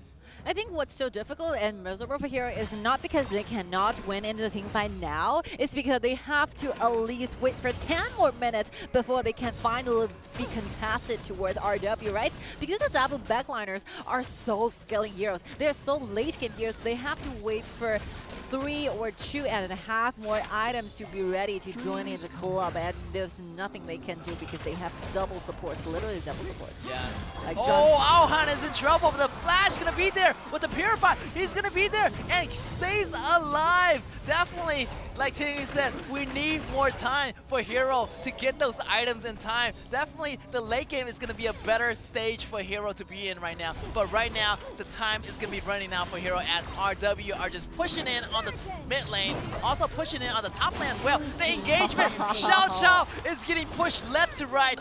So squishy, not even the Splendor can save his life. Magic happens, you know, it's just like a magic show, vanishing of the HP bars here. I think it's gonna be reaching for the target so close. Garo is very dangerous, and Mai is so free. Like Suzhou is farming up so well, like no one can possibly find some time to deal with the fact that Suzhou is farming up like drastically in this very second, like nearly 6,000 gold, which will be given like both Val and Aohan such a miserable time at the late game. That's right, and I feel like, Hero has to, regroup himself a little bit, waiting for Aohan's damage to go out. And here's the damage coming again. Here's the Machine Hunt using the flash to get out. But look at here, Mai jump over the wall and take down Irie. And with the help of Chunfun, he gets that kill. And such a devastating teamwork coming in for RW. Kicking back, taking the kill, taken down one more time. I think it's a matter of time, before RW is just simply targeting at the very final base. I think finally this is the one we got closest to an ultimate battle. We have been waiting this for so long a time. We've been waiting this for Afterlife. The second match for yesterday, but unfortunately we did not make it so far to the ultimate battle. But since RW is leading this much in this game, it's looking really good on their side. Hero is doing everything they can possibly do, gathering around 4 members in one role, trying to make sure that this red still belongs to their side. That's right. All hopes on Aohan right now as he needs to build up those items really, really precisely. Definitely a lot of great protection is going to be offered here by Hero. However, time is going to be running out. Look at this. They're getting pushed in. Bottom tower pretty much gone right now. They're working on the bottom tower. Mid tower also getting pushed in as well. Overlord are on the way, so it's going to be really, really crucial for them. And here's Aohan getting hit again. Aohan has to Purify, so no Purify ability on No Fear. So the next battle might be RW try to go all in because they know that this Drunzen doesn't have the ultimate anymore. And they have so many crowd control ability to choose from. No matter it's going to be purified with this Drunzen's ultimate, they still have Lianpo, they still have Maisha Lanui. They have so many ways trying to initiate. So I think, yeah, Hero, there's no way they can probably go out because all the vision will be taken by RW and those bushes are extremely dangerous. So yeah, what they should be doing right now, only stay on the high ground, clean away. Oh, right here, the Drunzen ultimate is going to be available, providing another safety net for Hero to stay alive, while getting those minions is going to be the only hope for Hero. But those minions are pushing in really, really heavily. As you can see, the gold ranking for Uxuan is #1, followed by #2 by Aohan. So we still have a chance here for Hero to make a comeback. Yes, I think Uxuan is being really patient. He have a lot of times, to actually go into, went further and trying to grab the kill on travel through the turrets, but he remained in a very rational, very peaceful state. He was waiting for the final blow. He's waiting for all the members are ready to get onto the high ground together as a team. That's so united right. together. I mean, as long the time, in the past by, it's going to be better for Aohan. Aohan already have a little bit more damage in the bank already. So yeah, a lot of damage here. Infinity Blade, there's the Chunk Chaser, also the Shadow Ripper. So a lot of damage is coming online as long as he stays alive. Oh, such a close call right there. Look at that. Bill and Aohan literally just in the face of getting stunned. But in the last moment, the sidestep really avoided that ultimate coming from Hua Yu. Dance around the floor. Yes. Doing waltz together. Yes. Sudden slide. Slide to the left, slide to the right as they avoid those ultimates. But yeah, right now, time is going to be really a factor here. I mean, RW might want to get a little bit more aggressive because you do not want to have this damage on Aohan. Once Aohan gets more powerful, it's going to be harder for them to gank. I think the RW is just gathering every single thing they can have on the map, and it's very obvious for them trying to wait for the dragons here. 40 more seconds for the Double Dragons. And yeah, before that, I think no need to really be too rushy into things. Yeah, I feel like they can play it safe. Double Dragon's going to be up around like 20-30 seconds. Yeah. So yeah, and also they have the buff control on the both sides of the jungles of Hero's camp. So as long as they can control the jungles on Hero's side, it shouldn't be a problem here. The red goes to Ushuan, and now they're working on the Double Dragon in the next 10 seconds or so. This will be the period, the time period for RW trying to get the homework done before the dragons are being spawned. You clean your own jungle, you clean your side lanes, you're trying to make sure the waves get further, get deeper into Hero so that like Hero have to go to the top side. Maybe cleaning that wave, hiding your vision at the same time Suzhou is being unseen from the map so that Hero cannot make a very bold move into the river. Everything is online. That's right. Hero still try to defend as much as possible. I mean, look at here, Alhan getting that physical piercing item, the final physical piercing item for him. So yeah, his damage is going to be online here. But look at Mai diving a little bit too deep, hitting, almost getting hit, but the ultimate, he used it to get immunity, so he does not get hit, this Irie. Wow, great move by Xinghan. Xinghan really knows and understands those new heroes, right?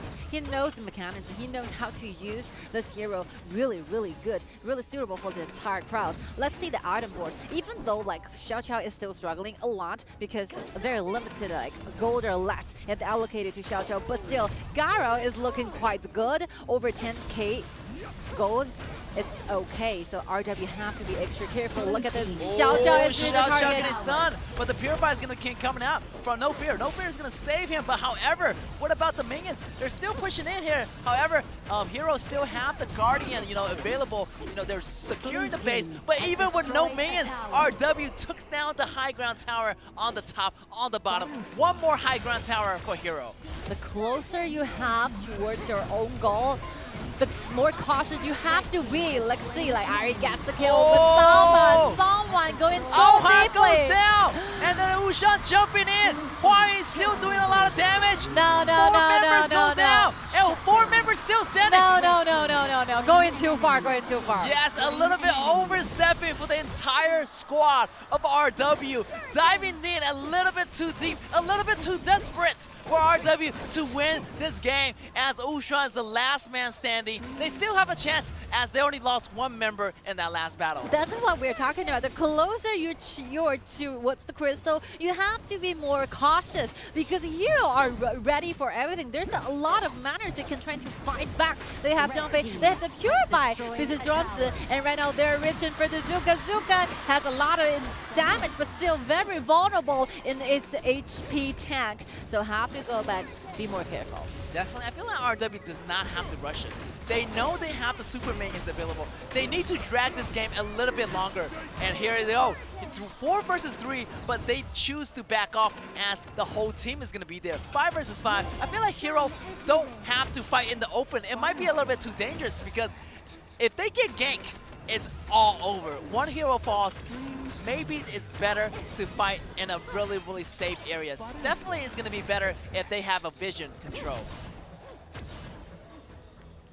This is the first step for Hero to turn things over, right? To fight, just standing in front of your own crystal, fight back, win in a team fight. This is step 1. And I think Alhan is looking very good. I think Garo, starting from this very second, is fully decked out. The damage is okay. It just have to form a better environment for Garo to do those continuous attacks towards the enemy, the opponents like Hua Yun, Chen Feng, and Wushan. They're searching for a lot of opportunities, not to mention Zixuan are traveling around, maybe trying to come in from your behind for a lot of different angles. So they still need to be extra careful. That's right. And also be careful of the super minions as they're going to only get stronger as time passes by. And look at the positioning. I mean, the formation is pretty good. You have Zhangfei in the front. You have this Zhuangzi setting up the camp. But still, over here, RW already got the hands on the dragon, on the next Tyrant. So this Tyrant is going to be the 10-minute Tyrant. Gaining the Tyrant buff might offer RW with some upper edge damage in this next battle. So yeah, maybe Hero don't want to rush into this battle so unprepared. They maybe want to take down at least one member first, but it's going to be really hard because all of the members of RW is playing it so cautiously. I think as the time goes, but just take a look at the items like Xinghen have. The Siege Breaker is there, the Purify is there. Just imagine that kind of damage he can possibly get to like Huayuan if Huayuan is somehow exposed to Xinghen. I think this, yeah, it's a very easy task, right? For Ari to take down this Solaris. Alright, they got the double dragon, so you know, pretty much RW has the power to end this game here at them, but they have to watch out for the precision. They have to watch out for Aohan. Here's the stun coming in, but Drunza used the immunity, that passive that he has to go back and recover. And here's the minions dropping in. Can they make this happen? RW need to be calm and collective, so because their last attempt failed, it almost caused them, you know, to backfire, but this time they're really ready to end the game right now. And this kind of a goal lead is giving them the room and spaces to buy the Siege Sentry using a item. Look at this, something is about to start. Lianbo is overcommitted too much. Look at this Xiao Xiao, but he's okay. Yes. He's in the very back. Nobody's gonna reach Bell in time, but look at here. Super minions are moving in. Tempest Dragon is gonna get ready around that 30 seconds. So yeah, that might be the chance when Hero can make a move. But right now, look at this Zhishun's position, getting some vision for the whole crowd on the top side, getting ready for them to set up for the Tempest Dragon. Hero is a really resilient team, you know, it's so hard to take them down that easily. So they are facing those kind of deficits all the time. It's a 20-minute game. They have been losing for 20 minutes. But still, even though all the turrets are gone, all the vision are gone, but still they are the ones, you know, being very committing in the very late game. And Bell have fully decked out. Aohan have enough gold to exchange for a Sage Sentry. He have the Blood Reaper. He have Joku having the ultimate. They have everything they want. That's right. Everything they possibly needed to make a comeback. All they need to do is, you know, Aohan has to remain alive here. I mean, they have a great chance as long as they, you know, have some vision available, and then someone has to manage the wave as well. Irie has to do that job, but look at here. Look at my Shinui. Look at Mei going after this Irie, and this is gonna be knocking back. Irie goes down. This is gonna be trouble for the side of Hero. Wow, this distraction is really nice. RW is able to get this Tempest Dragon. Wow, what a nice distraction by the side of RW. It's the time, it's the opportunity, the biggest opportunity ever in this game that RW is looking really good with 3 links pointing into the ground, whether it's gonna be the final hit. Yes, and here, jumping in, Suka, doing a lot of damage, and the tower goes down! That's gonna be RW taking game number 6. We are going to the ultimate battle! Finally! The dream has been come true. We're seeing a lot of fierce battles, 1-on-1, 2v2, 3 versus 3 till the very end. Both players, both teams are being very excited. So as the crowd here, I sincerely hope that you can hearing from the cheering up effects on the arena. I think our ceiling is about to kick off because the shouting, the noise, and the screams are just being too loud. That's right, the intensity is so real right now. And look at that. Definitely our wishes have become true. Ultimate battle, oh my god, the first ultimate battle of the knockout stage. This is so awesome. I love this game.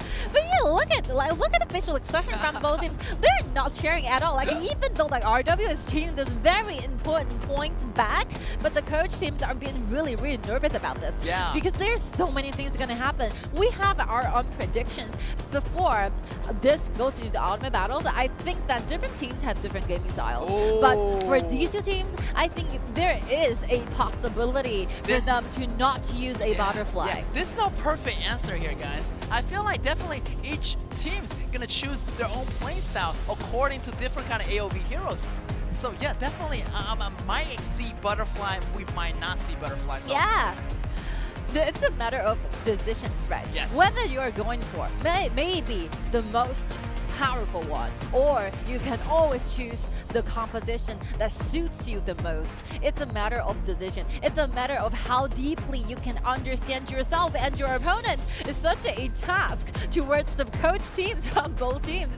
And yeah, I think pretty much the players are recovering from the excitement, from the frustrations after Game 6. Congratulations again to RW. Jinan RW has been an amazing team. Starting from the very beginning, out of the qualifiers, they are assumed to be the underdog. But suddenly, just within one night, they suddenly changed into complete new opposite version. And so as Hero had been changing a lot. Like during the group stages, we thought that Hero was going to be the top two. They are very good teams going against Beijing Weibo, but got completely destroyed. But after some time of the failure, from the time of the soak it ups, they are finally be there, being the very first ultimate battle in the knockout stage. That's right, ultimate battle. Just a reminder for the ultimate battle, it's going to be a blind pick, which all of the heroes is going to be letting out of the box. And you can hear that BGM in the stadium right now as they're going to go for the coin toss right here to see which side they're going to go choosing. Would it be the blue side or would it be the red side? Yeah. Let's find out. Like Nanjing Hero gets to the match one earlier before RW. So yeah, they get the priority to pick side. They pick blue side. So on the contrary, like RW have to go to the red side. They knew this already. After Nanjing Hero becomes to gets the 3-2 in Game 5, and that's it. I think even will have a lot of time to figure out what to do, what to pose when they are on the blue side. Whether it's going to be in question, whether Shinkan is still using the AoV hero or otherwise, maybe they'll be shifting to the jungler or the marksman that is so popular all the time. Oh my god, this is the moment I've been waiting for. I love ultimate battle. The reason I love it because you do not know which hero they're going to pick on both sides. There's having no perfect composition. And also this tailored KIC version with these all new AoV hero, it's going to still be the same format. One AoV hero per side, but which hero they're going to give the ball to? That's the question we've all been waiting for here. And not only you have to find something suitable for your own team, you have to make predictions, right? You have to guess out what will be the composition your possible enemy is going to be choosing. Maybe RW, they're so well with that Liliana, maybe they're going for that Liliana in the mid lane, which means that they're going to be having HOK shooters. I have a strong belief and like RW is not taking an AoV shooter. No way. Yeah. Because like Hua Yun is so good at any other HOK marksman. Yeah, I feel like definitely HOK here is going to be more flexible on the RW side. Definitely Huang has a lot of great deep pools of the HOK hero as they are writing down their choices. Oh my god, I'm just so intensified right now. I feel like the intensity in the stadium is really, really high. The crowd are anxious. The players are anxious as well as the coaches write down their decisions, write down their heroes to lock it in as we are revealing those picks in about 1 minute later. Yes, and each team only have 3 minutes to finalize their answer. They have 3 minutes to discuss about what will be the best choices because all the things happen for today's matchups is going to be influences. Maybe they have something figured out yesterday night, but still there might be some changes. So we need just 3 minutes, getting around 6 in total, the coach including the players, trying to figure out the best composition, the best 5 heroes adding together. They wanted to go for the last hit, ultimate battle. That's right. Wow, this is going to be so cool. After the analysis, I feel like they're going to learn us more about today's game. The situation from today's game definitely is going to be more relevant. Definitely, they have those choices prepared last night, but they have no idea, maybe not even, maybe the fact that the ultimate battle might not be even happening today. But here we are. The ultimate battle is going to be in effect. About another 20 seconds, we're going to see the choices being finalized here. The coaches are ready, the players are ready, and everybody online and inside the stadiums are ready. And here's the countdown. 9, 8, 7, 6, 5, 4, 3, 2, 1, and let's get ready to rumble in our ultimate battle. It's done. Everything is done. It is the longest journey that the coach can possibly take the players, and the rest, it's all according to how they performed on the stages. This is the best thing the coach team can possibly take the teammates out in the following rounds. The following journey is all up to themselves. I think, yeah, it's a very nerve-wracking situation. It's a very nervous time for all of us, the caster, the fancy audiences from all over the world, and we are all together witness and trying to guess out what might be the ultimate battle composition to both teams. But something good for the players. They still have fewer minutes trying to rest for a little bit. We're gonna see those post-match game. We're gonna see the stats. We're gonna see those performances in the game 6, and our player gets some time of the rest here. Maybe the ultimate battle, the composition will be way out of expectations. Yeah, definitely. It's gonna be different from the first one we saw the ultimate battle in the KPO qualifier. But after the long time period of the KIC, as the game progresses, we might see those ultimate battles shifting because of these composition. Maybe we're going to see Da Chao, maybe we're going to see Captain Lee, maybe we're going to see Zuka, maybe we're going to see a lot of heroes that we are not expected to see. Because we have a lot of experiences in the KPL where the ultimate battle is actually applied. A lot of times, playoffs, the ultimate. And not only the grand final, we have some cases of the ultimate battle, but still, you can see Dacha will be a miracle composition. It works well, really, for a lot of cases. Because somehow, Dacha is those heroes, those kind of structure can bring those miracle to the team as well. So even though for this kind of 2023 KIC tailor-made meta, we think that Dachao might be losing his strength, but I still have some possibility, some room is there for Dachao. Yeah, definitely. PO7, definitely ultimate battle is going to be on the way. A lot of stress here for the players as well as they take a break. Hopefully, to collect themselves, because it's going to be a really tough situation. They already been through 6 battles together. That's going to be a lot of physical traits, physical, stress on your emotional body as well. So hopefully these players are going to be ready. But before that, we're going to take a dive and look at the previous game of what happened. The dive, the numbers here is going to be here. The team snatch from last game as RW won the last one. I think, for Game 6, I personally love the composition from RW because you can see those priorities, those dives, those things that they need to form a very aggressive state are there. The conditions are fulfilled. They have Mai, they have Zuka, they have Mai Shlanui, and Huayun being very, very good with a HOK shooter, the Solaris. Everything is in line. And for Nanjing here, I think, something is missing from the early game and the mid games. You are giving out a lot of weaknesses. You are kind of exposing your weaknesses in front of Jinan RW, right? The early game damage in total is not that good. Yeah, I feel like, in the mid games, some damage were pretty off, and that causes, heroes to make the comeback, but still at the very end, it wasn't really possible because they had the really, really nice movement. The 2 assassins went after Xinghe. After Xinghe gets taken out, who's gonna manage the wave? So really, really nice composition as Ting said. I also really love, RW's composition as well. Really, really nice initiative, strategies. Also, the tank is there, the assassin skills is there, so initiation is there. So they have everything really well-rounded, and in the end, RW came out on top. And Wushan performed so well. He chose the best time to dive in, and he worked so well with Chenfeng, right? I think, RW really have a lot of trust on Chenfeng playing a assassin. Like the previous 3 games in total, he's using Lidiana, he's using Shangguan, he's used out every single assassin you could think of in this meta. I think this will be what we call playing style, right? Stick it into the DNA. This player is born to do this. That's I see the MVP, Wushan with Azuka one more time. That's right. Go percentage, 24.6%, looking really nice.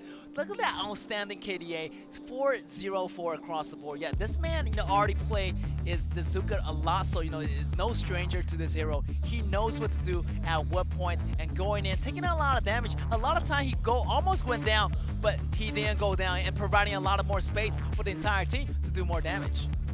And these are the flashbacks, these are the highlights that Wushan have been performing to us just now in Game 6. I think the one who turned entire BO7 into an ultimate battle will be enjoying with such a thrilling feeling, with such a good and very hyped up momentum. So this will be one advantages, to RW. But speaking of the truth, because of Hero have the upper hand with the blue side, so I think all in all, whoever stay on the blue side, but still look at the Meepo, right? Yeah, definitely. I Still feel like- holds a lot of advantage. I feel like definitely Hero is going to have a little bit of advantage on the blue side since maybe, they're going to get the red to the farms lane again like how they did in the Yeah. first game. So, it's going to be the very important factor because this is the first time both team is going to the BO7 in our KIC. So definitely I'm expecting a lot from both sides. Hopefully they're going to give us a cool answer. Maybe the Hero is going to be really similar, but definitely it's going to be a little bit different because of the playing style. I think this will be the second ultimate battle in KIC, but Yes. since we have already walked through a lot of the journey, it's been really, we are approaching gradually till the end. So we gradually built it up a deeper understanding and comprehension towards this meta. So I think the answer will be completely different, just does not like the one we saw from Beijing Weibo and Wuhan Isabel that day. The format is going to be different. It's going to be 1+4 format, right? So who will be the final answer for both teams? We will be seeing and getting our results quite soon. Maybe within 2 minutes or 1 minute. Yeah, definitely. I'm really, really surprised to see what kind of hero they're going to choose from. Super curious. Will they choose some heroes that we have already seen? Or we're going to flip it? Maybe we're going to see Florentino again? Maybe we're going to see some... Florentino is insane. That'd be really cool to see Florentino in the ultimate battle. So really surprised or really curious to see which kind of hero they're going to shift this AoE position to. Are they going to give it to the top lane? Are they going to give it to the mid lane? Or are they going to give it to the bottom lane? So maybe even the support as well. So, we might never know. So it's going to be a really, really cool factor. It's going to be really mysterious until that moment when they reveal the cards one by one. I think if you're going to see Florentino by Xinghe, it's definitely going to be pairing up with Dachao, right? Oh, yes. This is a definite pair. They're gonna not. They will not get a random pick on Florentino as a regular on. Like top laner on the top side. I think if we're seeing the showing of the picture, the icon at the Florentino on there, we can pretty much anticipate what's going on next in hero side.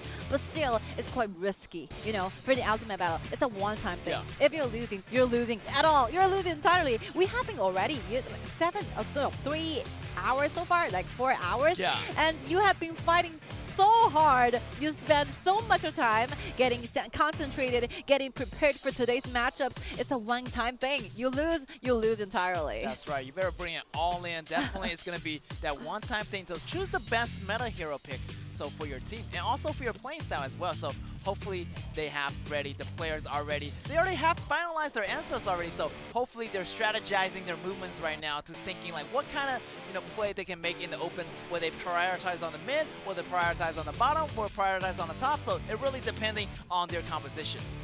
And what is really interesting is that it's been a while. It's been a long time before at the meta where Gongsun Li, Arlie, and Stasha is really popular. Because it's getting banned so often, you gradually lose your own practice of this hero. So just imagine, the bold jungler has been taking this Butterfly out for a long time. I mean, if Butterfly is in this composition, it will be the very first time for these two junglers to play in this tournament. Because the Butterfly is not letting it out in the group stage at all. I mean, we only see this Butterfly 2 times out of this whole KIC competition, and it's during the wildcard qualifier, and even in the group stage, you don't see Butterfly maybe not until the ultimate battle. So yeah, pretty soon we're gonna see if Butterfly is gonna be out or not by these two players. It's really crazy. I have no idea what's gonna be happening because it's a 1+4, right? Yeah. This will be the one that truly mixing Shines.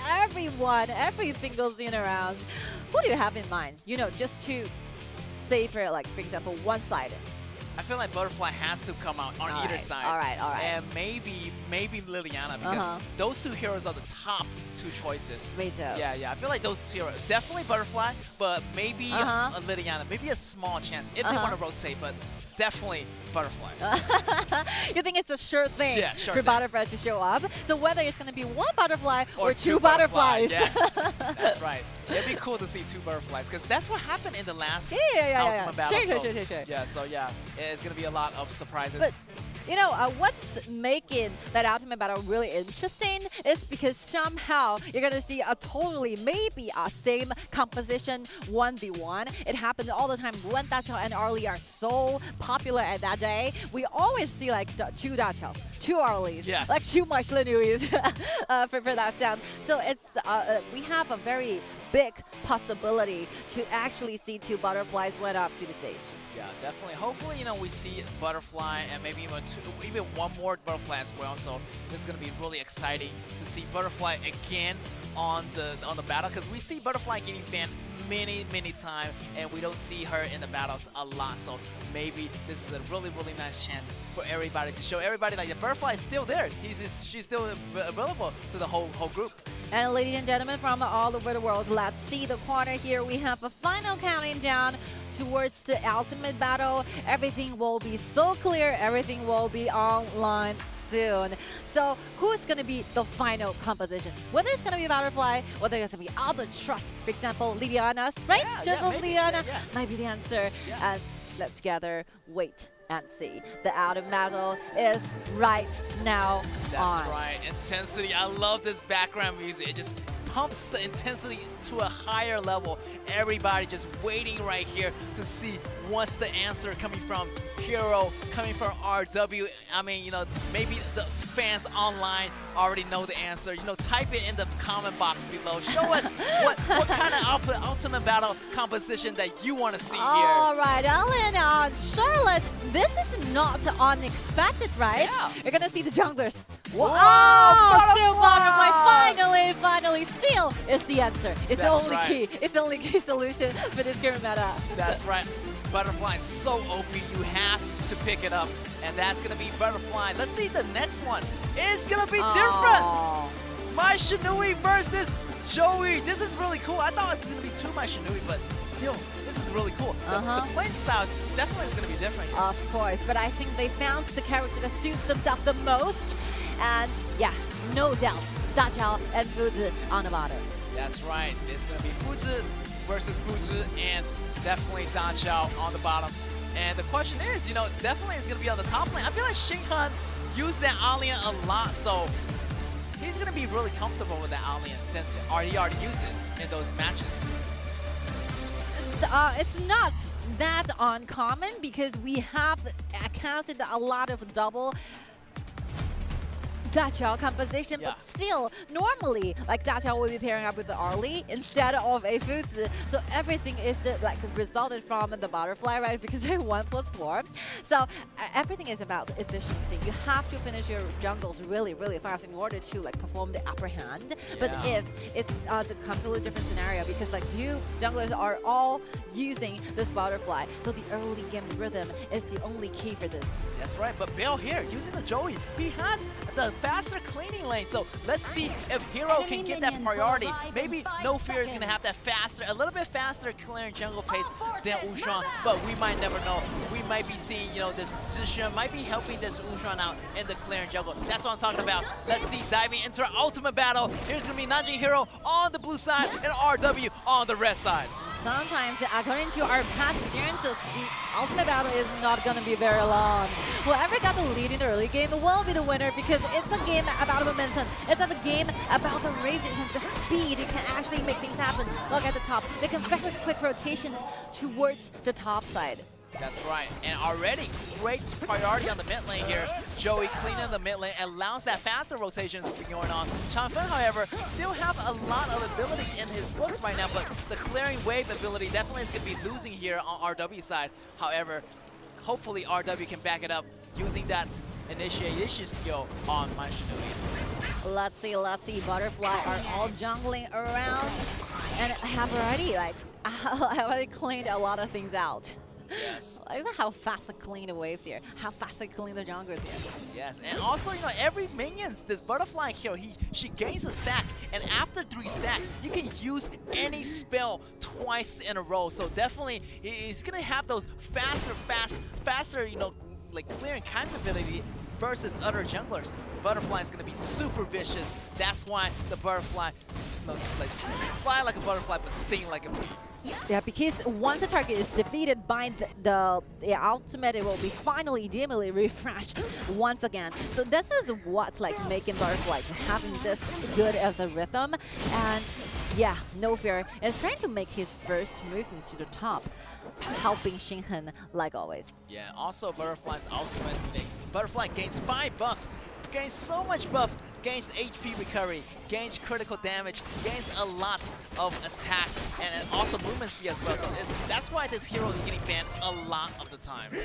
And sometimes you have to be careful with the skins, because if you have a similar skin, you might be stepping into the wrong teleportation channel. This happens a lot because they look so similar. Yeah, they look really similar. So watch out for the colors and the animation effect. It happens. It happens in the past where the players are being so intense, being so nervous that they actually step into the wrong teleportation channel. That's gonna be something. That's right. They have to keep their eyes open to see which effect is gonna be on their ally side. So right here, the RW setting up the camp. The fire is going to be out right here. RW initialization going in. No Fear taking a lot of damage. The push is going to be good. No Fear getting taken out. That's first blood for RW. That's definitely not a good signature. As long as you're playing this assassin, especially Butterfly, being taken down, costing you a lot of very important seconds on the map, you are losing the rhythm. Your blue is already there, but still, you're waiting for the time. You're still traveling from your base. It's going to be cost a lot from the side of Hero. That's right. They're losing a lot of gold right now. You can see it from the replays. I mean, look at RW waiting patiently for No Fear to go in, to clear the lane. They know that lane, someone has to clear it, so they wait for No Fear to come out, and that gank is going to be good. Great analysis by RW, knowing that No Fear is going to come out of nowhere. Yeah, and it's really surprising. Whoever did it is decision right. He traveled from the top to the mid. They have this barrier in their man so early on. They are still making those, predictions towards No Fear, because No Fear is about to finish that lane. Together join the club, maybe to the bottom. They are way ahead of No Fear. That's right. And very well prepared. Might want to go after this Fuzi versus Fuzi, and what's it gonna be? And here it's gonna be Huayin knocking up this Huayin. Oh my god, the damage gonna be good! Hero getting 2 kills, 4 kills! That's gonna be 0 for 4 trade in favor of Nanjing Hero! And next, the Dragon will belong to the side of Hero. The wave, the priorities, everything in line. There's very compensating to the failures, right? That everything happens so soon at the very last. As long as Alhan gets target, it will be showing. The Dachao is kind of cornered down there. RW cannot make as fast as the reinforcement like Hero. Let's take a look at the replay. What just happened? Alhan actually struggles a lot with the Fuzi, with Huayin, but still he has a very clear target on this Dachao by the reinforcement. Everyone just went to the correct positions ahead of RW. Look at how Mi Fenghua is cheering for this. This is so important because they are losing 1 life.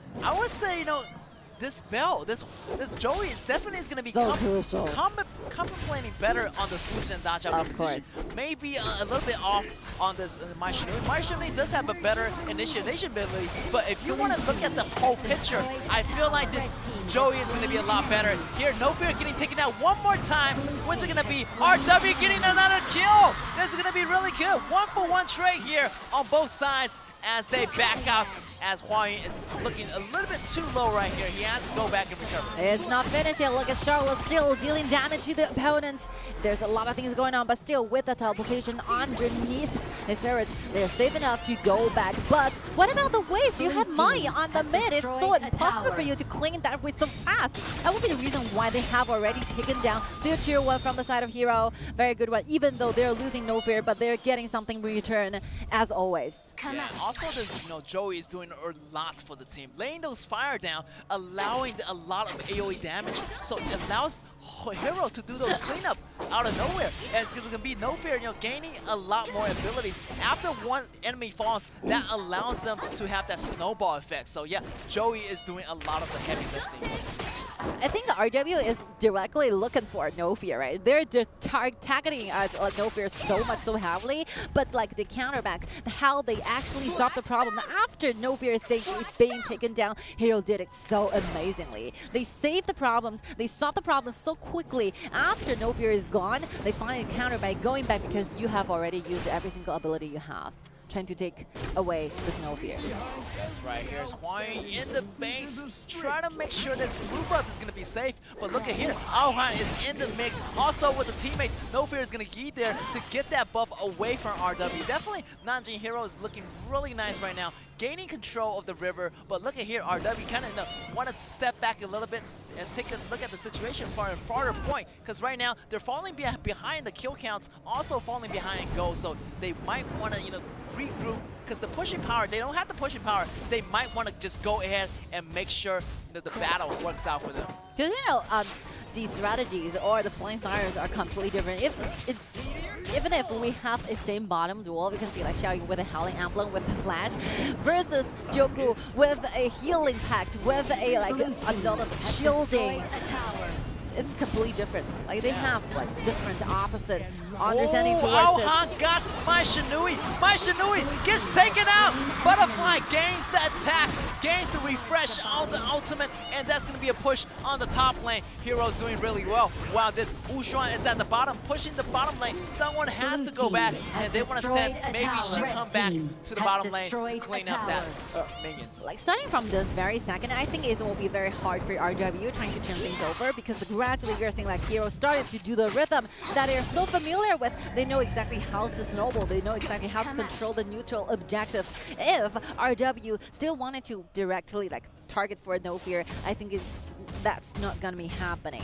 They should be like allocate more stuff, like more resources towards Zixian and Wushan. I think Zixian, the Charlotte, might be the hope they can like, turn things over. Yeah, definitely. They need to allocate some goals, pouring some more resources into Jushan's and Wushuan's pocket. Definitely is going to be the damage dealers, as Chunfa in the mid lane are suffering a lot because he does not have that wave clearing ability. And also Jushan almost gets taken out. He goes down. Butterfly is out of control, refreshing the abilities as the fire are laying down, and the battle is almost coming to an end. The high ground tower is under attack, and Hero, and he has to back out because there's not going to be any more minions, but the dragons are moving in. Great job on Hero on that solo in the bottom lane. Right now, they're picking up more buffs, taking away more resources, and denying RW from coming out. I think from this time on, you can see literally, I think the difference between Alian and Charlotte is okay, but just compare how fast it can take down towers using Joyu. I think this Joyu choice is really, really good. That's a reason why they can get the pace so fast, get to the high grounds, get to the crystal. They tear down turrets that easily, but if you compare with like Chenfeng, like because they are choosing the assassin, all they should be looking for is those dives, is those sudden initiations. But if you're losing that much when it comes to gold, when it comes to vision, it's super hard for you trying to realize this. That's right. If they're in the lead, then it's gonna be good. Yeah. But once they're behind those snap engagements, they're not gonna have the option to do so. If they dive in right now, they're just gonna backfire, which cause more damage to the side of RW. So right now, Hero is doing really nicely with that push, and yeah, they're just staying really calm and collected right now, knowing the fact that RW has no options to come out, so they can just slowly suffocate RW to its corners right now, pushing them back slowly one by one. Let's see, Hero is doing so well. They have total control. Look at Wushan getting closer to no fear by secret. Charlotte is here, but been discovered by Joku, helped a lot. No fear has retreated back to a very safe position. Yes, they have slowed down for a little bit. RW still regrouping, maybe trying to, go to the bottom, hiding at the bottom, hiding their visions right now. All of the players are hiding their visions. Nobody knows where RW is right now. And this hide and seek game, this is going to be a cat and mouse game. Which is going to be a cat, which side is going to be the mouse. And I feel like Hero has the upper lead, so they're going to be the cats here, trying to find out where's the positioning of RW. I mean, they don't have to rush. They don't have to find out. They can just push. They don't have to worry about where RW is. They have their own missions. They can grab more objectives. They can grab more buffs. Oh, look at this. Someone is being found by his foods magically while you use a flash to get into Joku. Joku is in super danger. Well, we have that no fair. And here's going to be Ushuan taking a lot of damage. Ushuan goes down. No fair. Going crazy with those damage. Another kill. Going to be in the pocket. Double kill for no fear. And triple kill on the side of Nanjing Hero. This might be the ending because they got the dragon on the bottom side. They're moving in, and Butterfly is going crazy. Another kill in the pocket of No Fear, and that's going to be it. Maybe the dragon's going to move in. RW is going to get taken out, and congratulations to Nanjing Hero! 4-3, final winner of this amazing BO7s, giving us the straight answer, the best solution he can possibly found within the remaining Hero Balls. They have been giving us 7 incredible shows for tonight. And yeah, I think tonight that we're going to be having another BO7s, everything is going to be in line. Let's hear the crowd, and once time more. Congratulations to Nanjing Hero. They have been here so far, and after a lot of times, a lot of audience are actually not watching and having a very optimistic view towards them. They're thought to be the underdog before RW is performing so good during the group stages, but after 7 amazing battles, they prove themselves to be the better one among these two. What a fantastic ultimate battle. I mean, from the very beginning, I feel like Hero doing a really nice job pushing the towers. This allowed them to open up the map even more. More map control, that meaning they're going to have more vision, and that allows No Fear to do more damage to the RW side. As long as they get the first kill, that No Fear's Butterfly is going to keep rolling, going to keep refreshing its DDs. That's how the momentum is going to work. Whoever had the better momentum in the ultimate battle gets the win. Who says if you're going to be defeated for the first time in the early game, you're going to be facing a lot of difficulty in the mid game. You're finally, because you have the help, you have some strategy like stalled in your own team, your teammates is going to back you up. Even though you're getting defeated 1 or twice, so what? Your teammate is going to be standing out telling you you are the one winning this game. Definitely. What a fantastic outcome. 4-3, getting the ultimate battle in the end. Nanjing Hero really did it this time, and I expect no less from this team. Definitely, they done really well in the group stage and coming in at number 2, while RW coming in at number 1 as the underdog of the group stage. But still, at the very end, Nanjing Hero came back really strongly, and congratulations to them. Didn't really see that coming for the ultimate stage, but really, we got our wishes fulfilled. We finally see the ultimate battle in our group stage. Yes, and I think it's a very perfect ending for us because we are not expecting like RW to remain this like prepared. Like the momentum after 10 days or 9 days of the break is still there. I mean, the hope that kind of spirit still remain in all of the games. They're just, you know, a little bit lack a little bit for like time or experiences. Maybe sometimes they might be overly excited, but this kind of problem, a minor problem, will be solved in the future because I strongly believe that this will be a very precious lesson for them to learn. Yeah, I feel like RW's composition, they gotta be more aggressive because they choose my Shinui as the mid laner, so but Joey got the early lane prioritization, so that allows this, you know, hero side to do more damage. And right now, you know, getting the ultimate battle win, that meaning RW has to go against one team in the bottom brackets. Yes, that's, like, honestly speaking, might be a very easy run for them. They're looking forward to like more things coming up with the challenges, with the even like stronger teams in the future. And for Nanjing Hero, congratulations again, and to like move in towards, you know, maybe the qualifiers, maybe the finals, because they're waiting for their opponent to show up, and that will be one team between Guangzhou TG and Suzhou KSG. Yeah, definitely there's gonna be another crazy battle. Definitely the next matchup is going to be that battle, KSG versus TDG, and let's see which team will win from that one. That will be the winning team fighting against Nanjing Hero in the upper brackets. But in the meantime, let's look at the team stats here. Pretty similar heroes as I mentioned. The only difference is going to be Shinhan's and also Bell using this Joey, also this Alien, versus Chengfeng who uses my Shinui, and this Zhishen using this Charlotte. I think, yeah, definitely this time Alhan uses foods way better than the first one, right? He's been using foods for 2 times in today's matchups for the total 7 games. And, you know, the synergy, the person, the targets he finally found will always be showing, right? He had the upper hand when it comes to whoever initiate the first. And it's a game about how fast you can be. It's a game about efficiency. As long as you can see, like, both junglers are finishing jungling in the first round, they're trying to make things happen on the map.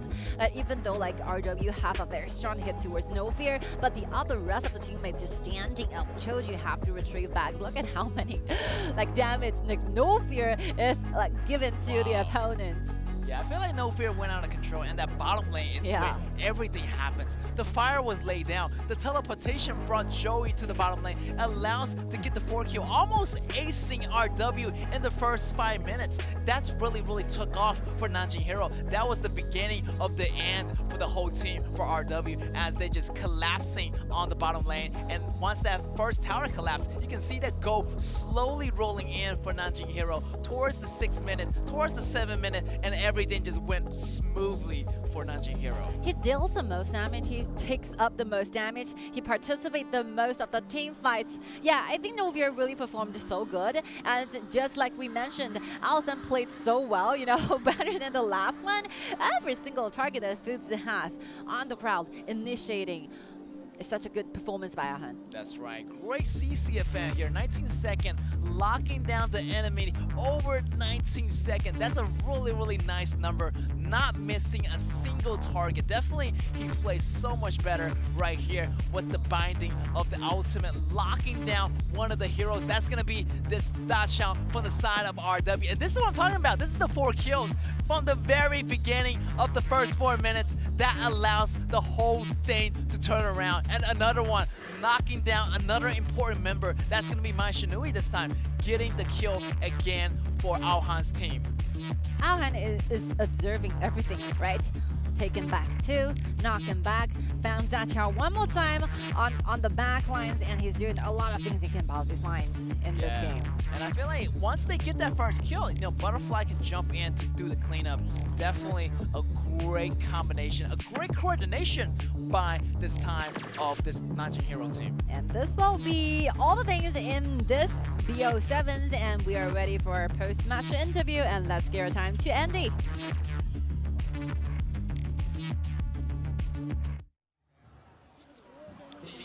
Right, thank you guys. Thank you very much for being in the after-match interview. We have Zixuan with us. Please say hi to the audience. Hello， 大家好，我是济南小子轩。 And we do know it's really unfortunate that we lost the game, and also would like to ask, what is the pressure that you have for the very first BO7 you play? 第一个问题就是，的确我们今天输掉了比赛，但是就是说，作为第一次打 BO7 的一个感觉来讲，压力有多大呢？ 感觉应该没有太大的压力吧，不然前面不会那么大意的。Well, not much of pressure. Otherwise, we would not play so aggressive just then. 那接下来一个问题就是说，你觉得在整个过程当中有哪一些地方是掉点或者出了问题的呢？ The second question is related to where did everything went wrong. 今天没做好吧，就训练的东西没打出来。 Haven't done a lot of the things that we supposed to do during the training sessions. 那当然，下一场比赛我们是打 One Team. 那对于你来讲的话，对于下一场比赛有些什么看法呢 ？So what is your opinions on the next game with One Team Esports? 尽全力打就行了。 We will try our very best and go for the next game. 那在这里也祝你们一切顺利。And once again, we'd like to wish every luck with them. And let's say goodbye and take a break.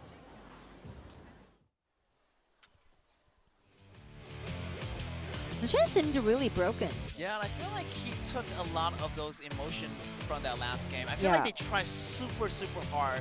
They were so close. I mean, that game number 6, they brought it all back, but once they went to BO7, something actually went a little bit wrong, and you can feel that emotion in the Zixuan's voice. I feel like they're a little bit heartbroken, but anyway, I feel like they're going to try their best to fight back through the bottom brackets. Yeah, it's very heartbreaking to see, you know, obviously you're losing in this way. It hurts so much because you have a lot of opportunities and possibility to win.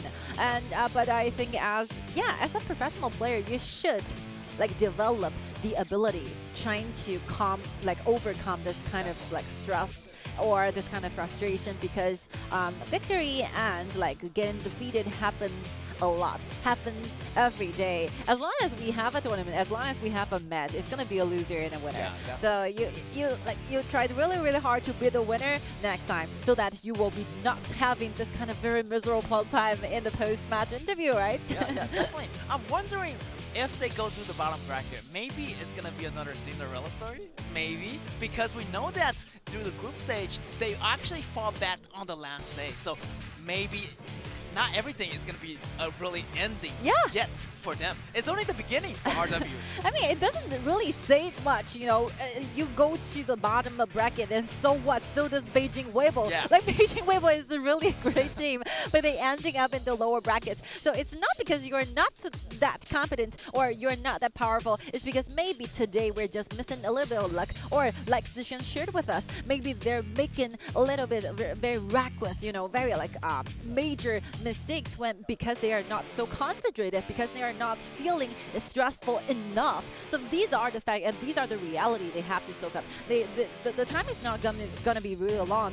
The team ends, the game is about to kick off very shortly. So get yourself prepared. Yeah, I feel like he has a lot of great honest opinion, because like through the scrims, he said that he really didn't have the effect of the scrim battle. So yeah, hopefully they're gonna go back and practice. Definitely is gonna be another factors in here as they went to the BO7. I mean, they tried so hard and they got so far, but in the end, they took a very, very heavy blow to their mortality. Hopefully they can bring that back up for their coaches. Anyway, it's a double elimination. You always have a second chance. So we're ready for the interview with Hero, and let's see who's with us.